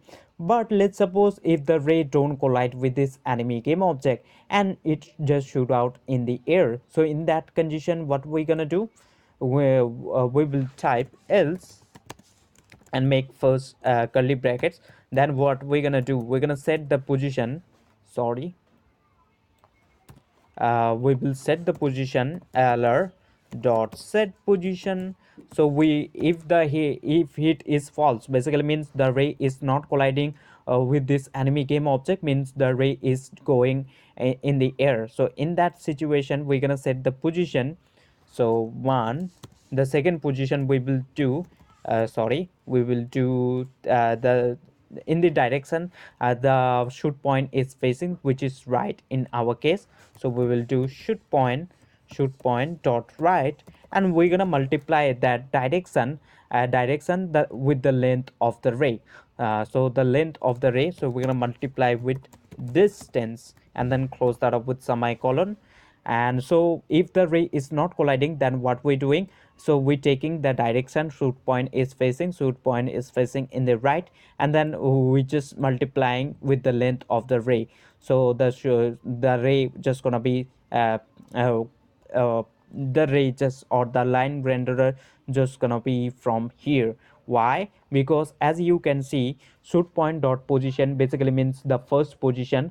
We just taking the first position, or where we want to shoot out the ray, we're storing that position into this first index, and then we storing the second position into this 1 index, as you can see. But if the ray is not colliding, then we just storing out in the air, and then we just taking the direction shoot point is facing, and then we just multiplying the length of the ray, which in our case distance. And we're gonna wait for a yell, we're gonna wait 1 frame. So yell return null, and then close that off with semicolon. Now as you can see, the error is gone by now. And now what we're gonna do, we're gonna go to lr dot enable, and we will set it to false by now, and then close that up with semicolon. So basically we just going over to this lr. So with yell return null basically means we just waiting 1 frame, and after waiting, then we just moving over to this lr line renderer, and we just unchecking this. Basically we just setting enable to disable, as you can see. Lr.enable equal to false, as you can see right over here. So by default we're gonna check, but in the start of the game, what we're doing, we're just going to that line renderer, and then we enabling, we're just setting it to false. Basically we're just unchecking, so it's gonna be disabled. So let's see if it's working perfectly or not. You're gonna able to see when the game start at this line renderer over here, it's gonna be disabled right away, because in the start of the game we're just going to this line renderer, and then we just enable, we just setting it to false. So let's click on this play button in the top by now, and let's have a look. So whenever we click the left mouse button, then this line renderer just gonna be active. Why? Because in the shoot function, uh, but before we do so, we getting an error. The error says, so we need to save our code. Basically, I'm gonna remove this comment.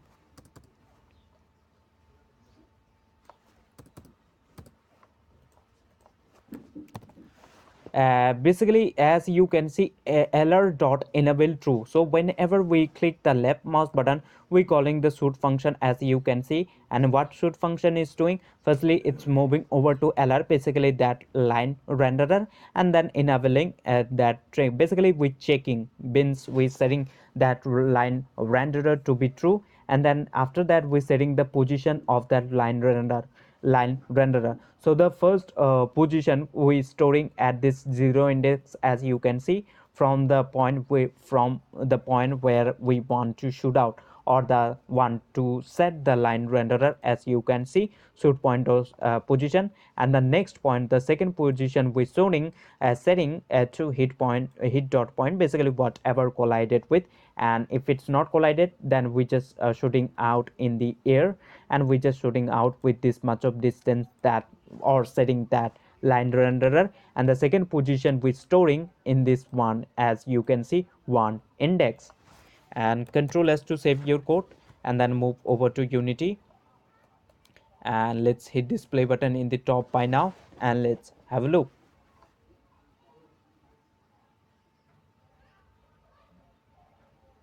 It should be, as you can see, indeed. But whenever we click, as you can see, the line just getting basically, but we get a weird problem, is that uh, so what we have to do, we need to get out of play mode, and we need to move over to script. So what we have to do, we need to add this. So we will add shoot point dot position.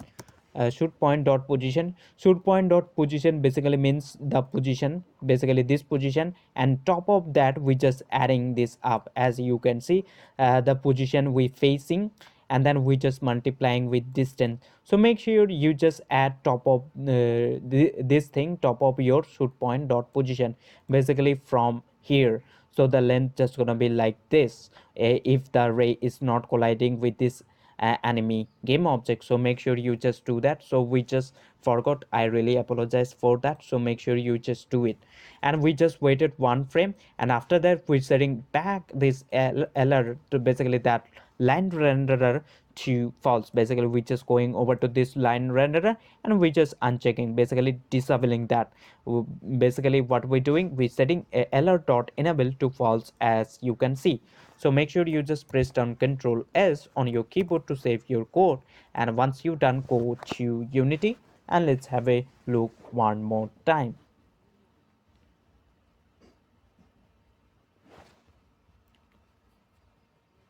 And now if we just click on this play button in the top by now, let's have a look.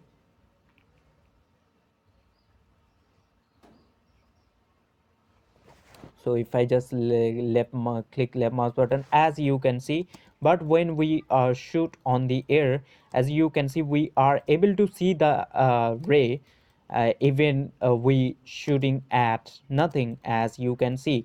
And we can adjust the ray distance, basically the length of the ray as well. And I hope you get the idea that how you can just do it. So we also need to make those enemy to just take. And I'm gonna get out of play mode. Let's create a enemy script, and we will attach that script to this enemy game object. In that script we will tell this enemy game object to shoot on this player game object. To do so, let's go to project tab, then assets, right click on assets, then create folder, and name that folder to something like scripts. I already have the script folder right over here. Let's head over to that script, right click on there, create she subscript, and name it to something like anime. I already have it over here, so I'm gonna select the anime game object in the hierarchy, and then let's select that script and drag it over to add component section. As soon as we drag it the script in this enemy game object, as you can see a plus icon just added up in this enemy script. So basically what we have to do, if we go to project tab, then assets, and then prefab, and open up that prefab enemy game object prefab by double clicking on it, as you can see the enemy script the enemy script still not been attached to this enemy game object yet, as you can see. So to do that, we will go back to go to hierarchy. In hierarchy you can see back arrow, so just click there to go back. And if we select this enemy game object and then go to inspector, then overrides, and then click on apply all. Now if we open up that enemy prefab by double clicking on it, as you can see now the enemy script is attached to this enemy game object. Basically that we have to do that thing. So let's go back. Basically you need to, if you change some over here in this enemy game object in the hierarchy, make sure you just go to overrides and then click on apply all. So whatever changes you made right over here, it's gonna be saved into this into that game object prefab as well. And now what we're gonna do, we're gonna open up the enemy script by double clicking on it, and we don't need something like these two namespaces from the top, so we're gonna remove this, and also this comment we don't need, so let's remove that. So what we basically need, we need a player position, so we can keep track of where the player is, then we can shoot on this player game object. To get the player position, if we select the player game object in the hierarchy, then go over to inspector and then transform. As you can see, transform component has position, rotation, and scale. So basically we need this player transform, so which has the position as well, so we can just keep track where the player currently is. So let's go to script and let's go to top of our class. Let's make a private transform. Basically you can think of this is a position, and we can call something like player position or something like player, and close that up with semicolon.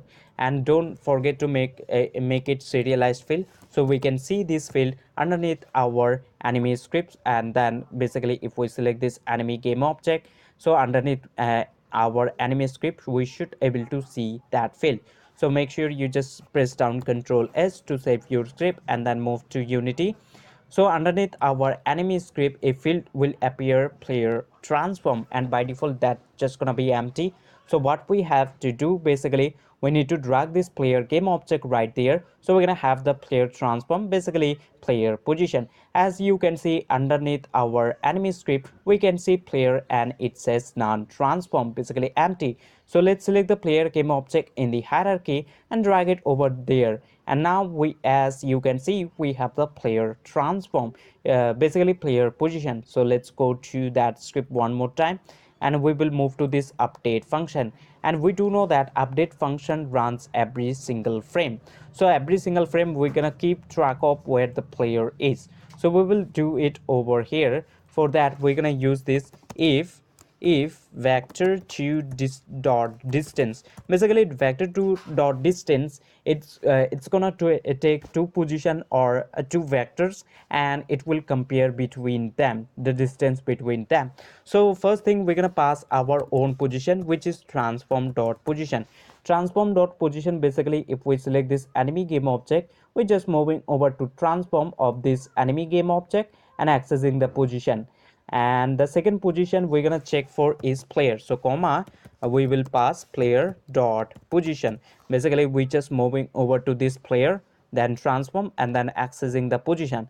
So if the distance between them, if it's lesser than or equal to something like attack range, something like 10f, or we can check for 5f. Let's make a variable for this, so we can just in inspector as well. So let's make a serialized field private, and that will be float, and we can call this one something like attack range or attack distance. So let's call it attack distance, and then close that up with semicolon. And by default I'm gonna give a value something like 5f or 5 unit, and let's replace this 5f with our attack distance. If that is the case, make some curly brackets.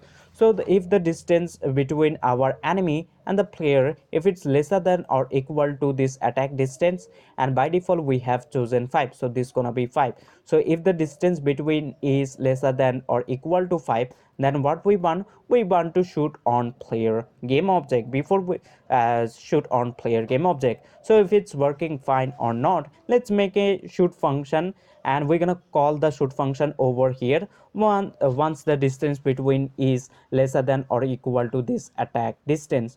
So let's create that over here. So we will call void shoot and make first bracket and some curly brackets. And what we're gonna do, we in this function what we want to do, we're gonna make this function public instead of private.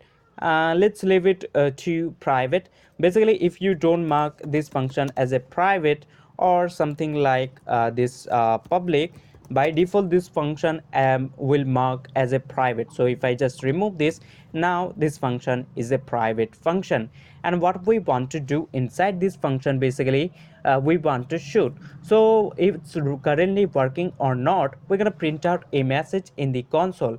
And in order to print out a message in the console, we're going to type debug dot log, and in brackets in quotation you can say, or whatever message you want to see you can type over here, something like shoot on player game object, game object, and then close that up with semicolon. And also we need to call this shoot function, but when we will call this shoot function, when once the distance our enemy and the player if it's lesser than or equal to this attack distance or attack range, then we're gonna call this shoot function. So let's call it over here shoot and make first bracket and then close that up with semicolon. And what shoot function is doing, it's just printing out in the console says shoot on player game object, as you can see right over here. So make sure you just press down Ctrl S on your keyboard and then move over to Unity. So if the distance between our player and this player and enemy, if the distance between is lesser than or equal to that attack distance, then this the message should pop up in the console. Before it's pop up, I'm gonna select the enemy game object in the hierarchy. As you can see attack distance, and we can adjust it over here as well. For now I'm gonna leave with 5, and let's select the console. Let's click on this clear and let's hit this play button. Before we hit this play button, I'm gonna select my player game object in the hierarchy, and let's disable this line renderer by default. So let's go to inspector, line renderer, and I'm gonna uncheck basically disabling by now. And if we just click on this play button in the top by now, we should able to see once the player and the enemy distance, if the distance between if it's lesser than or equal to attack distance, the message should pop up in the console says shoot on player game object. As you can see, whenever the distance between them gets lesser than or equal to that attack distance, the message gets pop up in the console says shoot on player, as you can see. So I'm gonna get out of play mode. I hope you get the idea. So instead of printing out message, we want to shoot out or shoot on this player game object. And in order to shoot that, let's go to script, and over here instead of printing out message, we're gonna shoot out array from this enemy game object gun, top of this gun from this enemy game object. To do so, we're gonna use this physics 2d dot raycast function. Basically we're gonna do our approach the same way as we have done on player script, basically player shooting. If we go to player script, as you can see, if we move over to shoot function over here, as you can see, so we just shooting. So we're gonna do the same thing over there as well. So let's go to this enemy game object. So first thing, we do know this physics 2d dot raycast function, as the first argument it's gonna take the position from where you want to shoot out the ray, and the second thing it's gonna take the direction in which direction you want to shoot out the ray, And the third thing, it's going to take the length of the ray, or you can simply say the distance. And the fourth argument, it will take the layer mask, basically which game object you want to specifically target. So in our case, we want to target this player game object, so we need to assign those variable. So let's make this comment by double slash forward slash, and we do know that comments basically don't interrupt our code. So we will go to top of our class, and let's make a serialized field private, and this will be the point. So this will be transform, basically position we can call, and let's call this one something like shoot point, or you can call this as well something like fire point. So let's call it fire point, and then close that up with semicolon. And the for third argument, we don't need the direction, we can specify the direction by putting minus. And we're going to do serialized field. Another field we need is the distance of the length of the ray. So this will be float, and we can call it length ray length, or let's call it distance instead. And by default I'm gonna set to 7f 7f, and by default I'm gonna give attack distance to 7 as well. And also we need one more variable, so let's make a serialized field layer mask. This will be private layer mask, and we're gonna call this one to target layer, and then close that up with semicolon, control s to save your code. And I'm gonna give a title. So in order to give a title, we need to make this square brackets, then header, and make first brackets, and in quotation you can give the title, whatever title you want to give. So this will be anime shooting, or let's call it shooting section shooting, and then control s to save your code. And after saving, let's go to Unity. So underneath our anime script, sorry, yes, anime script, we will able to see those fields just gonna pop up. So if we select the anime game object in the hierarchy, and then go over to inspector underneath our anime script, as you can see fire point, and it says none, transform, basically empty. So let's create a child game object, and we're gonna move it somewhere around here, top of this anime game object gun. So so the ray just gonna shoot out from that point or position. So let's right click on this anime game object, let's create an empty child game object, and we're gonna call this one to something like fire point or fire position. And let's select this move tool from here, and let's move it somewhere around here. And if you want to choose a gizmos or icon, you can do that by going over to inspector, click on this box, and I'm gonna choose something this one, and this seems pretty fine. So let's select the fire point and let's drag it right there. And distance by default we have chosen 7, as you can see.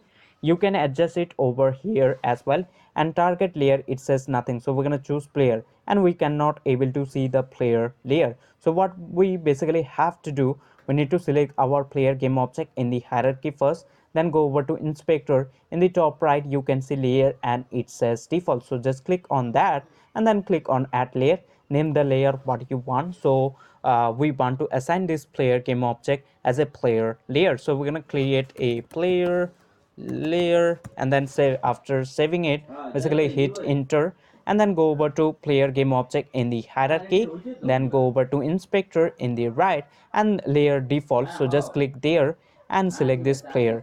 And we're gonna do with this player game object, not the child one, so I will click on this no, this object only. And now we assign it this player, basically this player game object, as a player layer, as you can see in the inspector. And make sure you just go to anime game object in the hierarchy, then anime script, and target layer we're gonna choose player. Now the ray only gonna check for this player game object. You can choose multiple layer as well, something like this ignore butter, but I'm not gonna do that over here. And also you select the anime game object in the hierarchy, go over to inspector, then overrides, and then click on apply all. So the changes over here you made, it's gonna save into anime game object prefab as well. And now it's done. And make sure you just select the player game object as well, then go to overrides and then click on apply all. Basically we made a simple things, basically change a simple, and we need to move, basically go to overrides and then click and apply all to basically save it on this player game object prefab as well. Now let's move over to script and let's remove these two slashes for now. And as a first argument, it's gonna take the fire point or the shoot point. So let's pass this fire point dot position, basically from where we want to shoot out, and as a fire point we have chosen this, basically this point. So basically we just moving over to this fire point and then transform, then accessing this position as you can see in the script. And the second thing, it's gonna take the direction. So what we will do, we will pass fire point dot right, and we do know that fire point dot right over here basically means it's gonna shoot out the ray, the direction this fire point is facing, which is this direction. So that's why we're gonna put a minus negative. So it's the ray now just gonna be in this direction. Basically put minus, so it will go to backward direction, and comma, and the second thing, it will take the length of the ray or the distance. So we're going to pass distance. As a distance we have chosen 7 by default, as you can see right over here. And third argument, it's gonna take the layer mask. So we will pass target layer, and we do know as a target layer we have chosen that player layer. Basically we only want to target this player game object, that is the thing. And make sure you just close that up with semicolon.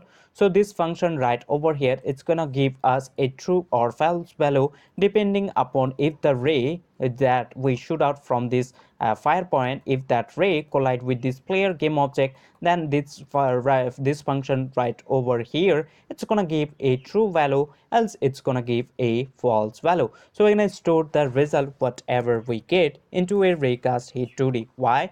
Because this is the raycast, so we're gonna put it raycast hit 2D, and we can call this one something like hit info. Let's call it instead hit, and let's set equal to this. So this hit can be true or false depending upon if the ray is really colliding with this player game object or not. If it's, then this hit's gonna be true, else it's gonna be false. So what we will do, we will check hit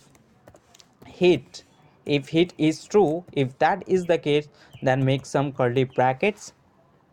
So what we're gonna do, basically if hit is true, basically means the ray is really colliding with this player game object. So in that situation, what we will do, we will damage our player game object. Basically the ray really colliding with this player game object, so in that moment we need to damage our player game object, but we don't have that code for now. Let's print out for now, let's print out a message for now. To do so, let's go to script and we will type debug.log for printing out message, and in the console we're gonna add a message. So make sure you just type quotation, and in quotation you can say whatever you want to see. So I'm gonna say something like shooting damaging player. Let's say damaging player, and then on top of this custom message I'm gonna add the name of the game object the ray collided with, and by we easily can extract info the ray whatever the ray collided with. So we can easily extract info the ray just collided with.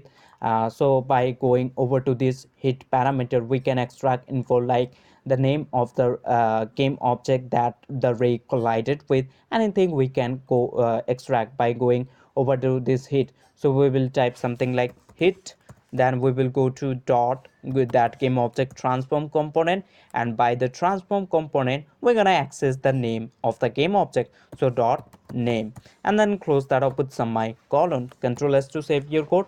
So basically whatever the ray collided with, we going to that game object transform component, and after that we just accessing the name of the game object. So Control S to save your code, and once you save your script, go over to Unity. So let's suppose the ray collided with this enemy game object, sorry, this player game object. So basically we just going over to this player game object transform, and by this transform we just accessing the name, which is player, as you can see. So the message should pop up in the console, says damaging player. So I'm gonna remove this player instead, damaging, damaging, and the name of the game object, which is in our case player. So damaging player should pop up in the console right away. So make sure you just press down Ctrl S one more time to save your script, and once it's done, go to Unity, select the console in the bottom, and then hit this play button in the top to see that. And we calling this shoot function inside this update function, as you can see. So the message should pop up every single time. So to see that, let's click on this play button in the top now, and let's select the console in the bottom, and let's have a look on it. So we should able to see, as you can see, damaging player just gets pop up as soon as we the ray collided. But the problem is that we cannot able to see the ray, and we're gonna do that. So I'm gonna get out of play mode for now. I hope you get the idea. We're gonna take a look that we can see the ray as well. Basically we're gonna add a line renderer component as well. So I'm gonna clear the console for now. Instead of printing out message what we want to shoot on our player game object. So let's go to script, and over here, as you can see, we just printing out message says damaging, and basically the name of the game object that ray is colliding with. So instead of doing this, what we will do, we will damage our player. Basically firstly we're gonna shoot out a ray that we can see from this enemy game object. So we will attach a line renderer, as we have done for this player game object. We're gonna approach the same way. So let's select this enemy game object, and then go over to inspector, then click on add component in the bottom, and find over there by typing line renderer and attach that. And then what I'm gonna do, let's go to overrides and then click on apply all. So this component are just gonna attach into prefab of this enemy game object as well. And let's open up the prefab. To open up, we can click on this arrow, as you can see in the basically in the hierarchy in enemy game object, you can see the arrow. So just click there to open it up in quickly. And let's right click on this line renderer component and click on move up. So basically we just moving up a step in Y. Basically we just moving up this line renderer component. So let's head back there, and we're gonna set up the line renderer for this enemy game object. So let's go there, basically click on to expand, and we will go to materials in the bottom, you can see, and it says none material. So let's click there and search for default material, and just attach that. And after doing that, let's go to size, and in the width we're gonna make it somewhere around like this, and we can see the ray. And we're gonna choose a different color. So color, let's click there, and we will choose mode to fixed, and then click right over here, and then click on this color, and we're gonna choose something like this, I guess yellowish, or let's choose this one as well, or you can just select and delete that. You can just do that as well. And let's make the width of this line renderer something like this much, I guess. This seems pretty quite good, and we just want to shoot out, basically we want to show that from this play enemy game object. Before we do that, what we have, we need a reference of this line renderer component, then we can set we do know. So let's open up that by double clicking that script, and let's go to top of our class. Basically we just approaching the same way as we have done in player shooting. So you can just check out if you are really confused about that. So let's make a serialized field private, and we that the component we're looking for is line renderer. So we're gonna type line renderer, and we can call this one something like lr, and then close that up with semicolon. Or what we else we can do, we can just make a remove this serialize field. Instead we're gonna make this private, so we're not gonna able to see. If we make this private, totally private field, we're not gonna able to see underneath our enemy script, but we can still get the reference by using this start function. We do know that a start function get called when the game start. So in the start of the game, we just want to get the reference of this line renderer component. Then we can set up the line renderer as shooting. So let's go to script, and to get the reference we're gonna use this dot get component, and the component we're looking for, you need to make these arrows. The component we're looking for is line renderer, and make this first bracket and then close that up with semicolon. So this dot get component line renderer, what basically this basically means, we just getting this, basically it's just referencing itself, and we using get component to get the component. Basically we just getting the component, which in our case this line renderer, as you can see. Now what we're gonna do, we're gonna store this line renderer component to into this lr variable, or you can simply say lr container or this line renderer. So let's store the reference now. So lr equal to this. So basically we just getting the line renderer component first, and then we storing that line renderer component into this lr variable or a line renderer variable, as you can see over here. Now we have the reference, as you can see. Now we are ready to set. So like control s to make sure to basically save your step. And now let's go over to this hit over here. We can set that up, and we gonna use, instead of void shoot basically normal function, we will use this I enumerator. But the problem is that, as you can see, we're not able to see. So why we using this function, let me explain first. Basically we want to delay some line of code, so that's why. Or we just want to set a line, basically after some amount of time we just want to do different thing. So that's why we're gonna use this I enumerator. Basically it's just delays our code, the amount we can choose for the delay time, basically how much we want to delay. Basically we not able to use this function is of course we need to include that. It's called using system dot collection namespace. So make sure you just include this namespace on top of your class or script, or else you're not gonna able to use this I enumerator function. So we're gonna use I enumerator. So we just replace that void with I enumerator. Basically this type of function, it's just delays code, and we cannot call as normally like this should. So what we have to do, we need to call in different way. Before we call it, let's set up over here. So sure, so what we will do, firstly we will go to lr. Basically if we move to unity, by default we don't want this line renderer to be active.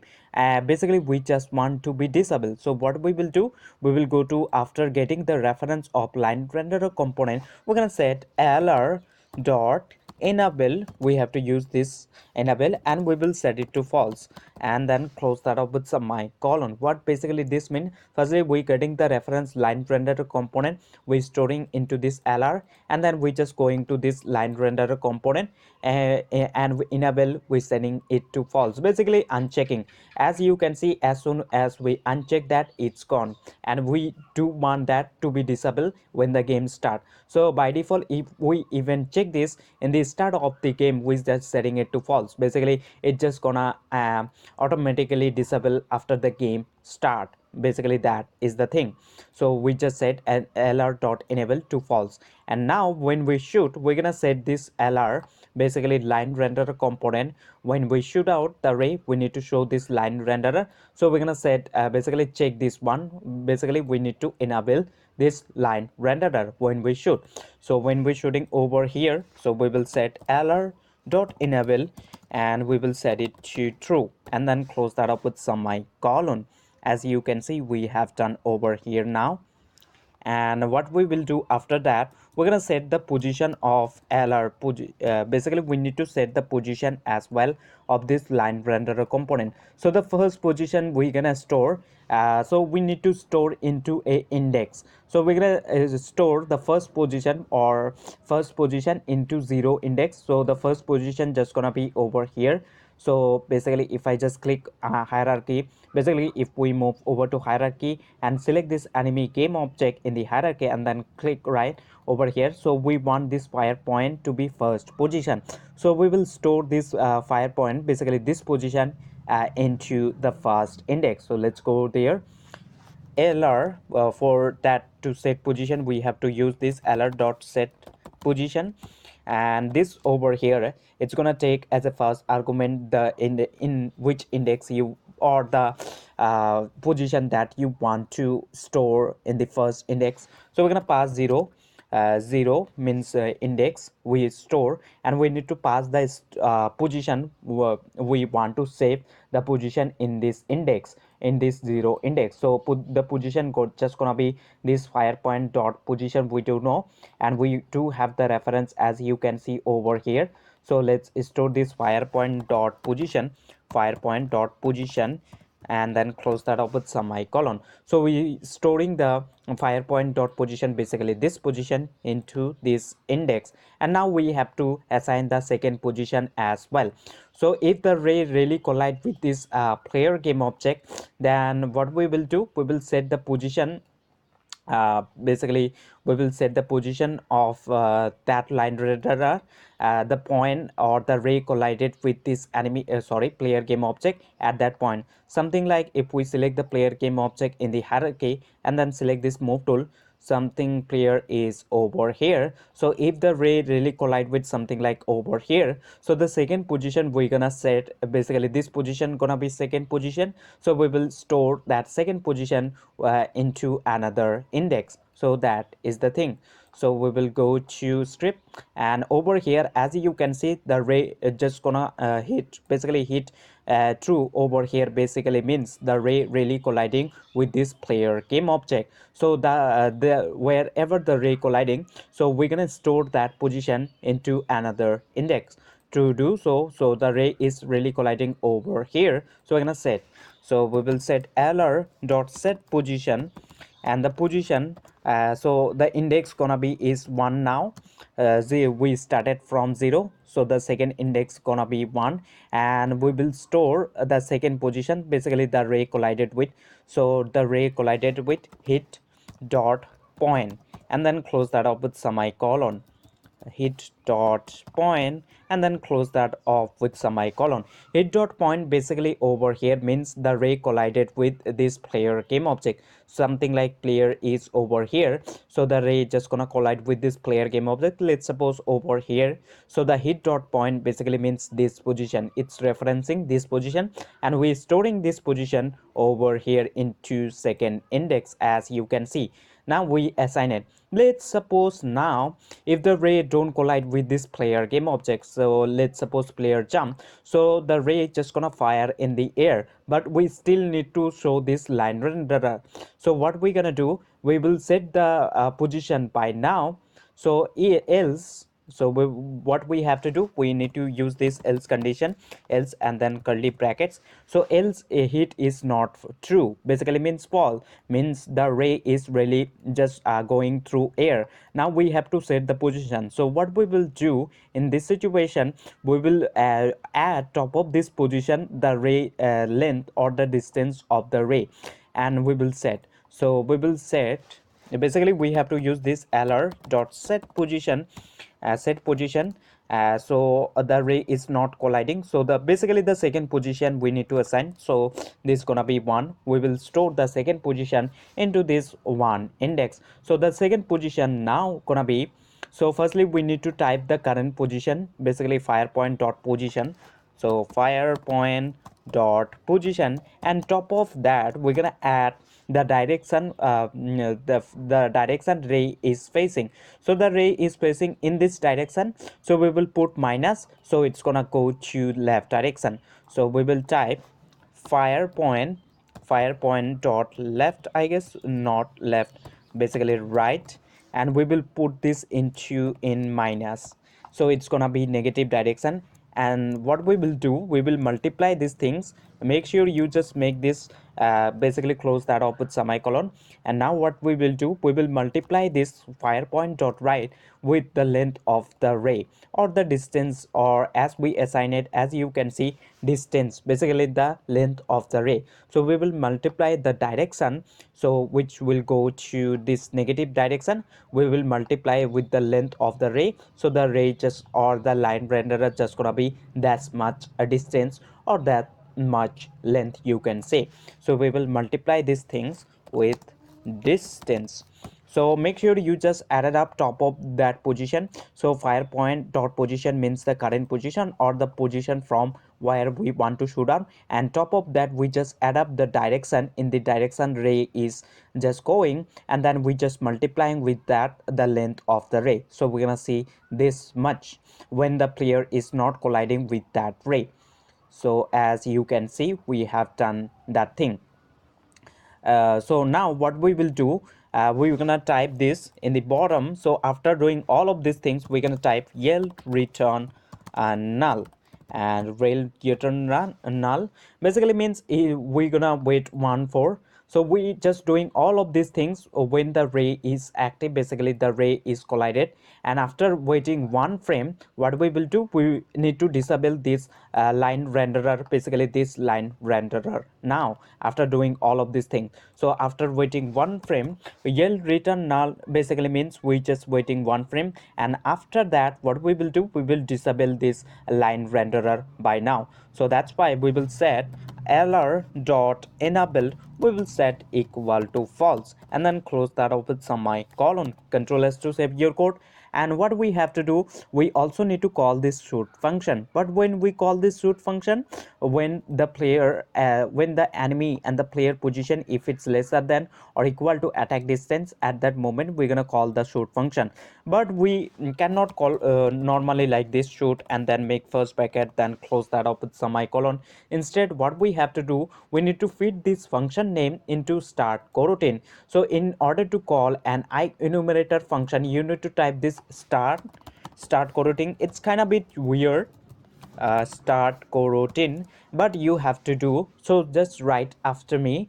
So in order to call a I enumerator, you need to type this start coroutine, and then into brackets you need to put the function name. So in our case this, so you can just copy the function name by control C, and then paste it over here by control V, and make sure you just close that up with semicolon. You cannot call this function as normally like shoot. Instead, you need to feed this shoot function whole function into this start coroutine.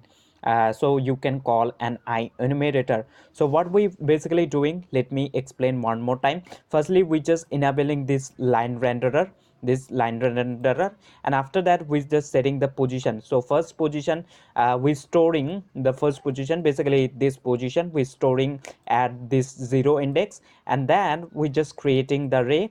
And if the ray is colliding with this player game object, then we just the ray is something like, so if the player somewhere around here, so ray just gonna collide. So we just say where the ray is colliding, we just storing that position into second index. As you can see, hit dot point basically means where the ray is colliding with the player game object. And then if the ray is not colliding with the player game object, means something like player jumps, so the ray just gonna go in the air. So at that moment we just putting the second position into this index. Basically we just taking the current position, and top of that the ray is facing, or the shoot point is facing, so in this direction, and we multiplying with that distance, so we can see that how much the length of the ray, and we just assigning with the line renderer, you can say. So the line renderer size or the length just gonna be the ray length or size, you can say. And then after waiting one frame, we just disabling this line renderer now. Let's control S to save the scripts. I hope you get the idea that of this, and let's save your script by control S, and then move over to Unity. So we should able to see that line renderer is just gonna be active right away. So just wait a little bit moment, and once it's done we should able to see that thing just gonna happen right away, basically the ray. So I'm gonna select my player game object, let's clear the console. I'm gonna select my player game object, let's move it somewhere around here. So this line renderer right over here, it should be disabled when the game start. Why? Because if we move to script and scroll up, we can see firstly we storing the reference of the line renderer, then we just moving over to line renderer and just disabling that, basically unchecking. As you can see, lr.enable equal to false, we setting it to false. Now let's go to Unity and let's hit this play button in the top and have a look. So this in the start of the game this should be disabled right away, but before it's happened, as you can see, but as you can see the line renderer just gets active, and it just gets active one at one time. So we have done we basically what we have to do, we just calling this start coroutine function and shoots. What we're gonna do, we have done some mistake, or just leave it like that. We will call this start coroutine function after some period of time. Basically what we want this basically this line of code is fine. Now what we will do, we will call this shoot function, this start coroutine shoot function every after 1 second. Basically this enemy game object need to shoot after one every single not every single time. Instead it this enemy need to shoot something like after something like 0.5 second or some period of time. So we need to assign those things. So this enemy game object can shoot on your on this player game object something like every after 1 second. So we gonna define that as well. We don't want to shoot something like we don't want to shoot every single frame. Instead we want to shoot something like after every 1 second. Every 1 second you can say we want to shoot on this player game object. To do so, let's open up the script, and over here as you can see this update function, we do know that it's run every single frame. So this start coroutine function right over here shoot, basically this function it's gonna call every single frame. Basically it's gonna shoot out the ray every single frame onto this player game object. So instead of doing this, what we will do, we will create two variables to just keep track of when we need to shoot. So let's go to top of our class and let's declare two variable. So let's create a serialized field, and that will be private. So basically we just making this field public by making this field serialized field, as you can see right over here. So this will be float, and we can call this something like start time. And the second variable, it doesn't need to be public, instead we can make that one private. So we will make it private, and we're not gonna mark as a serialized field, so it's gonna be private field. And this will be float as well, and we're gonna call this one something like time between shoot. Time between shoots or shoots, let's call it time between shoot. Basically we just created two variables right over here to just keep track of when we need to shoot. Let's go over here. So before we shoot, we're gonna remove this. What we're gonna do, we're gonna check right over here. So let's check. So if before we do that, let's go to start function. And we do know that start function get called when the game start, and by default start time right over here I'm gonna give a default value something like 0.9 second, or let's put it 1 second. So basically every after 1 second we want to shoot, so that's why by default I just given one, but we can adjust this underneath our enemy script. That's why we just marked as serialized field, as you can see right over here. So we will move to start function. In the start of the game, what we will do, we will set this time between shoot equal to start time. And now let's close that up with semicolon. So this time between shoot, by default we haven't set to any default value, so by default it's gonna be 0. But when the game start, what we're doing, we're just setting time between shoot equal to start time, as you can see, and a start time right over here is 1. So that's why this time between shoot right over here in the start of the game will be 1. So what we will do, we will go to this inside this if condition, and over here we're gonna check if time between shoot time between shoots, if it's lesser than or equal to 0f. If that is the case, then we're gonna do something. And we do know that in the start of the game, this time between shoot not gonna be lesser than or equal to 0, because this in the start of the game we're setting to start time, and a start time right over here is 1. So that's why this time between shoot right over here just gonna be 1. And over here what we're doing, we're just checking if time between shoot, if it's lesser than or equal to 0. But we do know that time between shoot is now 1, so it's not gonna be, so this condition over here getting false. So what we will do in that situation, so else if the time between shoot, if it's not lesser than or equal to 0, so in that moment what we will do, we will set this time between shoot, and basically we just want to subtract from this time between shoot some unit, so it's gonna hit 0 and we do know in the start of the game it just set to 1. So what we will do, we will set time between shoot minus equal, so we just subtracting some amount, so we're gonna subtract something like time dot delta time, basically change in frame rate. So this time between shoot, and we just doing inside this update function, as you can see, and we do know that update function runs every single frame, so every single frame we just subtracting from this time between shoot this time dot delta time, as you can see, minus equal time dot delta time. So somehow this time between shoot right over here now gonna hit 0. So in the start of the game it's gonna be 1, but every single frame we just subtracting, so this time between shoots right over here it's gonna somehow hit 0. So this condition over here it's gonna be true. So once the time between shoot is lesser than or equal to 0, at that moment what we're gonna do, we're gonna call this shoot function. Before we do that, let's check if it's working fine or not.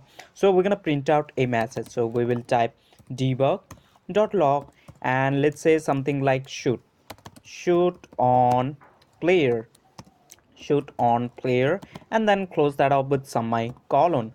And after printing out message, what we will do, we will set back this time between shoot one more time to this start time. So start time is 1, so this time between shoot right over here gonna be one more time to 1. So we will set, after printing out message, we're gonna set time between shoot equal to start time, and then close that up with semicolon. So this time between shoot, once the time between shoot right over here hits 0, this message just gonna print out, and after that time between shoot again it's just setting to start time, which is 1. So this time between shoot right over here just gonna be 1 one more time. So this else condition will run. Why? Because time between shoot is now not again lesser than or equal to 0, it's now 1, so we just subtracting, and again this time between shoot right over here gonna hit 0, and once it hits 0 we just printing out message, and then setting once again back to start time. So this line of code right over here, it's gonna keep looking once the player and the enemy position is lesser than or equal to this attack distance, means the player game object came in attack range. So this line of code just gonna loop every single time, basically after 1 second, every after 1 second this line of code will execute. This message just gonna pop up in the console after every after 1 second, because a start time by default we set to 1, but we can adjust in the inspector as well. So make sure you just press down Ctrl S on your keyboard and then go over to Unity.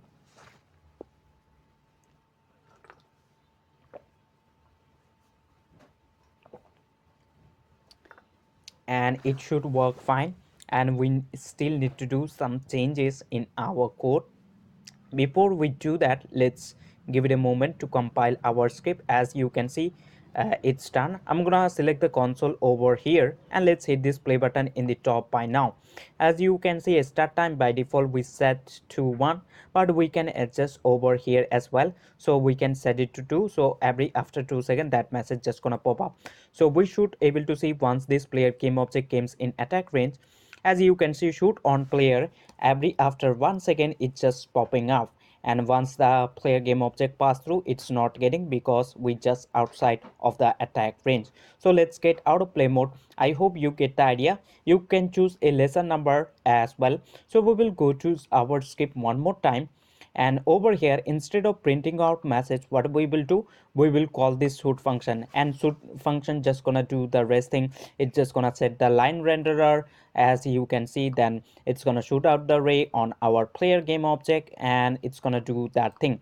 So instead of printing out message, we will call that shoot function, and we do know this is a I enumerator function, so we have to call it in different way. So we will use this start coroutine to call AI enumerator. Into brackets we need to feed the function name, which in our case this should, and make first bracket and then close that up with semicolon. Control S to save your code. Control S to save your code, and then go over to Unity. So every after 1 second we should able to see, I'm gonna make this attack distance a little bit you can say a high number, something like 15. So we can go to this attack distance, let's make it instead 12. And also this distance right over here, basically length of the array, we can set to 12 as well. And make sure you just go to overrides in the inspector, then click on apply all, and let's click on this play button in the top by now. So we should able to see now the distance between, it's gonna check for high.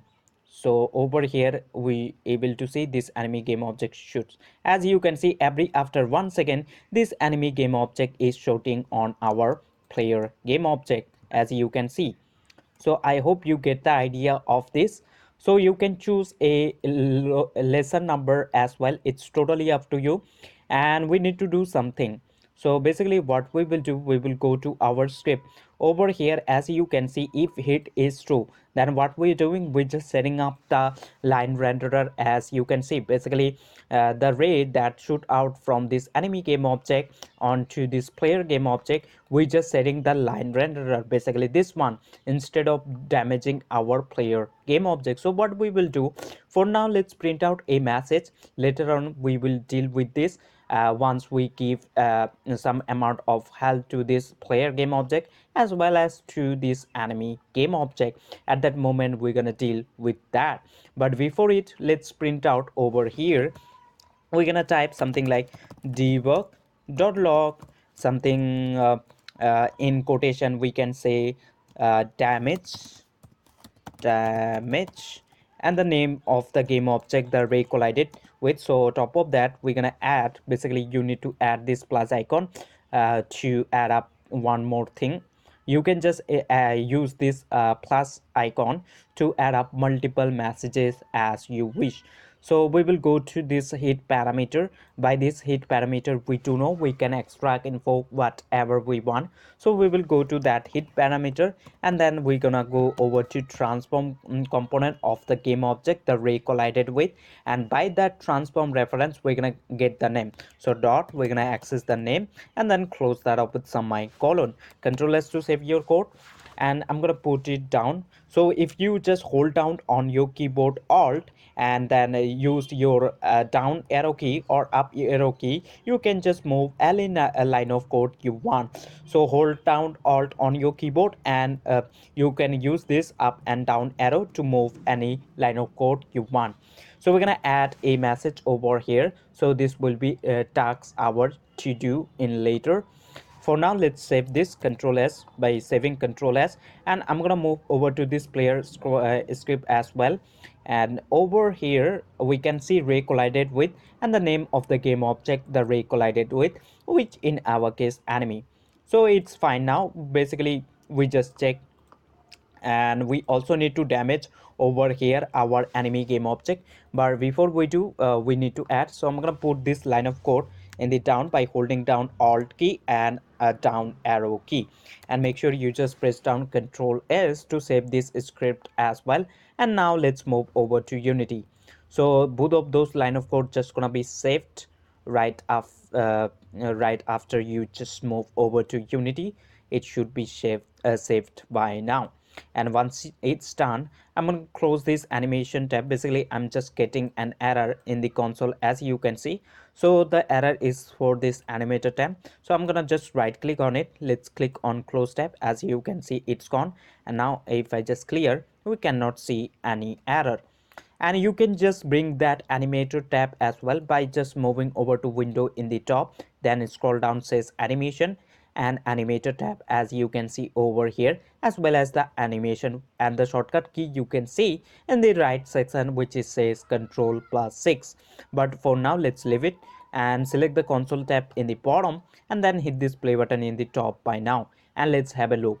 So we should able to see both of those messages. Firstly, if we just click left mouse button, so we're gonna hit this enemy, so that message should pop up, says uh, a damage player, as you can see, and the ray collided with enemy. So we will take a look on this later. So instead of shooting out ray like this, what we will do different things. For I guess for this player we can choose a yellow color, and for this red enemy we can choose a red ray instead of just swiping up the value. So I will go to this enemy game object, then line renderer, and I will choose a red color for this one. So let's click right over here and let's choose a red color, and I'm gonna delete this one. So just click on that, and for this player game object, let's open that up. So let's select the player game object, go over to, let's enable this for now. And for this player game object, I'm gonna choose yellow color. So let's so click on this color field and then choose, click over here and click on this color, and you can choose the color you want. I'm gonna select this and I'm just gonna delete this one, and the ray is now fine, and I'm gonna make the width a little bit higher like player, as you can see. And by default we can just set those to false. Basically, if we select, I'm gonna select the line render, let's uncheck, as well as I'm gonna do the same thing. Let's select the enemy game object in the hierarchy, and then let's set this enable to that, and that's fine. We can go to overrides and then click on apply all. So the changes we made over here, it's gonna be saved into our play enemy game object prefab, as well as we're gonna do the player game object as well. So let's go to overrides and then click on apply all. And I want to move this rigid body up, but we cannot do over here. If I just right click and then click on move up, as you can see, we get a message says cannot restructure prefab instant. So we need to, you can open up in the prefab mode, as you can see, then we can restructure this. So let's click on this open prefab, and if I just right click and then click on move up, as you can see, it's gone to it just moved up. And I'm gonna go back there in the scene view, and I hope you get the idea for now that how you can just shoot out ray and just show the line renderer by using line renderer. And we're gonna cover up the damage as well onto this player as well as onto this enemy game object later. To do so, what we will do, we will select enemy game object in the hierarchy, then go over to inspector and then open up the enemy script by double clicking on it. And let's double click that script to open it up in Visual Studio quickly. So we will go to top of our class and let's go to somewhere around here, and let's create a serialized field for just giving help to our enemy game object. So let's create a serialized field, and sorry, serialized field, it's gonna serialized field that will be private, and that will be int like whole numbers 0 1 2 3 4, and we can call this one something like max health. Sorry, let's call it max health. And by default we're gonna give it something like a default value, or you can just leave like that, basically close that off with semicolon. But to give a default value, it's kind of pretty good practice. So we will give a default value something like 2 unit of health. And after doing that, what we will do, we will go to somewhere around here, and we're gonna make a take damage function. Basically that function just gonna take care of taking damage of this enemy game object, and we're gonna make that function public because we just have to call that function through another class. Basically if we go to Unity and then select player game object, we do know that once we click left mouse button, we shooting out a ray, and that ray just colliding this enemy game object. So and we just printing out says a ray collided with enemy. Instead of printing out message, we want to damage this enemy, so we're gonna call that take damage function right there. Basically in we gonna call that take damage function in player script. So that's why we're gonna make that function public, because we have to call that function through another class. That is the reason. So we will go to somewhere around here. You can make it anywhere you want, it's totally up to you. So I'm gonna make it over here. Make sure you just marked as public, and for function we have to type void, and we have to name the function what we want to name it. So we're gonna call it something around take damage, and then make first bracket and first bracket, and this over here it's gonna take argument. So we're gonna pass int, that will be int like 0 1 2 3 4, basically whole numbers, and we can call that something like damage, and then close that up with, so sorry, make some curly brackets. So what is and why we given this argument? Basically we're gonna pass later on with this damage with any number we like. Something like as a damage parameter we can pass something, we can pass 1 2 3, any number we like. So we can later on we can replace this number, basically this parameter, with an actual number, and that is a pretty cool thing. So just give it a parameter, and what we will do in this function, we will subtract from this max health by this damage parameter. As a damage, let's suppose we assume it 1. So if we, so what we will do over here, we will subtract from max health, so max health minus equal this damage, and then close that up with semicolon. So max health, we do know that by default we have given 2, so this max health just gonna be 2. And let's suppose this damage we pass, just let's assume that we pass as a damage parameter 1, so this over here is 1, so this 1 is 2, so 2 minus 1 just gonna be 1 if we call this take damage function for the first time. And if we call this second time, so the max health is now 1, so 1 minus 1 right over here gonna be 0, so the max health over here will somehow gonna hit 0. 0, so we need to, once the max health of this enemy game object is 0, so we're gonna destroy this enemy game object right away.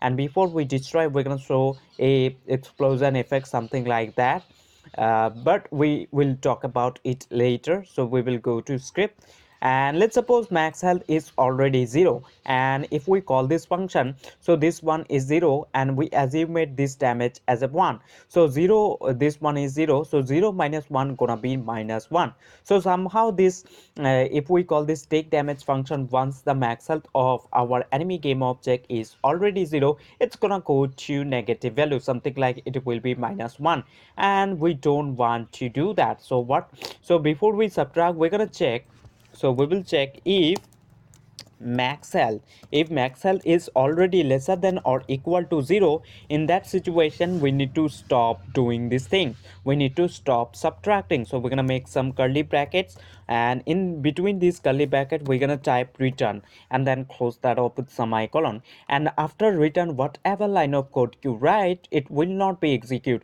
So this one right over here gonna stops right away once the max health is reaches lesser than or equal to 0, as you can see. If that is the case, then we typing return, and after return whatever you do, it's not gonna be execute, so the max health will stack at 0. And we also need to make the die function once the max health reaches 0, so we will do somewhere around here.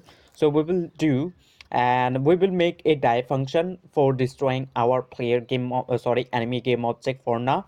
For function we're gonna type void, and we have to name the function what we want. So let's call it something like die, and make first bracket and some curly brackets. So what we want to do in between these curly brackets or inside this die function, basically we want to show a explosion effect, and then we will destroy our enemy game object. Before we do, let's print out a message for now if it's working fine or not. So we're gonna type debug.log debug.log.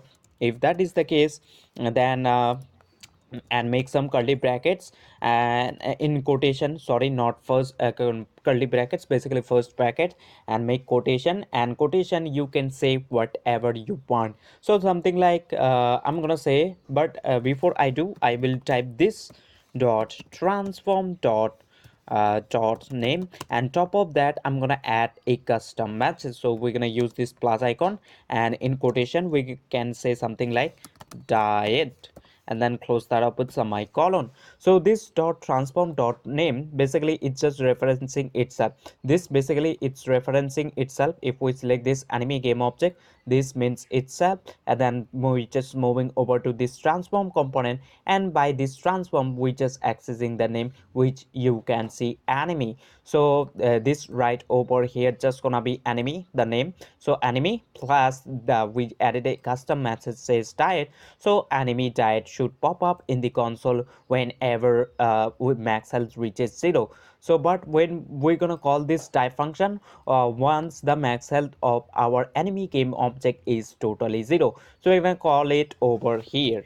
So we will call this type function over here, and make first bracket, and then close that up with semicolon. Why we calling over here? As you can see, we checking if max health is already lesser than or equal to 0, means this enemy game object have a 0 health right now. So this one is 0. So what we're doing first, we're just calling the die function, and what die function is doing, it's just printing out in the console says enemy diet, and after that we just stopping basically we just stop subtracting from our max health this damage amount. And we also need to call this take damage function. So this function just gonna do this thing, it's gonna subtract from our max health by this damage amount. But we need to call, but when we're gonna call, once this player game object shoot on this enemy game object, basically shooting out a ray, and if that ray collide with this enemy game object, then enemy what we will do, we will call this take damage function. Basically enemy should take damage, so that's why. So make sure you just press down Control S to save your code, and I'm gonna move over to basically over here, and I'm gonna give a header. Basically I'm gonna give a title for our max health section. So we need to make these square brackets, header, and make first bracket, and in quotation you can type the title you want to give. So I'm gonna call max or health, enemy health, or let's call it health instead, and Control S to save your code. And I'm gonna move this code over here, and press after saving your code, make sure you just go to Unity, and you will able to see a health section will pop up underneath our player sorry this attack. Just wait a little bit moment, and we can see max health pop up, and by default we have given to, as you can see, but we can give any number or any amount we would like to give, but I'm gonna leave with this two. And now let's select this player game object, and let's open up the player script by double clicking on it. So where are we shooting? Let's go there. So we shooting over here. As you can see, instead of doing this like printing out message, we want to damage our enemy. So what we will do, we will go to this firstly we will check if hit dot get component, sorry, hit dot game ops, not hit dot transform, basically we have to use, then get component, sorry, hit dot get component, and sorry, really sorry for that, get component, and we need to make these arrows, and in the over here, so basically this over here, C just gonna be capitalized, get component, and in the arrows we have to pass the script name. So in our case that enemy, and we will check, sorry, enemy, and we will check make first bracket, and then we will check if it's not equal to null, and then make some curly brackets. So basically what we're doing over here, let me explain one more time. So if hit is true, basically means the this player shoot out a ray from this fire shoot point of this player game object, and if that ray collide with this enemy game object, and what we're doing, so if it's happening, so if hit is true, basically means the ray is really colliding with this enemy game object. So what we're doing, we're checking whatever we hit with, we're going to that game object transform component by a hit parameter. So basically we just, if the ray collide with this enemy game object, then we're just moving over to this enemy game object transform component, and we're getting the script as you can see over here, and dot get component, and the component we're looking for is enemy, as you can see. So we going to that game object, and we just trying to get this enemy script or this enemy component, as you can see, and we're checking if that enemy script is not equal to null.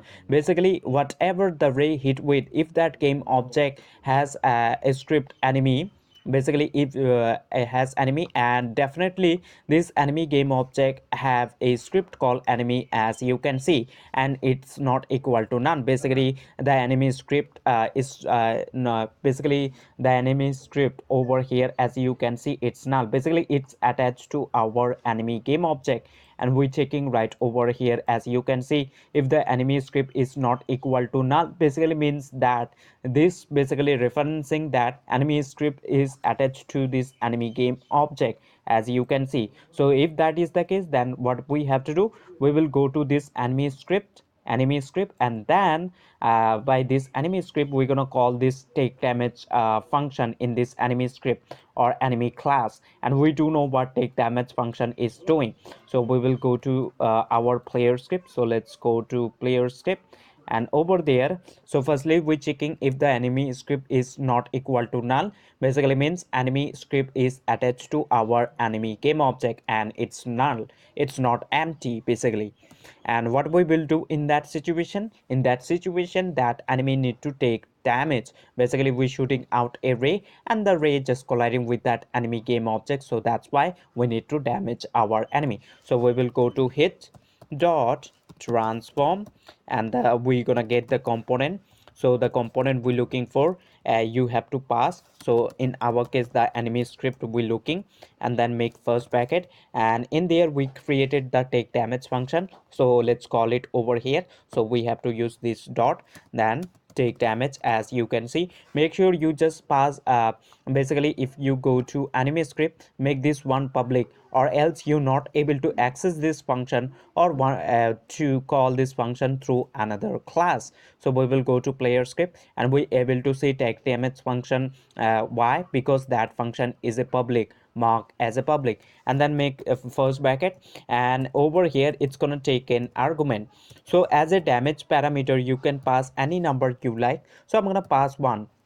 Sorry, if we pass one, so if we go to enemy script, so this damage over here just gonna be one, so it will subtract every single unit one whenever the ray collided with that enemy game object, it's gonna subtract by one. So the max health, if we call this take damage function for the first time, so this max health by default we have given 2 as a damage parameter, we pass 1, so 2 minus 1 right over here gonna be 1.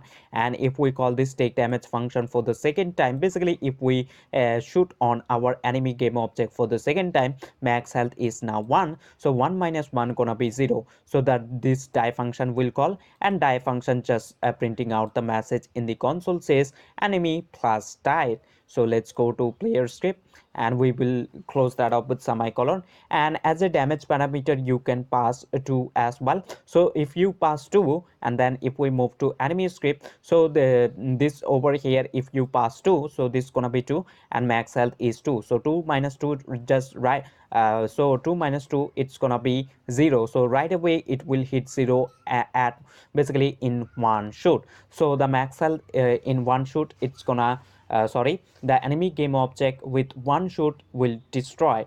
But as damage parameter we pass one, so it's gonna lose 1 unit of health every single time we shoot on that enemy game object. So we will go to player script. Make sure you just press down Control S to save your script, and then move over to Unity.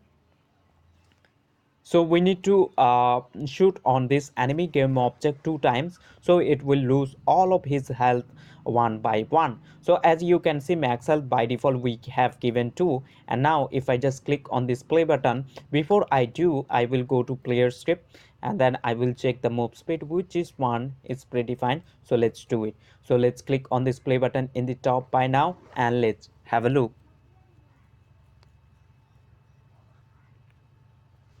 And if we just clear the console, 1 2, as you can see that we didn't get any message. So if I click on this pause button in the top, and if we scroll, we cannot elevate, so we are able to see the message over here. So I'm gonna get out of play mode. So what we will do, if we just click on this play button in the top one more time, we should able to see that message just gonna pop up in the console. 1 2 and 3. So we have to shoot 3 times to destroy this enemy game object. So basically what we just doing, we just, if we go to enemy script and then look over to this take damage function, we're doing inside this take damage over here. So what we will do instead, we calling inside this die function, as you can see in take damage. So what we will do over here, we're going to call this die function in our update function, and we do know that update function runs every single frame. So that's why we're going to go over there and we will do it there. So we will remove this die function from here, and let's go to top of our update function somewhere around here. And we will, so before we do all of these things, we will check if max health of enemy game object, if it's lesser than or equal to 0. If that is the case, then what we're gonna do, we're gonna call the die function over here instead of doing here. So let's call this die function, and die function just printing out the message in the console says enemy plus died, means enemy died. So let's call the die function here. So die, and then make first bracket, then close that up with semicolon. Control S to save your code, and move over to Unity by now. And what I'm gonna do, I'm gonna make this enemy attack distance a little bit lower number, something like to basically for now to check if we just heading or just we just getting multiple messages. So that's why, so I'm gonna make the distance something like 1, as well as this distance, basically attack distance and this distance 1.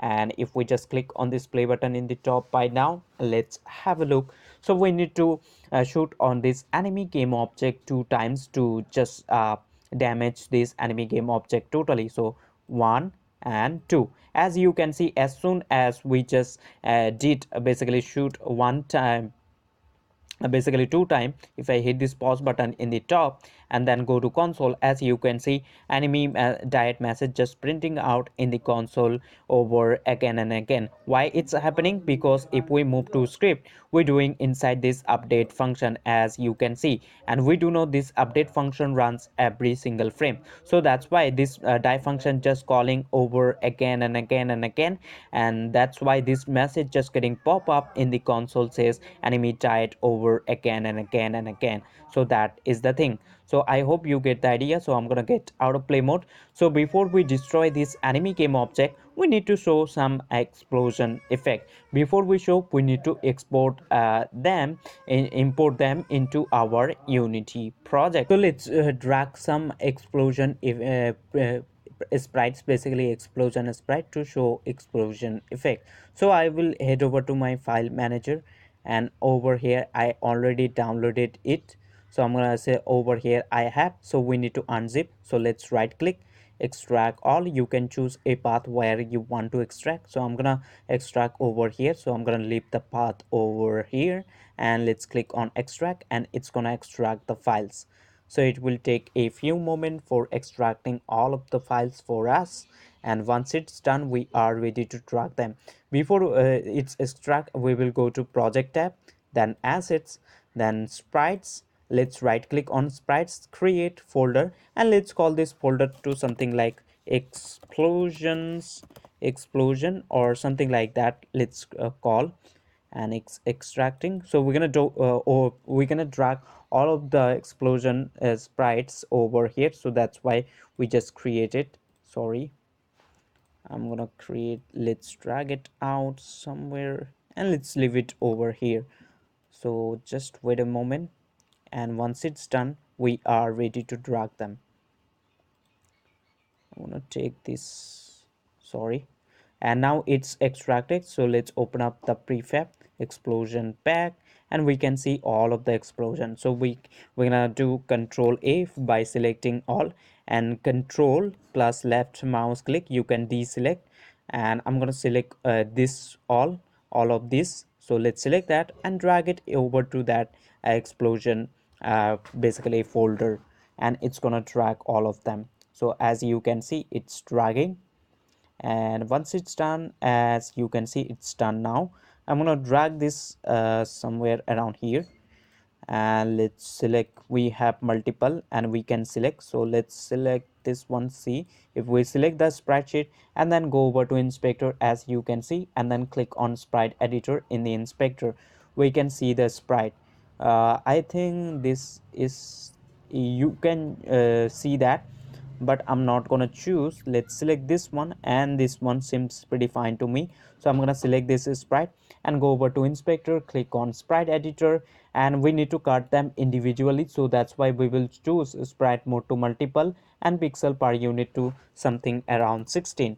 And to get rid of blurry thing, we're gonna choose filter mode to point of filter, and after doing all of these things click on apply, and then in sprite editor top left you can see slice. So just click there and select automatic to grid by cell count and count how many columns and rows it has. So it has 4, 8, 12 columns. So we're gonna put 12 columns and one row, and then click on slice and then click on apply in the top right sprite editor tab. And once you've done, let's click on this game view to select the game view, and let's click on this arrow in that sprite sheet, and we can see the explosion.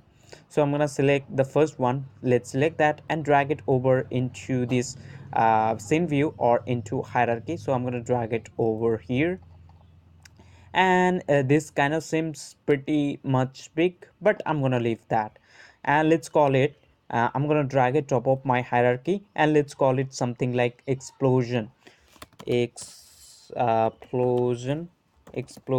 and fine. And let's create the animation.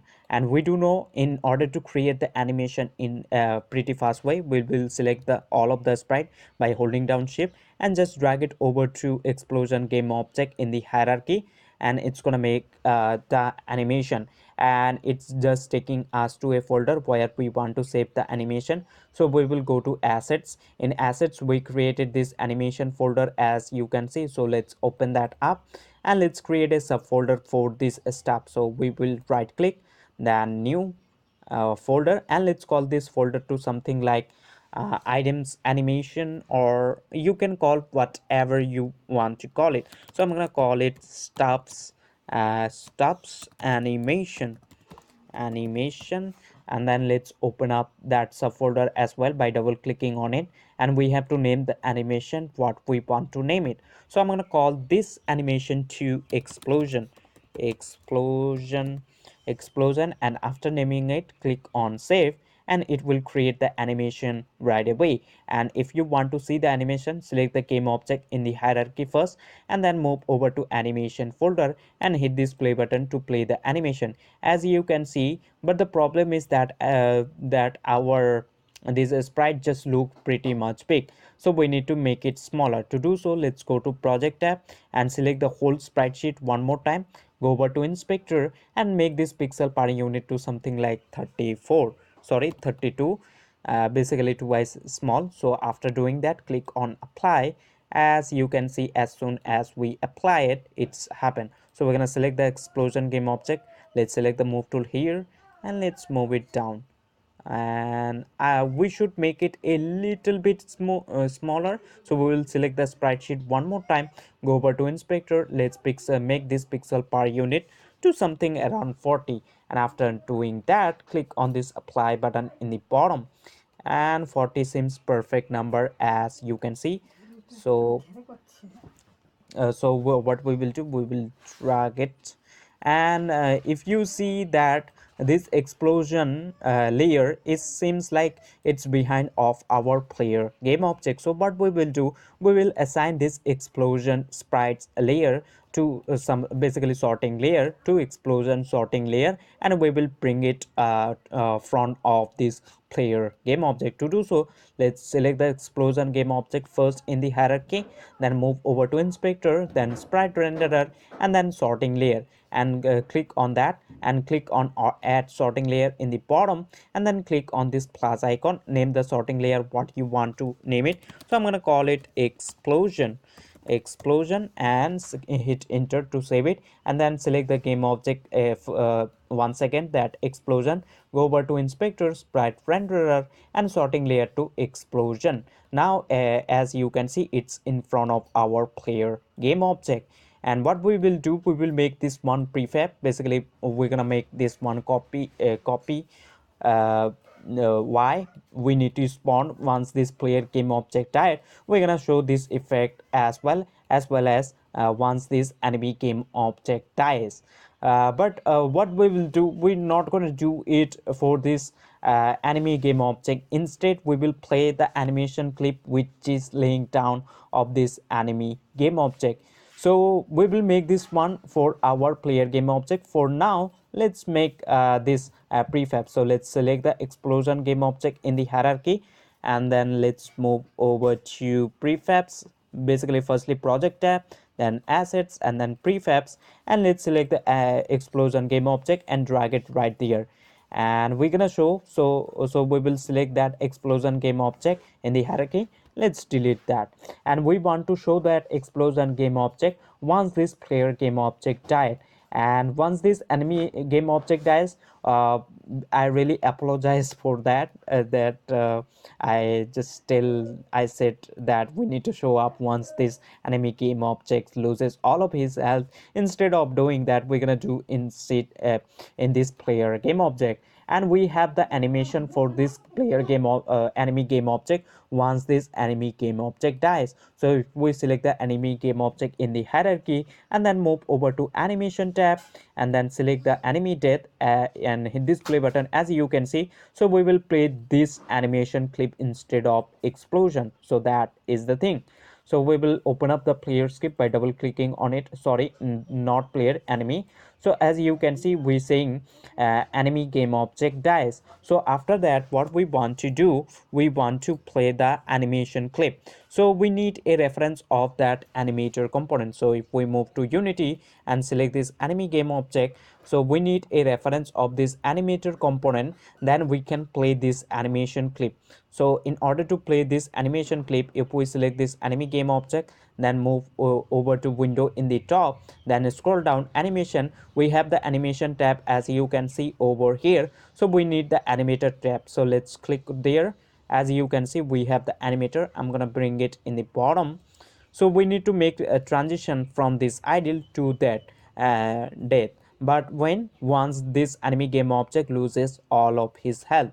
So we need to make transition. So in animator tab in the left side, you can see parameters. So just click there, and we need to choose some parameter. Before we do, let's right click on idle and make transition to enemy death, and select this transition, go over to inspector, and we will untick this as exit time. So as soon as this enemy game object loses all of his health, this enemy death animation clip need to be played. So that's why we just untick has exit time, and transition duration we're gonna set it to 0, and let's scroll down, and we need to choose a condition in which condition we want to play that animation clip. So what we will do, we will go to parameters in the left side. In animator, you can see, so hit the plus icon and click on this trigger in the bottom, select the trigger, and we're gonna call this trigger to something like death, death, something like that, and then go over to inspector, scroll down, condition. As you can see, it says list is empty. So let's hit this plus icon and we're gonna choose that parameter. So now I'm gonna select my enemy game object in the hierarchy, and let's select the animation tab idle.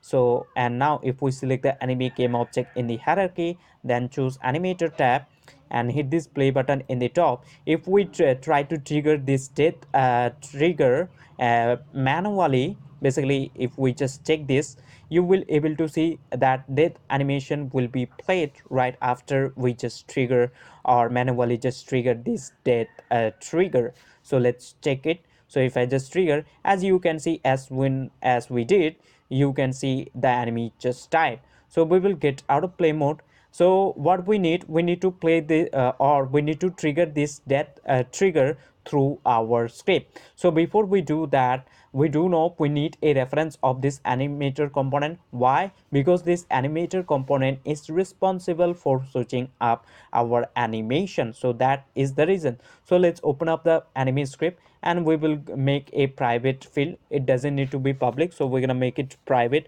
over here, private. And the component we're looking for is animator, so we need to type animator, and we will call this to something like animator, and then close that up with semicolon. And we will go to this start function, and we do know that start function get called when the game start. So in the start of the game, we need to get the reference of this animator component, basically this one. And after having the reference, we can trigger this death trigger, so it's gonna play this animation clip. So let's go to script now, and what we will do, we will go to we will get the reference. So we will use this dot get component, and the component we're looking for is animator. So we will pass in this arrows animator and then make this first bracket, then close that up with semicolon. So we're just getting the animator component. This basically just referencing itself, and then we're just taking this animator. And now what we're gonna do, we're gonna store this animator into this animator variable, into this private animator variable. So let's store the reference. So we will set animator equal to this. Firstly, we get the reference. Basically we just taking this animator and then we storing that animator into this animator container or this animator variable. As you can see, type of animator. Now we have the reference. So over here, as you can see, we calling the die function, and die function just printing out the message says player sorry, enemy died. So over there, what we will do, we will go to animator, and then we're gonna use this set trigger function. Why we using this set trigger function? Basically this, if we go to Unity, this depth right over here is a trigger parameter, so that's why we need to use this set trigger function. And this over here into brackets, it's gonna take the parameter name in quotation. So in quotation we have to pass the parameter name, and make sure you just go to Unity and pass the same name as you did in animator tab, which in our case we can see depth. So we need to make the spelling correct. So which is that, and then close that up with semicolon, control S to save your code. So when we dying, then we just firstly printing out says enemy died, and then we just triggering that death parameter, so it's gonna play that animation clip. So let's go to Unity now. So basically we just triggering this parameter through our code. Once this enemy game object loses all of his health, then this trigger basically this death parameter just gonna trigger itself, and we do know once we trigger, it's gonna play this death animation clip right away. So let's hit this play button in the top and have a look.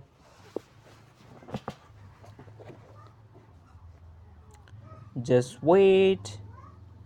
And now if we just damage, as you can see, once this enemy game object dies, basically loses all of his health, that this enemy underscore death animation just played. So what we need to do, if we hit this pause button in the top, so after some time we just want to destroy this enemy game object, something like after 10 seconds or after something like 5 seconds. So let's get out of play mode, and we don't want to print out message. So if we just select the console tab over here, we don't want to print out this message, so we will get rid of it. To do so, let's go to unity sorry script, and let's remove this.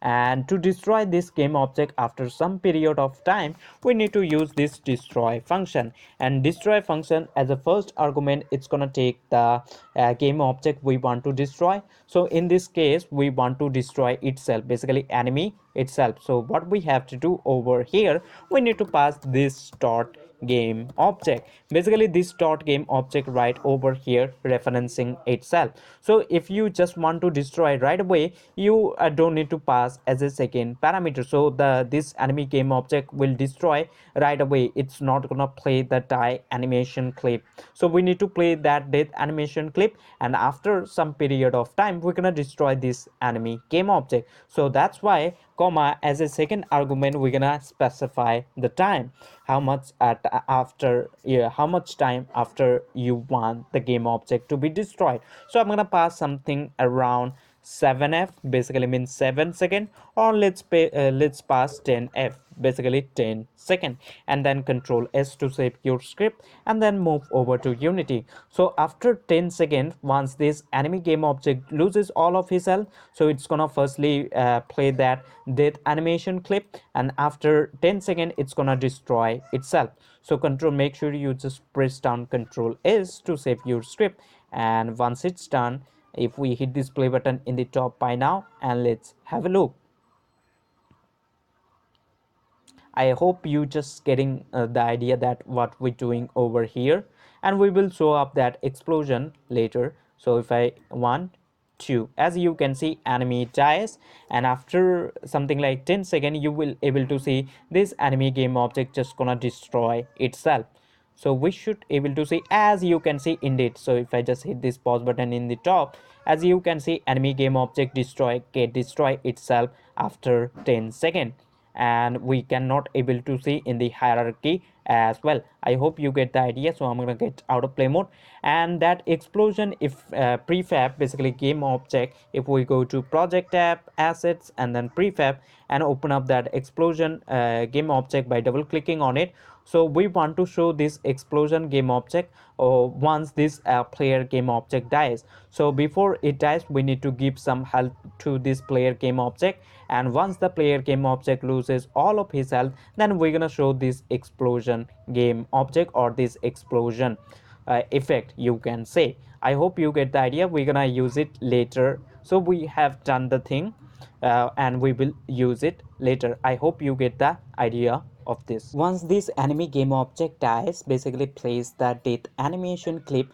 Oh, if we hit this play button in the top by now, and try to just shoot on this enemy game object, you will still able to see that raycast just registering, basically this enemy game object still registering the raycast, or with the ray that we shooting out, as you can see, even after death of this animation sorry, of this enemy game object. So what we will do, we will get out of play mode.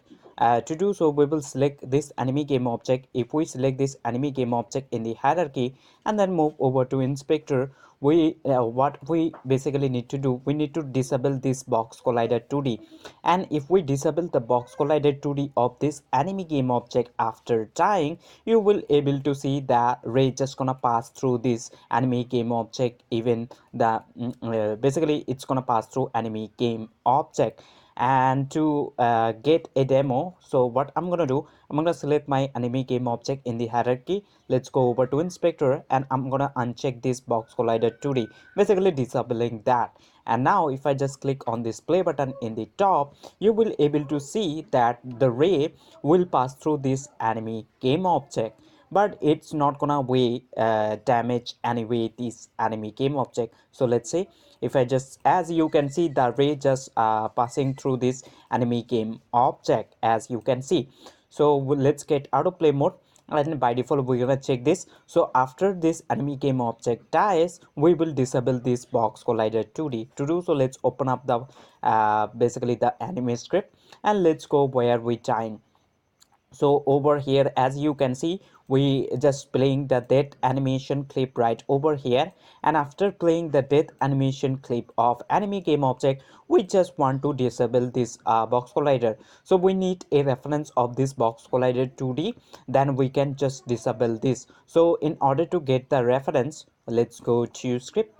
So we will use this dot get component and the component. So we have to use this dot get component and then make this arrows, and into arrows you have to pass the component name which we're looking for. So in our case we're looking for this box collider 2D. So we will get that. So box collider 2D, and then make first bracket and then close that up with semicolon. So we just getting the box collider 2D over here. Now what we will do, we will store this box collider 2D into another box collider 2D variable. So let's create a box collider 2D variable. So box collider 2D, and we can call this something like box collider 2D, and let's set equal to this. So firstly what we're doing, we just taking this box collider 2D component, and then we storing this box collider 2D component into this box collider 2D variable over here, as you can see. So we need to type we have to type the name of the component, basically the variable type, which is in our case, as you can see, this is box collider 2D, because this one right over here is a box collider 2D. So that's why we need to basically store it into a same component variable. So after storing that, what we will do, we will go to that box collider 2D, and then we're gonna use this dot enable, and we will set it to false. Basically if we set it to false and then close that up with semicolon, basically we just unchecking this box collider 2D, or just deactivating that. So you will able to see. So let's save our script by Control S, and now if we just move to Unity game object, after we die, you will able to see this box collider 2D automatically just gonna get disabled once this enemy game object loses all of his health. So let's have a look of that. So just wait for to compile, and once it's done, and now if we hit this play button in the top, you will able to see that this box collider 2D will be disabled after this enemy game object dies totally, basically loses all of his health. So let's see that. If I just click basically shoot 2 times, as you can see we're not able to see the box collider 2D. So if I just click on this pause button in the top and then go over to basically select the enemy game object in the hierarchy and then go over to inspector, we can see this box collider 2D get unchecked after this enemy game object dies. And now if I just take my player game object and select this move tool from here and something move it somewhere around here and hit this pause button to play, we can see that now the ray are basically ray can pass through this enemy game object after the enemy game object dies totally. So I'm gonna get out of play mode. I hope you get the idea of that. And what we need to do now, if we shoot on this enemy game object, we want a popping up text, a floating text. It's gonna go up and then it's gonna disappear. So we want to add that up. In order to do that, basically in order to add a floating text, what we will do, we will go to hierarchy. So right click on hierarchy and then create an empty game object. So in this game object, what we will do, we will call this game object to something like text. So let's call it text. Text, and then go over to transform, and then basically go over to inspector and then click on this add component and find over there by typing, or you can just click on this card and search for over here text 2D, basically text mesh you need to find. So you can find over here by rendering, I guess. I don't think in rendering we need to go over to this UI, and over here we have to find that text mesh. So we need to find that text mesh, and if you're not able to find, what you can do, you can just type the component name you are looking for. So we're looking for a text mesh. So we will type text mesh. As over here, as you can see, it says text then mesh. So we're gonna select this, and still we not able to see the text. In order to see the text, what we have to do, we need to go over to inspector, scroll down to match renderer, and over there we're gonna type inside. It's basically totally empty, so let's type somewhere something like 100. As you can see, now we are able to see, but the thing is it's kind of seem little bit weird. So what we have to do, we need to make this character size small, something like zero point 0.1, and after making that, go over to font size and make it a little bit big, something basically a larger number. So I'm gonna choose around 40, and now we are able to see the text. So I'm gonna make it a little bit more larger, something like 100, and after doing that, go over to font style and select bold. It's totally up to you what a font you want. Basically, if you want to go with normal, you can go with that. And alignment, I'm gonna choose center, as well as upper left I'm gonna select middle center. And after doing that, if you do have a font, you can drag it right over here, or you can just click over here to select the font. So I'm gonna select something like this monogram. I will give a link in the description of this text as well. You can go and check that out. Or what you can do, you can go to project tab, assets, and then fonts folder. Basically create a fonts folder and drag all of the fonts there, and select any font you like, something like this one. Select that and drag it over to this font. Basically right over here you need to drag it, and now we are able to see the text. And if you want to change the color, you can just go to this color field in the bottom, and then you can choose whatever color you want to see, something this yellowish or black, I guess, seems, or we can choose something like white or something else color you can choose. And let's move it somewhere around here to able to see it properly. So we're gonna make two animation. While basically we will make an animation. The animation will be, it will go up, and in it will increase the size itself. So it will be animation, firstly it will go up, and automatically it's gonna increase the size, basically the font size. So by default what we will do, we will select the text and then go over to inspector, then mesh renderer, and over there I'm gonna choose this font size to something like 50. And once we make the animation, firstly it will go up and increase the font size. So we're gonna make animation. So to create that, we can do, basically we can select the text game object and then select this animation tab over here, then click on this create button to create the animation. But it's gonna be weird. So what we basically have to do, we need to create an empty game object, and we need to make that game object parent of this text game object. So basically what we will do, we will go to hierarchy, then hit this plus icon or right click, then create an empty game object and name that game object to something like floating text, or you can call it as something else like text parent as well. It's totally up to you. So I'm gonna call it floating text. And after doing that, go over to inspector, right click and reset the transform. And I'm gonna move this something over here, and if you want to choose an icon, you can choose. So to choose an icon, go to inspector, click on this box, and I'm gonna choose this yellow one. And now what we will do, I'm gonna drag this floating text in top of my hierarchy, and now we will select this text, basically this text, and let's drag it top of this floating text game object. So basically we have to make this text parent, basically child of this game object or this floating text game object. And then we will go to text, basically this, select the text game object, then go to transform, right click and reset the transform. Now as you can see, it set the position. So what we're gonna do now, we're gonna create the animation, not in floating text, basically not in, we're not gonna do in this basically parent game object. Instead we will make the animation inside this text game object. So let's create the animation. So that is the reason we just made a parent game object to make the animation, or else the animation just kind of bit weird. So that is the reason. So select the text game object, basically the child, and then go to animation tab and then click on this create button to create the animation. So we will go to assets. In assets we created a animation folder, so let's open that up, and let's open up the stuffs for animation folder, subfolder basically. and we're gonna call this animation to something like floating text.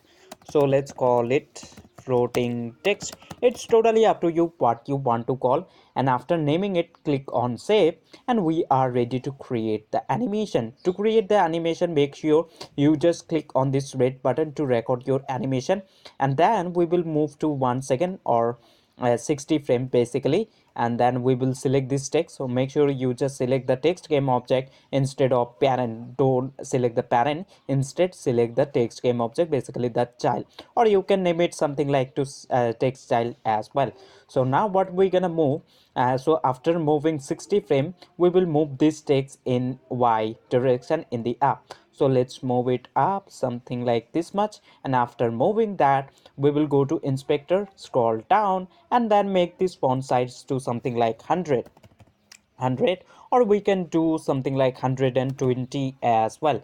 So now if we select this text and then go to animation tab and hit this play button, as you can see the animation is now playing, that it's going up and then it just increasing the size. As you can see, you can just move it little bit farther as well. So I'm gonna move it somewhere something like this much, and I'm gonna make the font size to little bit small. Instead of 120, I'm gonna make it 100, basically 100. So I guess after moving this much, so we will go to 40 frames, and let's select these keys and let's move it something over here. And I don't think, let's move these frames over here instead, and let's hit this play button in animation tab to see the animation. As you can see, now it's pretty fine. Once you are done, make sure you just hit this red button to capture the animation, or you can leave it like this, it's automatically gonna capture the animation. So I'm gonna hit this button, and I don't want to be loop this animation clip. So once this player game object shoot on this enemy game object, this animation or this shoot, this floating text should be pop up and it will go up, and I don't want this animation to play this over again and again like this. So what we will do, we will go to project tab, assets, and then animation. In animation folder, basically we need to find the animation where we created.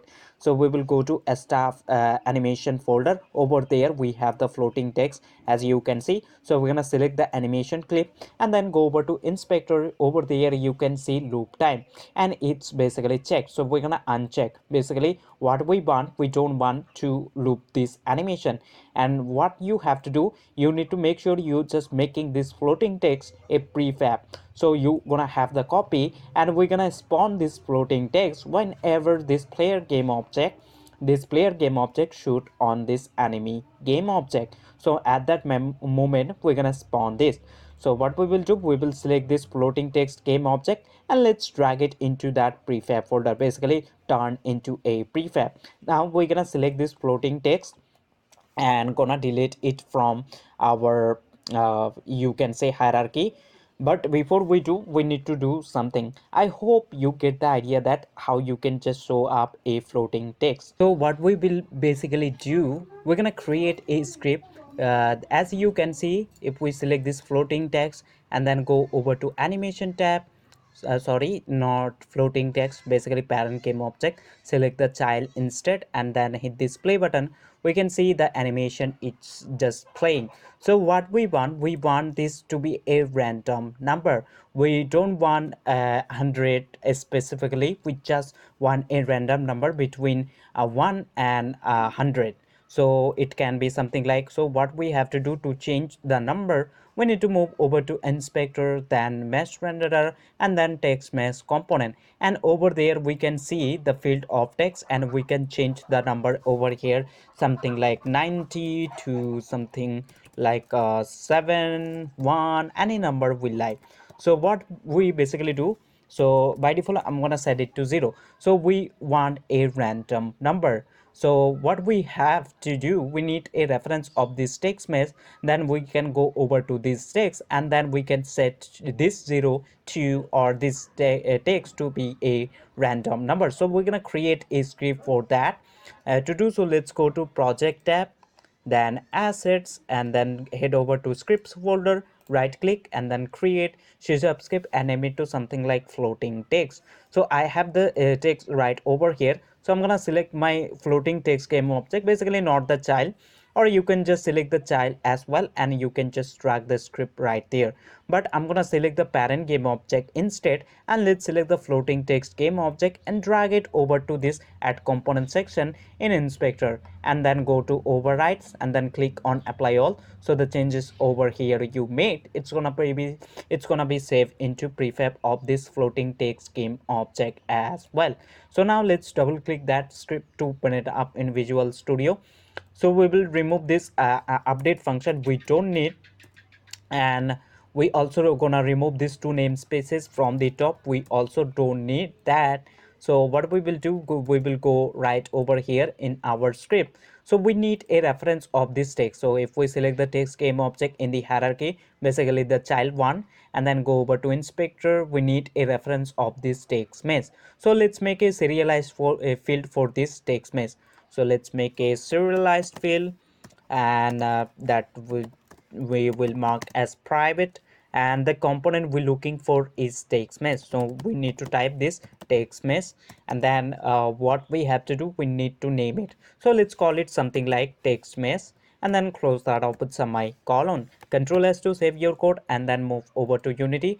So underneath our floating text strip, we should able to see a field will pop up says text mesh, and by default it's just gonna be empty. So what we have to do, we need to drag this text mesh right there. So we're gonna have the reference, then we can change this number to any number we like. So if we select the floating text game object and then move over to inspector, as you can see underneath our floating text script, we are able to see text mesh and it says none text mesh, basically empty. So we will select this text game object, basically the whole one. Let's select that and drag it right there. Now as you can see, we have the text mesh. As you can see the text, basically we just have the reference of this text mesh right now. And now we're gonna change this to any number we like. To do so, let's go to script, and over here what we will do, we're gonna make a int variable, and we will call this one. Before we make it, let's create a function. So we will do it inside a start function, and we do know that start function get called when the game start. So whenever the game start, this right over here, this start function just gonna get called.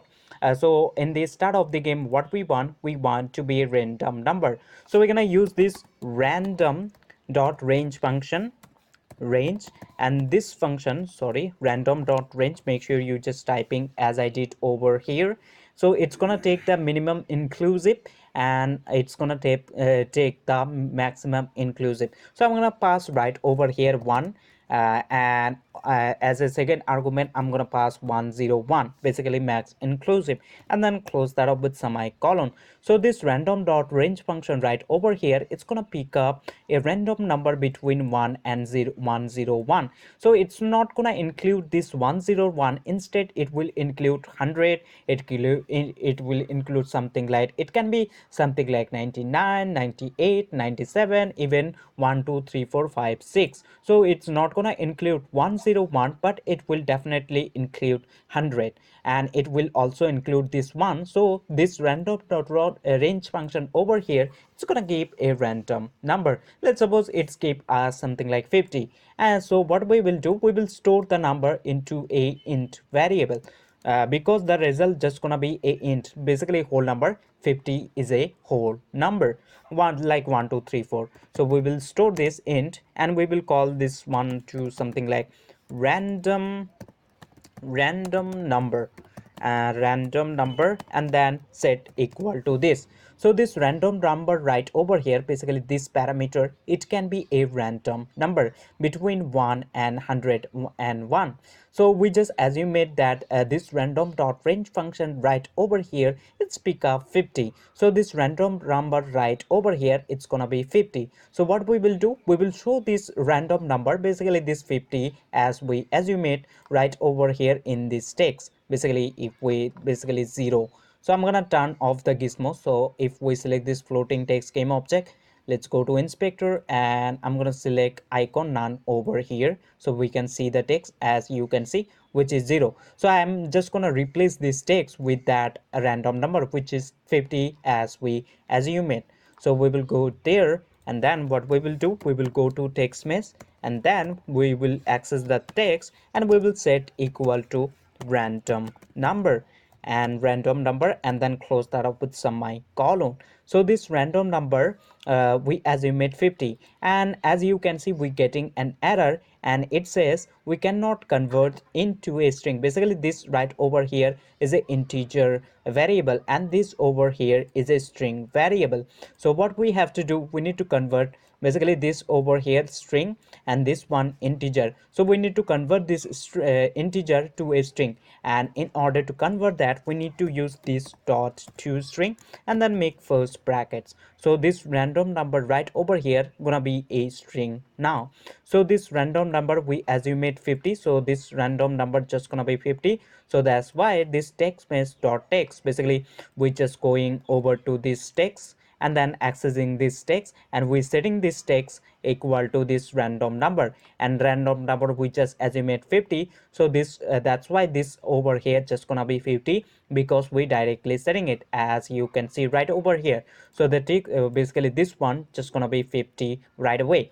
But we do know that this random dot range function right over here, it's gonna pick up a random number. It's not gonna specifically gonna pick up 50. It can be 51, 52, or even 100. So that is the thing. So it will happen in the start of the game. So if we just start our game, firstly it's gonna pick up a random number, and then we storing that random number into this random number, and that random number, basically we just changing the text with the random number, as you can see right over here. I hope you get the idea, and I'm gonna remove this comment, and let's control S to save our script. And once it's done, let's go to Unity, and we should able to see that this 0 will change to a random number. Basically we just setting this text equal to a random number or random integer. So now if I just click on this play button in the top, you will able to see this over here, it says 0, it will be a random. As you can see, it's became random in 86, as you can see. So it's became random, and if I just get out of play mode and then hit this play button in the top one more time, you will able to see it's gonna choose another number. It's not gonna be 86, it can be a random. So as you can see, it's became random, which is 33. And whenever you just start the game, this floating text just gonna start. Basically this script will work, and it whenever it's gonna spawn, this text or this floating text script just gonna pick up a random, basically this start function right over here, it's gonna pick up a random number whenever this text just gets spawned. So what we will do now, after some period of time, we need to stop, basically destroy this floating text game object. So if I just hit this play button in the top, you will able to see the floating text just laying around in the air. So what we need to do, we need to delete or destroy after some time. As you can see, it's become random and it's just staying at this point. So we need to destroy after some period of time, basically this text. So when we shoot, if I just get out of play mode and select this text, basically the child game object, and then select this animation tab, we can see it just completing the whole animation clip after 60 frame. Basically after 1 second, it just completing the whole animation clip. So after 1 second, we need to destroy, or we can just put a bigger number, something like 2 second or something like 1.5 second, so it will be fine. So what we will do, we will go to script one more time, and then we're gonna use this destroy function. And destroy function, as a first argument, it's gonna take the game object you want to destroy. So we want to destroy itself. So if we select the floating text game object, we can see floating text script is sitting on this floating text game object. So we just want to destroy itself. So that's why as a first argument, we're gonna pass this dot this dot game object, basically it's just referencing itself, and then comma you can specify the second parameter, which is time, basically how much time after you just want that game object to be destroyed. So we're gonna put something like 1.2 second, and that this is perfect number. And then make sure you just put f at the end, because this is a floating number, and then close that up with semicolon. So after this amount of time, we just destroying itself. And make sure you just press down Control S. So I'm gonna make these curly brackets like this, and Control S to save your script, and then move over to Unity. So after that amount of time, this is basically this text right over here, it's gonna be destroy itself. But before it, let's have a look on this. So now we should able to see. So this is our floating text, and make sure you just go to overrides and then click on apply all. And now let's hit this play button in the top. So after 1.2 second, whenever this floating text gets active, after 1.2 second, this floating text game object gonna be destroy itself. You will able to see, as you can see, it's became 83. And after 1.2 second, if I just click on this pause button in the top, we can see we cannot see the game object in the hierarchy, as well as in the scene view, as well as in the game view. So it just get destroyed after 1.2 second. So let's get out of play mode. Now what we have to do, we're going to select this floating text game object, and we will delete from the game view, game view, basically game view, as well as scene view, and in the hierarchy.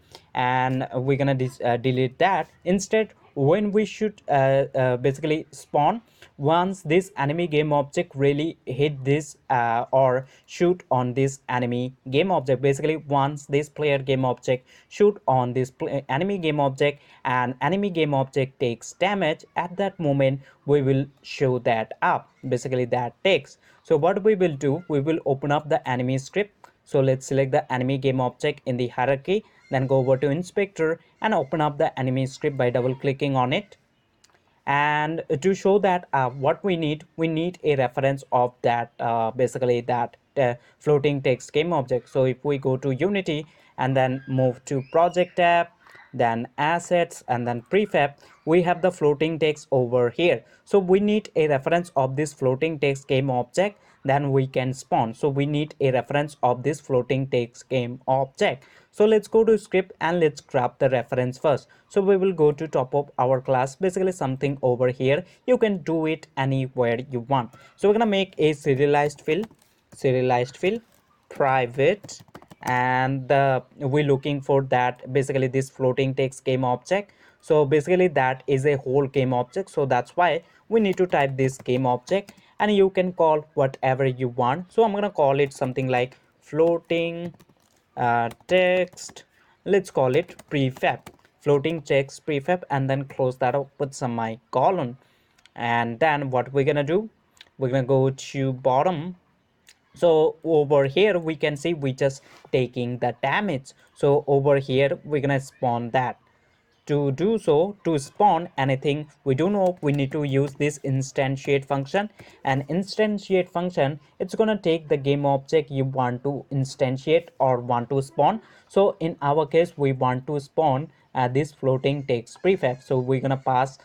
So before we do, make sure you just we will make this one comment by double forward slash, and then Control S to save our script. And then we need to move over to Unity. Basically you need to drag the reference right there, select the enemy game object and the enemy script, and over there you need to drag this floating text prefab slot, this floating text game object. So if we select the enemy game object now in the hierarchy, and then go over to inspector and then enemy script, we can see floating text prefab, and it says none game object, basically empty. So what we have to do, we need to select this floating text game object, select that and drag it right there in this floating text prefab. Now we have the floating text game object. Now we can spawn that. To do so, let's go to script one more time and let's remove these two slashes. So instantiate function, as a first argument, it's gonna take the game you want to spawn.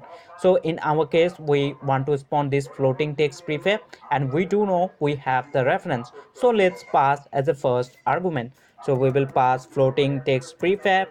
And the second thing, it's gonna take the position from where we want to spawn.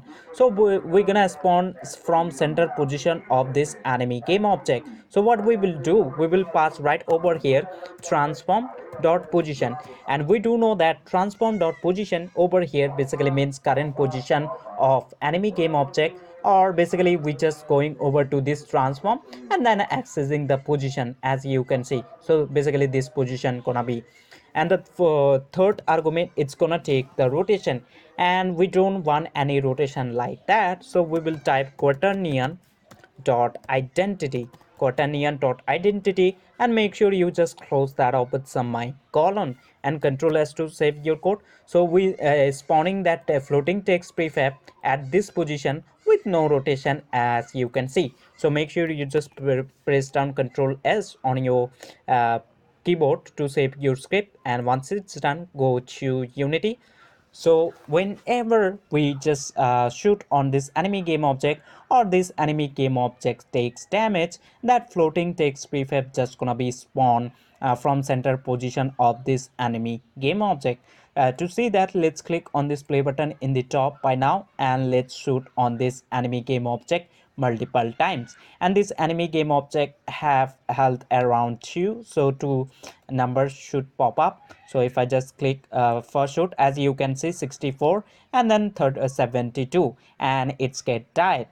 And you can choose a random color as you wish if you want to. So I'm gonna get out of play mode. I hope you get the idea of this, and make sure.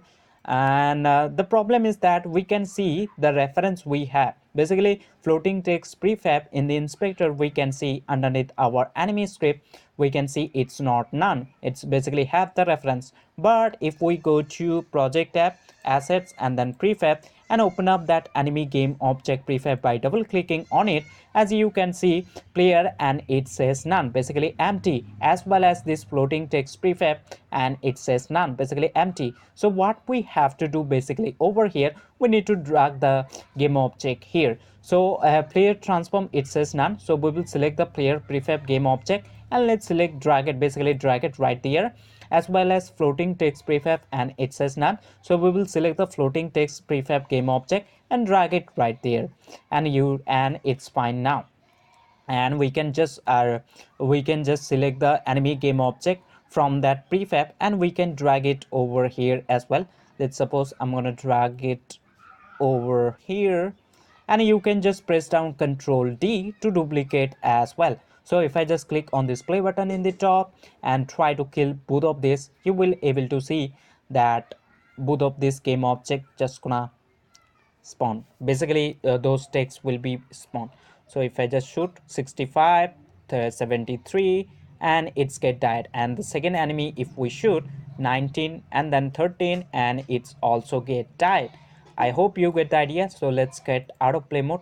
I hope you get the idea of this, how you can just spawn a floating text prefab to make your game cool. And if you want to choose a random color, you can do it as well if you want to, but I'm gonna choose a something like white color. I don't want to change with any color, so I'm gonna open up that floating text prefab by double clicking on that prefab folder, and let's select the text, go over to inspector, scroll down, go over to text mesh component, and then color, I'm gonna choose something around white.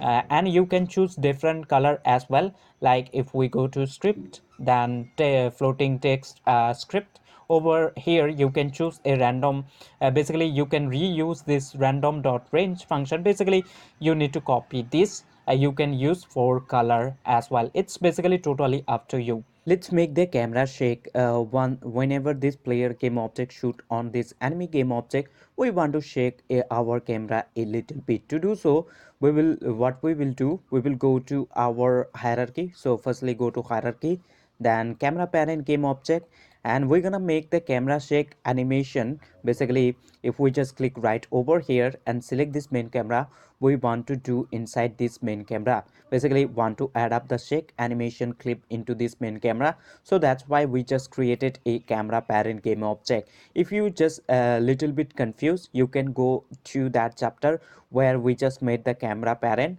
or the follow chapter, you can just check that out.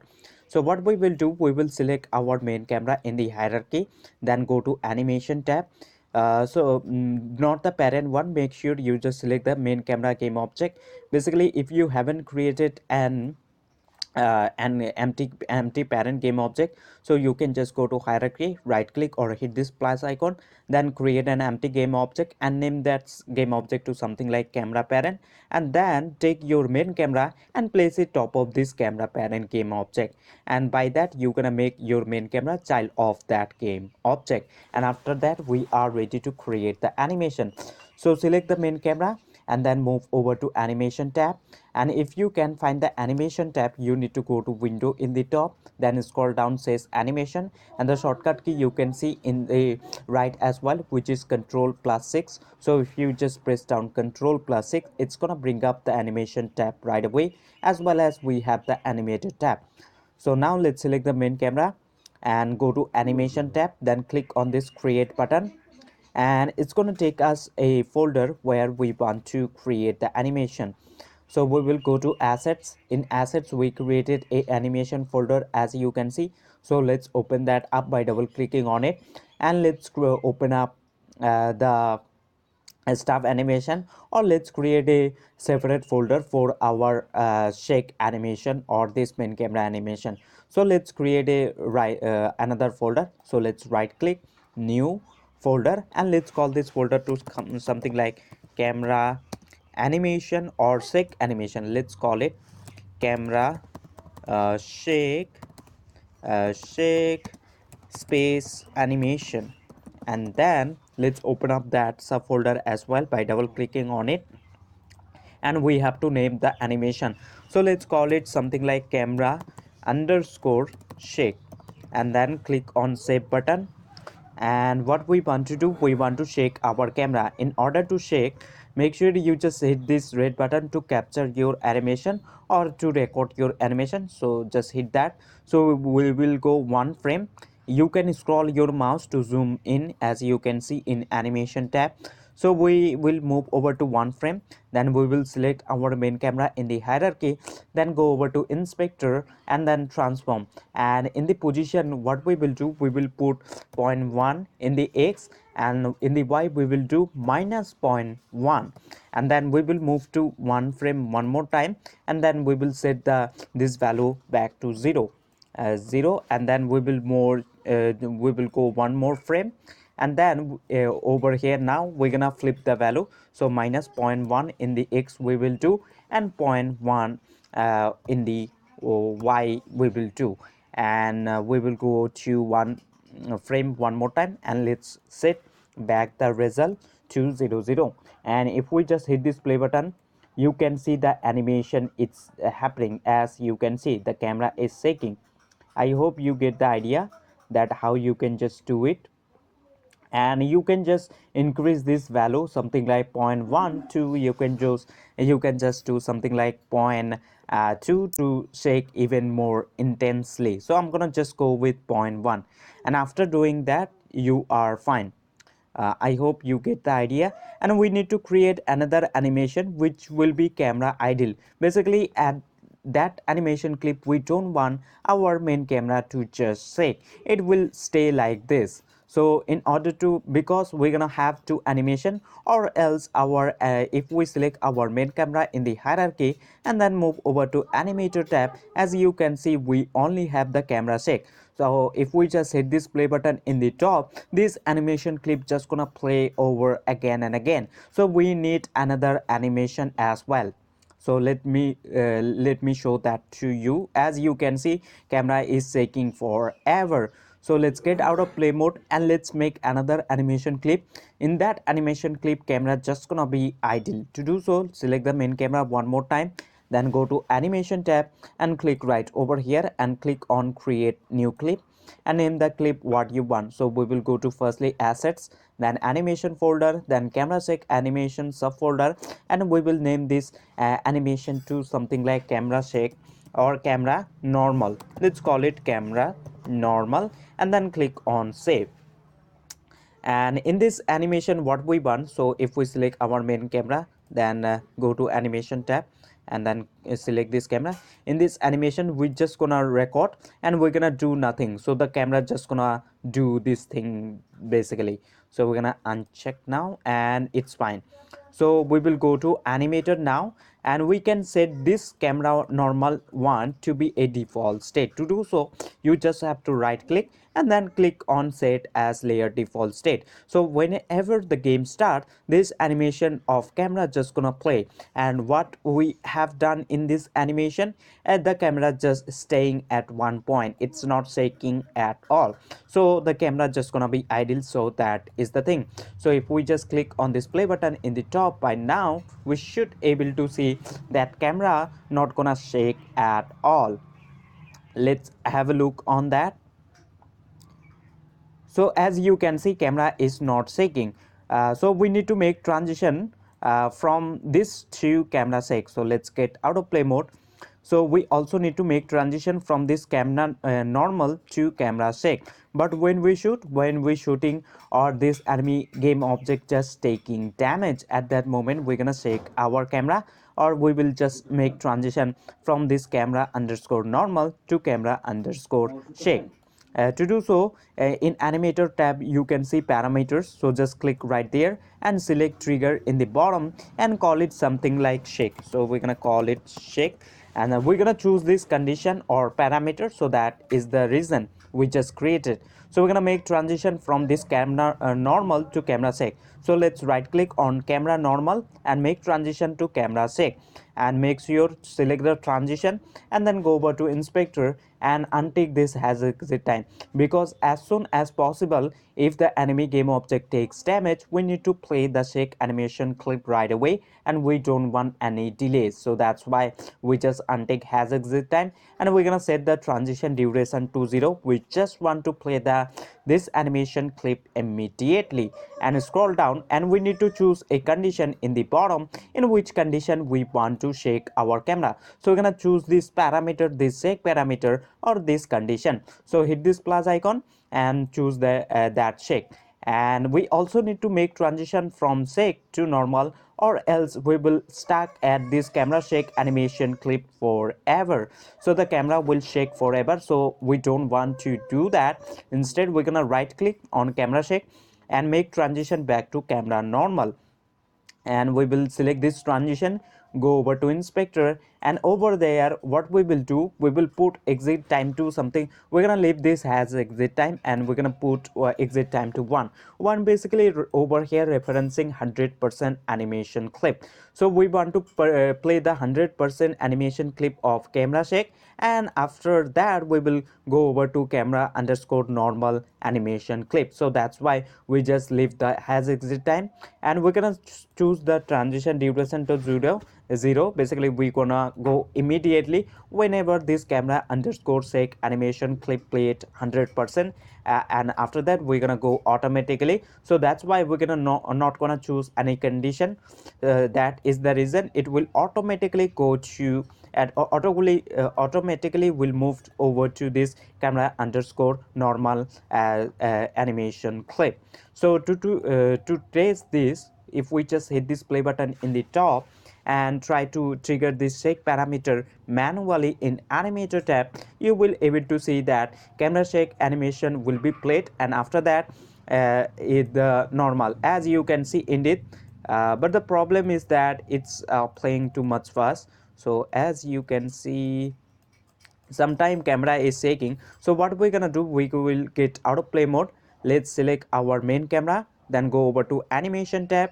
So this is our shake, not the normal. So what we will do, we will copy this frame and we're gonna paste it over here. So you can scroll your mouse to zoom in and out. So make sure you just hit this record button to record your animation. So let's select this frame, right click, then you can just click on copy, or you can just select like this, Control C for copying it, and let's paste it over here by Control V, and let's move it over here. And if we hit this play button now, and the camera shake is fine now. So we're gonna hit this record button to capture, or you can just leave like this, it's automatically gonna capture. So let's select the animator tab one more time, and let's hit this play button.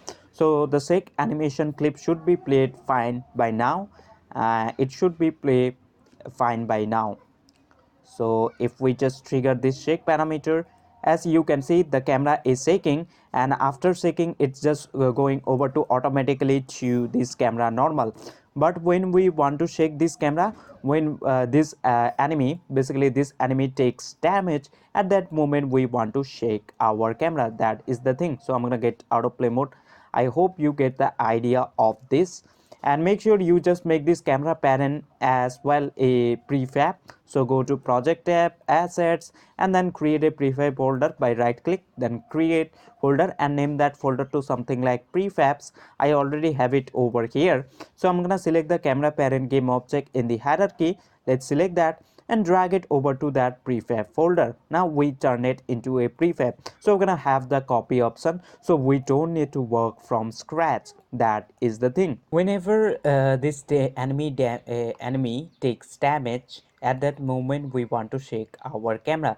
So we're gonna create a script to control this parameter. So if we select our camera parent game object, then main camera, and then go to animator tab, so we do know once we trigger this shake parameter, it's basically going it's playing the camera shake animation clip, and after playing 100% it's moving over to camera underscore normal animation clip. So we need to trigger this parameter through our code. So that's why we're gonna create a script to control our shake. To do so, let's go to project tab, then assets, and then we will move to scripts folder. Right click on scripts, then create C# script and name it to something like camera shake, and select that script and attach that script to any game object of your hierarchy. Or what I'm gonna do, I'm gonna select my camera parent game object. Let's select that, or let's create another game object for this script to attach. To do so, let's go to hierarchy, right click or hit this plus icon, then create an empty game object, and let's call this game object to something like camera underscore shake or camera shake. And then go to inspector transform, right click and reset the transform, and make sure you just select the script and drag it over to this add component section, and double click that script to open it up in Visual Studio. So what we will do, we will remove this update function. We don't need it, and also these two namespaces from the top, we're gonna remove that, we don't need it. Instead we're gonna make a function to shake our camera, and we're gonna make that function public, so we can call this function anywhere we want to call it. So make sure you just mark as public. For function we have to type void, and we have to name the function what we want to name it. So I'm gonna call it something like shake, and make first bracket and some curly brackets. So what we want to do inside this function, we just have to, if we move to Unity and then select this camera parent game object, basically this main camera, and then go over to animator, we need to trigger this shake parameter. So once we trigger this shake parameter, we do know that basically this camera underscore shake animation is just playing right away. So firstly, before we do that, select the main camera and go over to inspector and check. As you can see, we assign it, basically it's by default this main camera is assigned it with main camera tag, as you can see it right over here.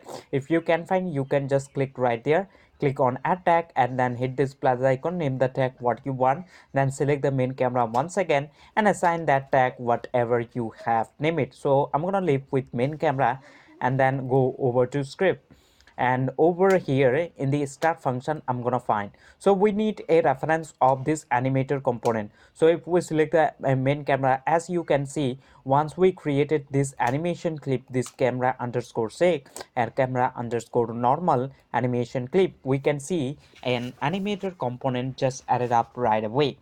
So we need a reference of this animator component. Firstly, we need a reference of this main camera. Then we will take this, or we will go to this animator component, and by this animator component, we're gonna trigger this shake parameter. So we need a reference of this main camera.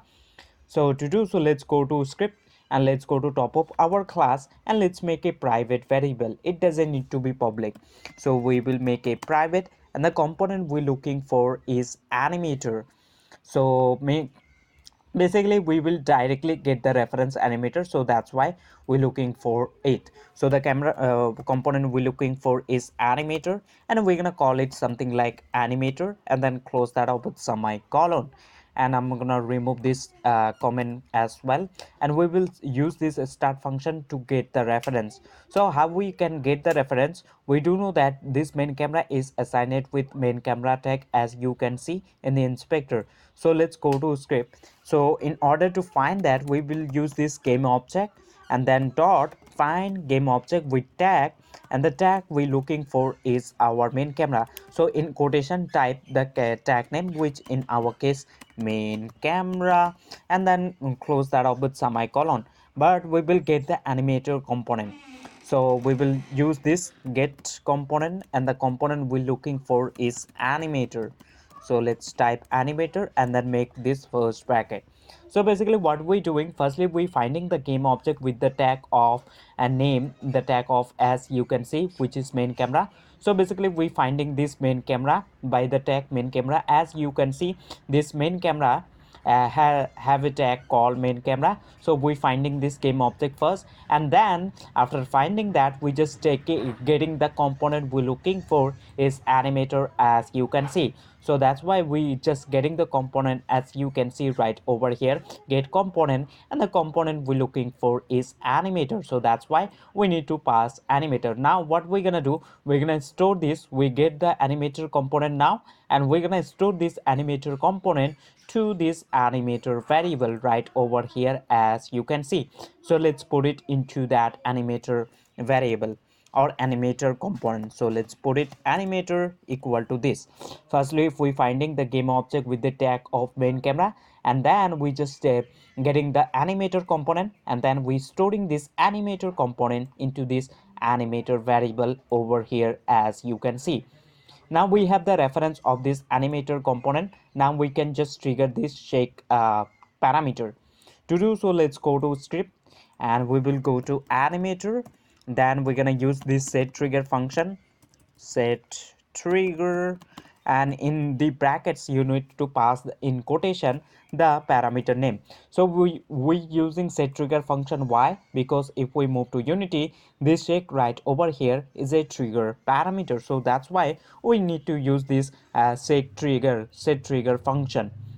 And over here in brackets, it's gonna take in quotation the name of the parameter. So make sure you just pass the same name as you did in animator tab, as you can see right over here. So is capitalized, so I'm gonna pass the same name, and don't misspell that, shake, and then close that up with semicolon.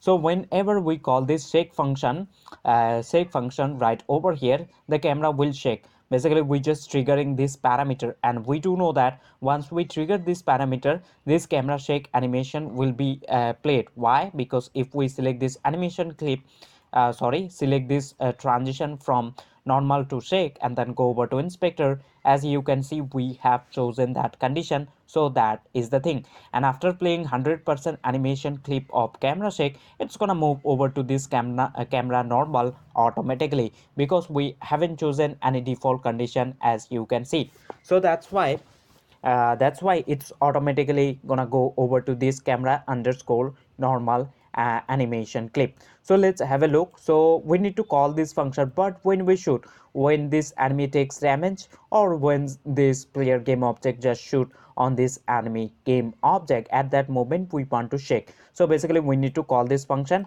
and this function just gonna trigger that parameter, and if we trigger this parameter, it's gonna play the shake animation clip.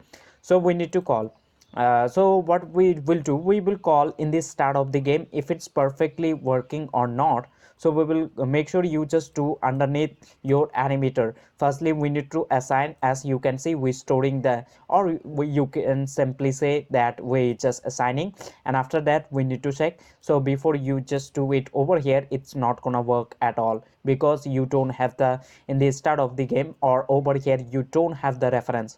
But over here we have the reference basically of this animator component. If we select the main camera in the hierarchy, then go over to inspector, we can see this animator component, we have reference right over here, and after having the reference we're gonna shake. So that's why underneath we're gonna call the shake function over here and make first bracket and then close that up with semicolon, and control S to save your code and move to Unity. So in the start of the game, the camera will shake right away get the game start. Why? Because we calling this save function, as you can see, whenever the game start, and we do know that start function get called when the game start. So in the start of the game, firstly we assigning the animator, and then we just shaking our camera, basically calling the shake function, and shake function basically shaking our camera. So it's gonna take a few moments for compiling our script, and once it's done we would able to see that. So just wait a little moment.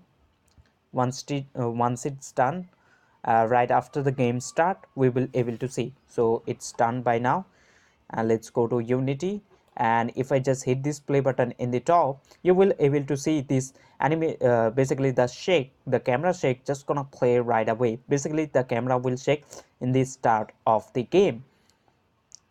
As you can see, indeed the camera just gets shake. Let me show you one more time. If I just get out of play mode, take a look right over here, or you can take a look in the game view as well to see the shake. So let's click on this play button in the top, and you will able to see it over here as well as in the game view, in the scene view as well. Just take a look. As you can see, indeed it's played and it's just get automatically. So what we're gonna do, we're gonna get out of play mode. We want to call this shake function when this enemy right over here it takes damage. At that moment we just want to shake our camera. So what we have to do, we need to call this function where enemy is taking damage. So we're gonna remove the shake function from in the start function.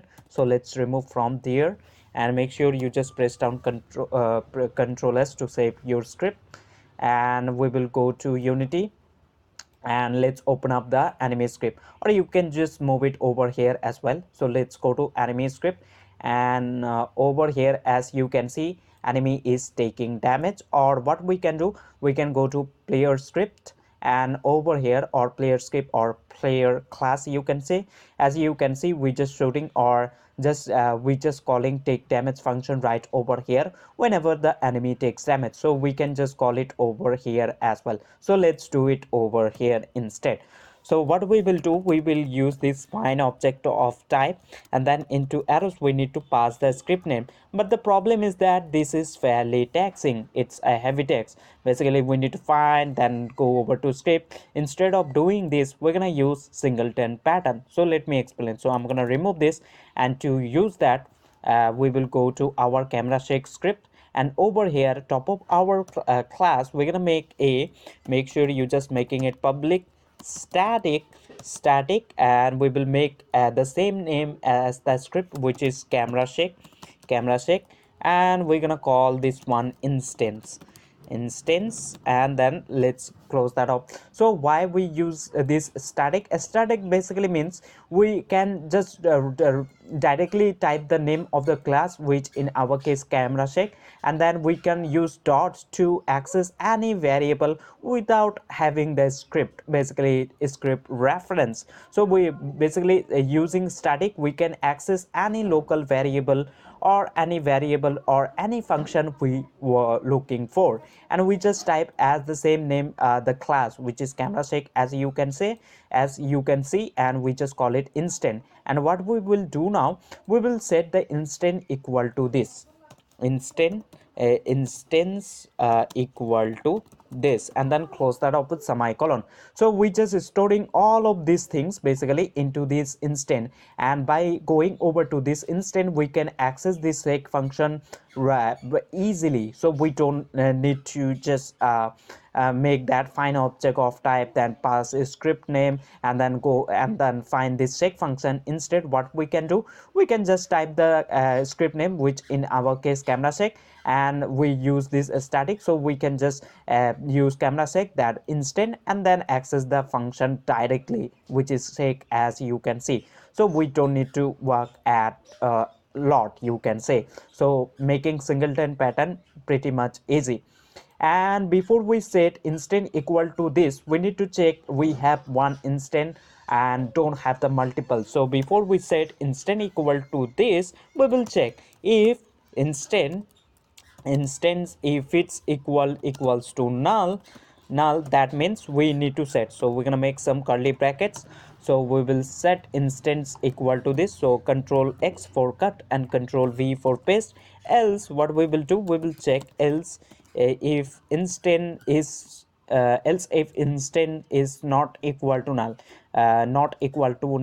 basically instant have it. So what we will do, we will use this destroy, and in the we have to pass, so we will pass this dot game object and then close that up with semicolon. So basically what we're doing, let me explain. Firstly, we checking instant if it's equals to null, basically means this script only exists in this level. So if we go to Unity, so in this main camera or this level, so we are in sample scene, as you can see in the hierarchy, and we have one camera shake. If we select the camera shake game object in the hierarchy and then go over to inspector, as you can see we have only camera shake script, basically one script, and we don't have multiple one. So as you can see right over here, if instant equal to null equals to null, means that we don't have camera shake script in this class, sorry, in this level or this sample scene. Then what we doing, then we setting instant equal to this, means that we need the camera shake, basically we just setting itself. But let's suppose we have multiple camera shake script, then what we doing, so else that instant is not equal to null, then what we doing, we just destroying that script right away. Basically we just only want to have this camera shake script or only one script into this level. So that's why firstly we checking if it's null, then we setting instant equal to this. But if we have more than one script or more than one instance, then what we doing, we just directly destroying it. This dot game object right over here, basically it's just referencing itself. And make sure you just control S to save your script. And what we will do, we're gonna put it in a singleton, basically we're gonna collapse it. In order to collapse, use this hashtag, and you can call this region, and you can call something like, let's call it singleton. And over here in the bottom somewhere around here, let's make one more hashtag, and let's call it n region. And now what we can do, we can just collapse it at once. So we can just click right over here to collapse it, and we can just see right over here that is using singleton right away, we can see. And if you just want to expand, you can just click on this plus icon to expand, as you can see.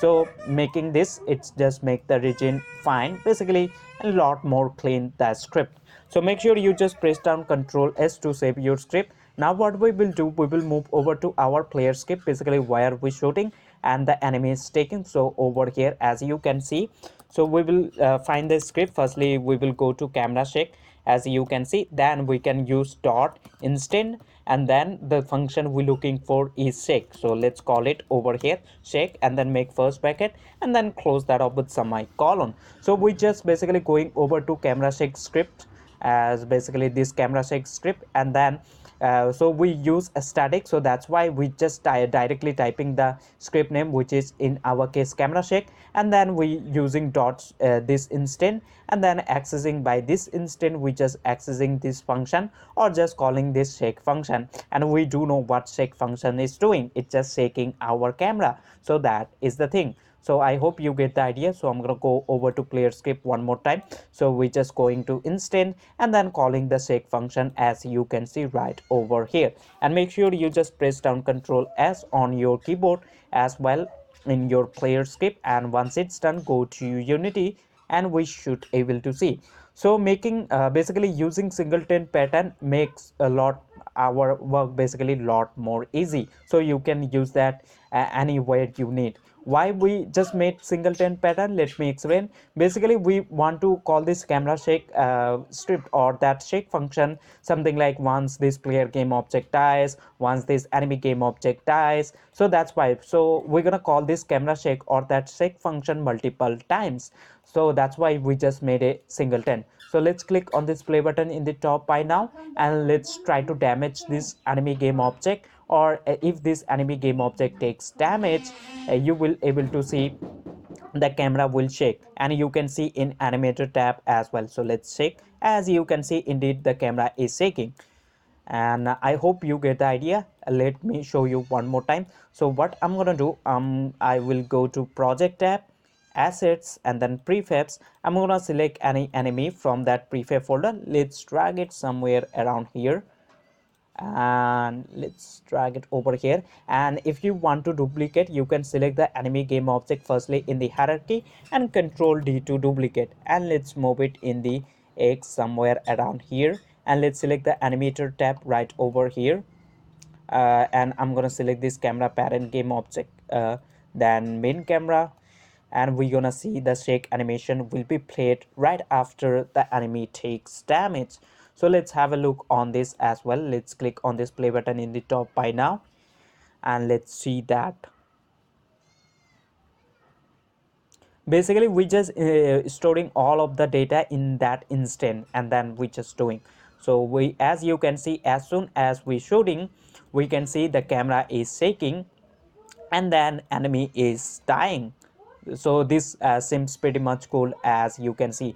So I hope you get the idea that how you can do it, and you can just create multiple enemies as well.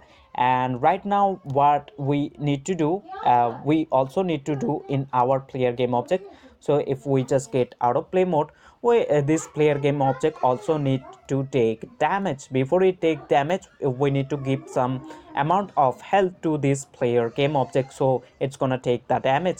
So for now, I hope you get the idea that how you can just use singleton pattern and a strip to shake our camera perfectly, basically wherever you need.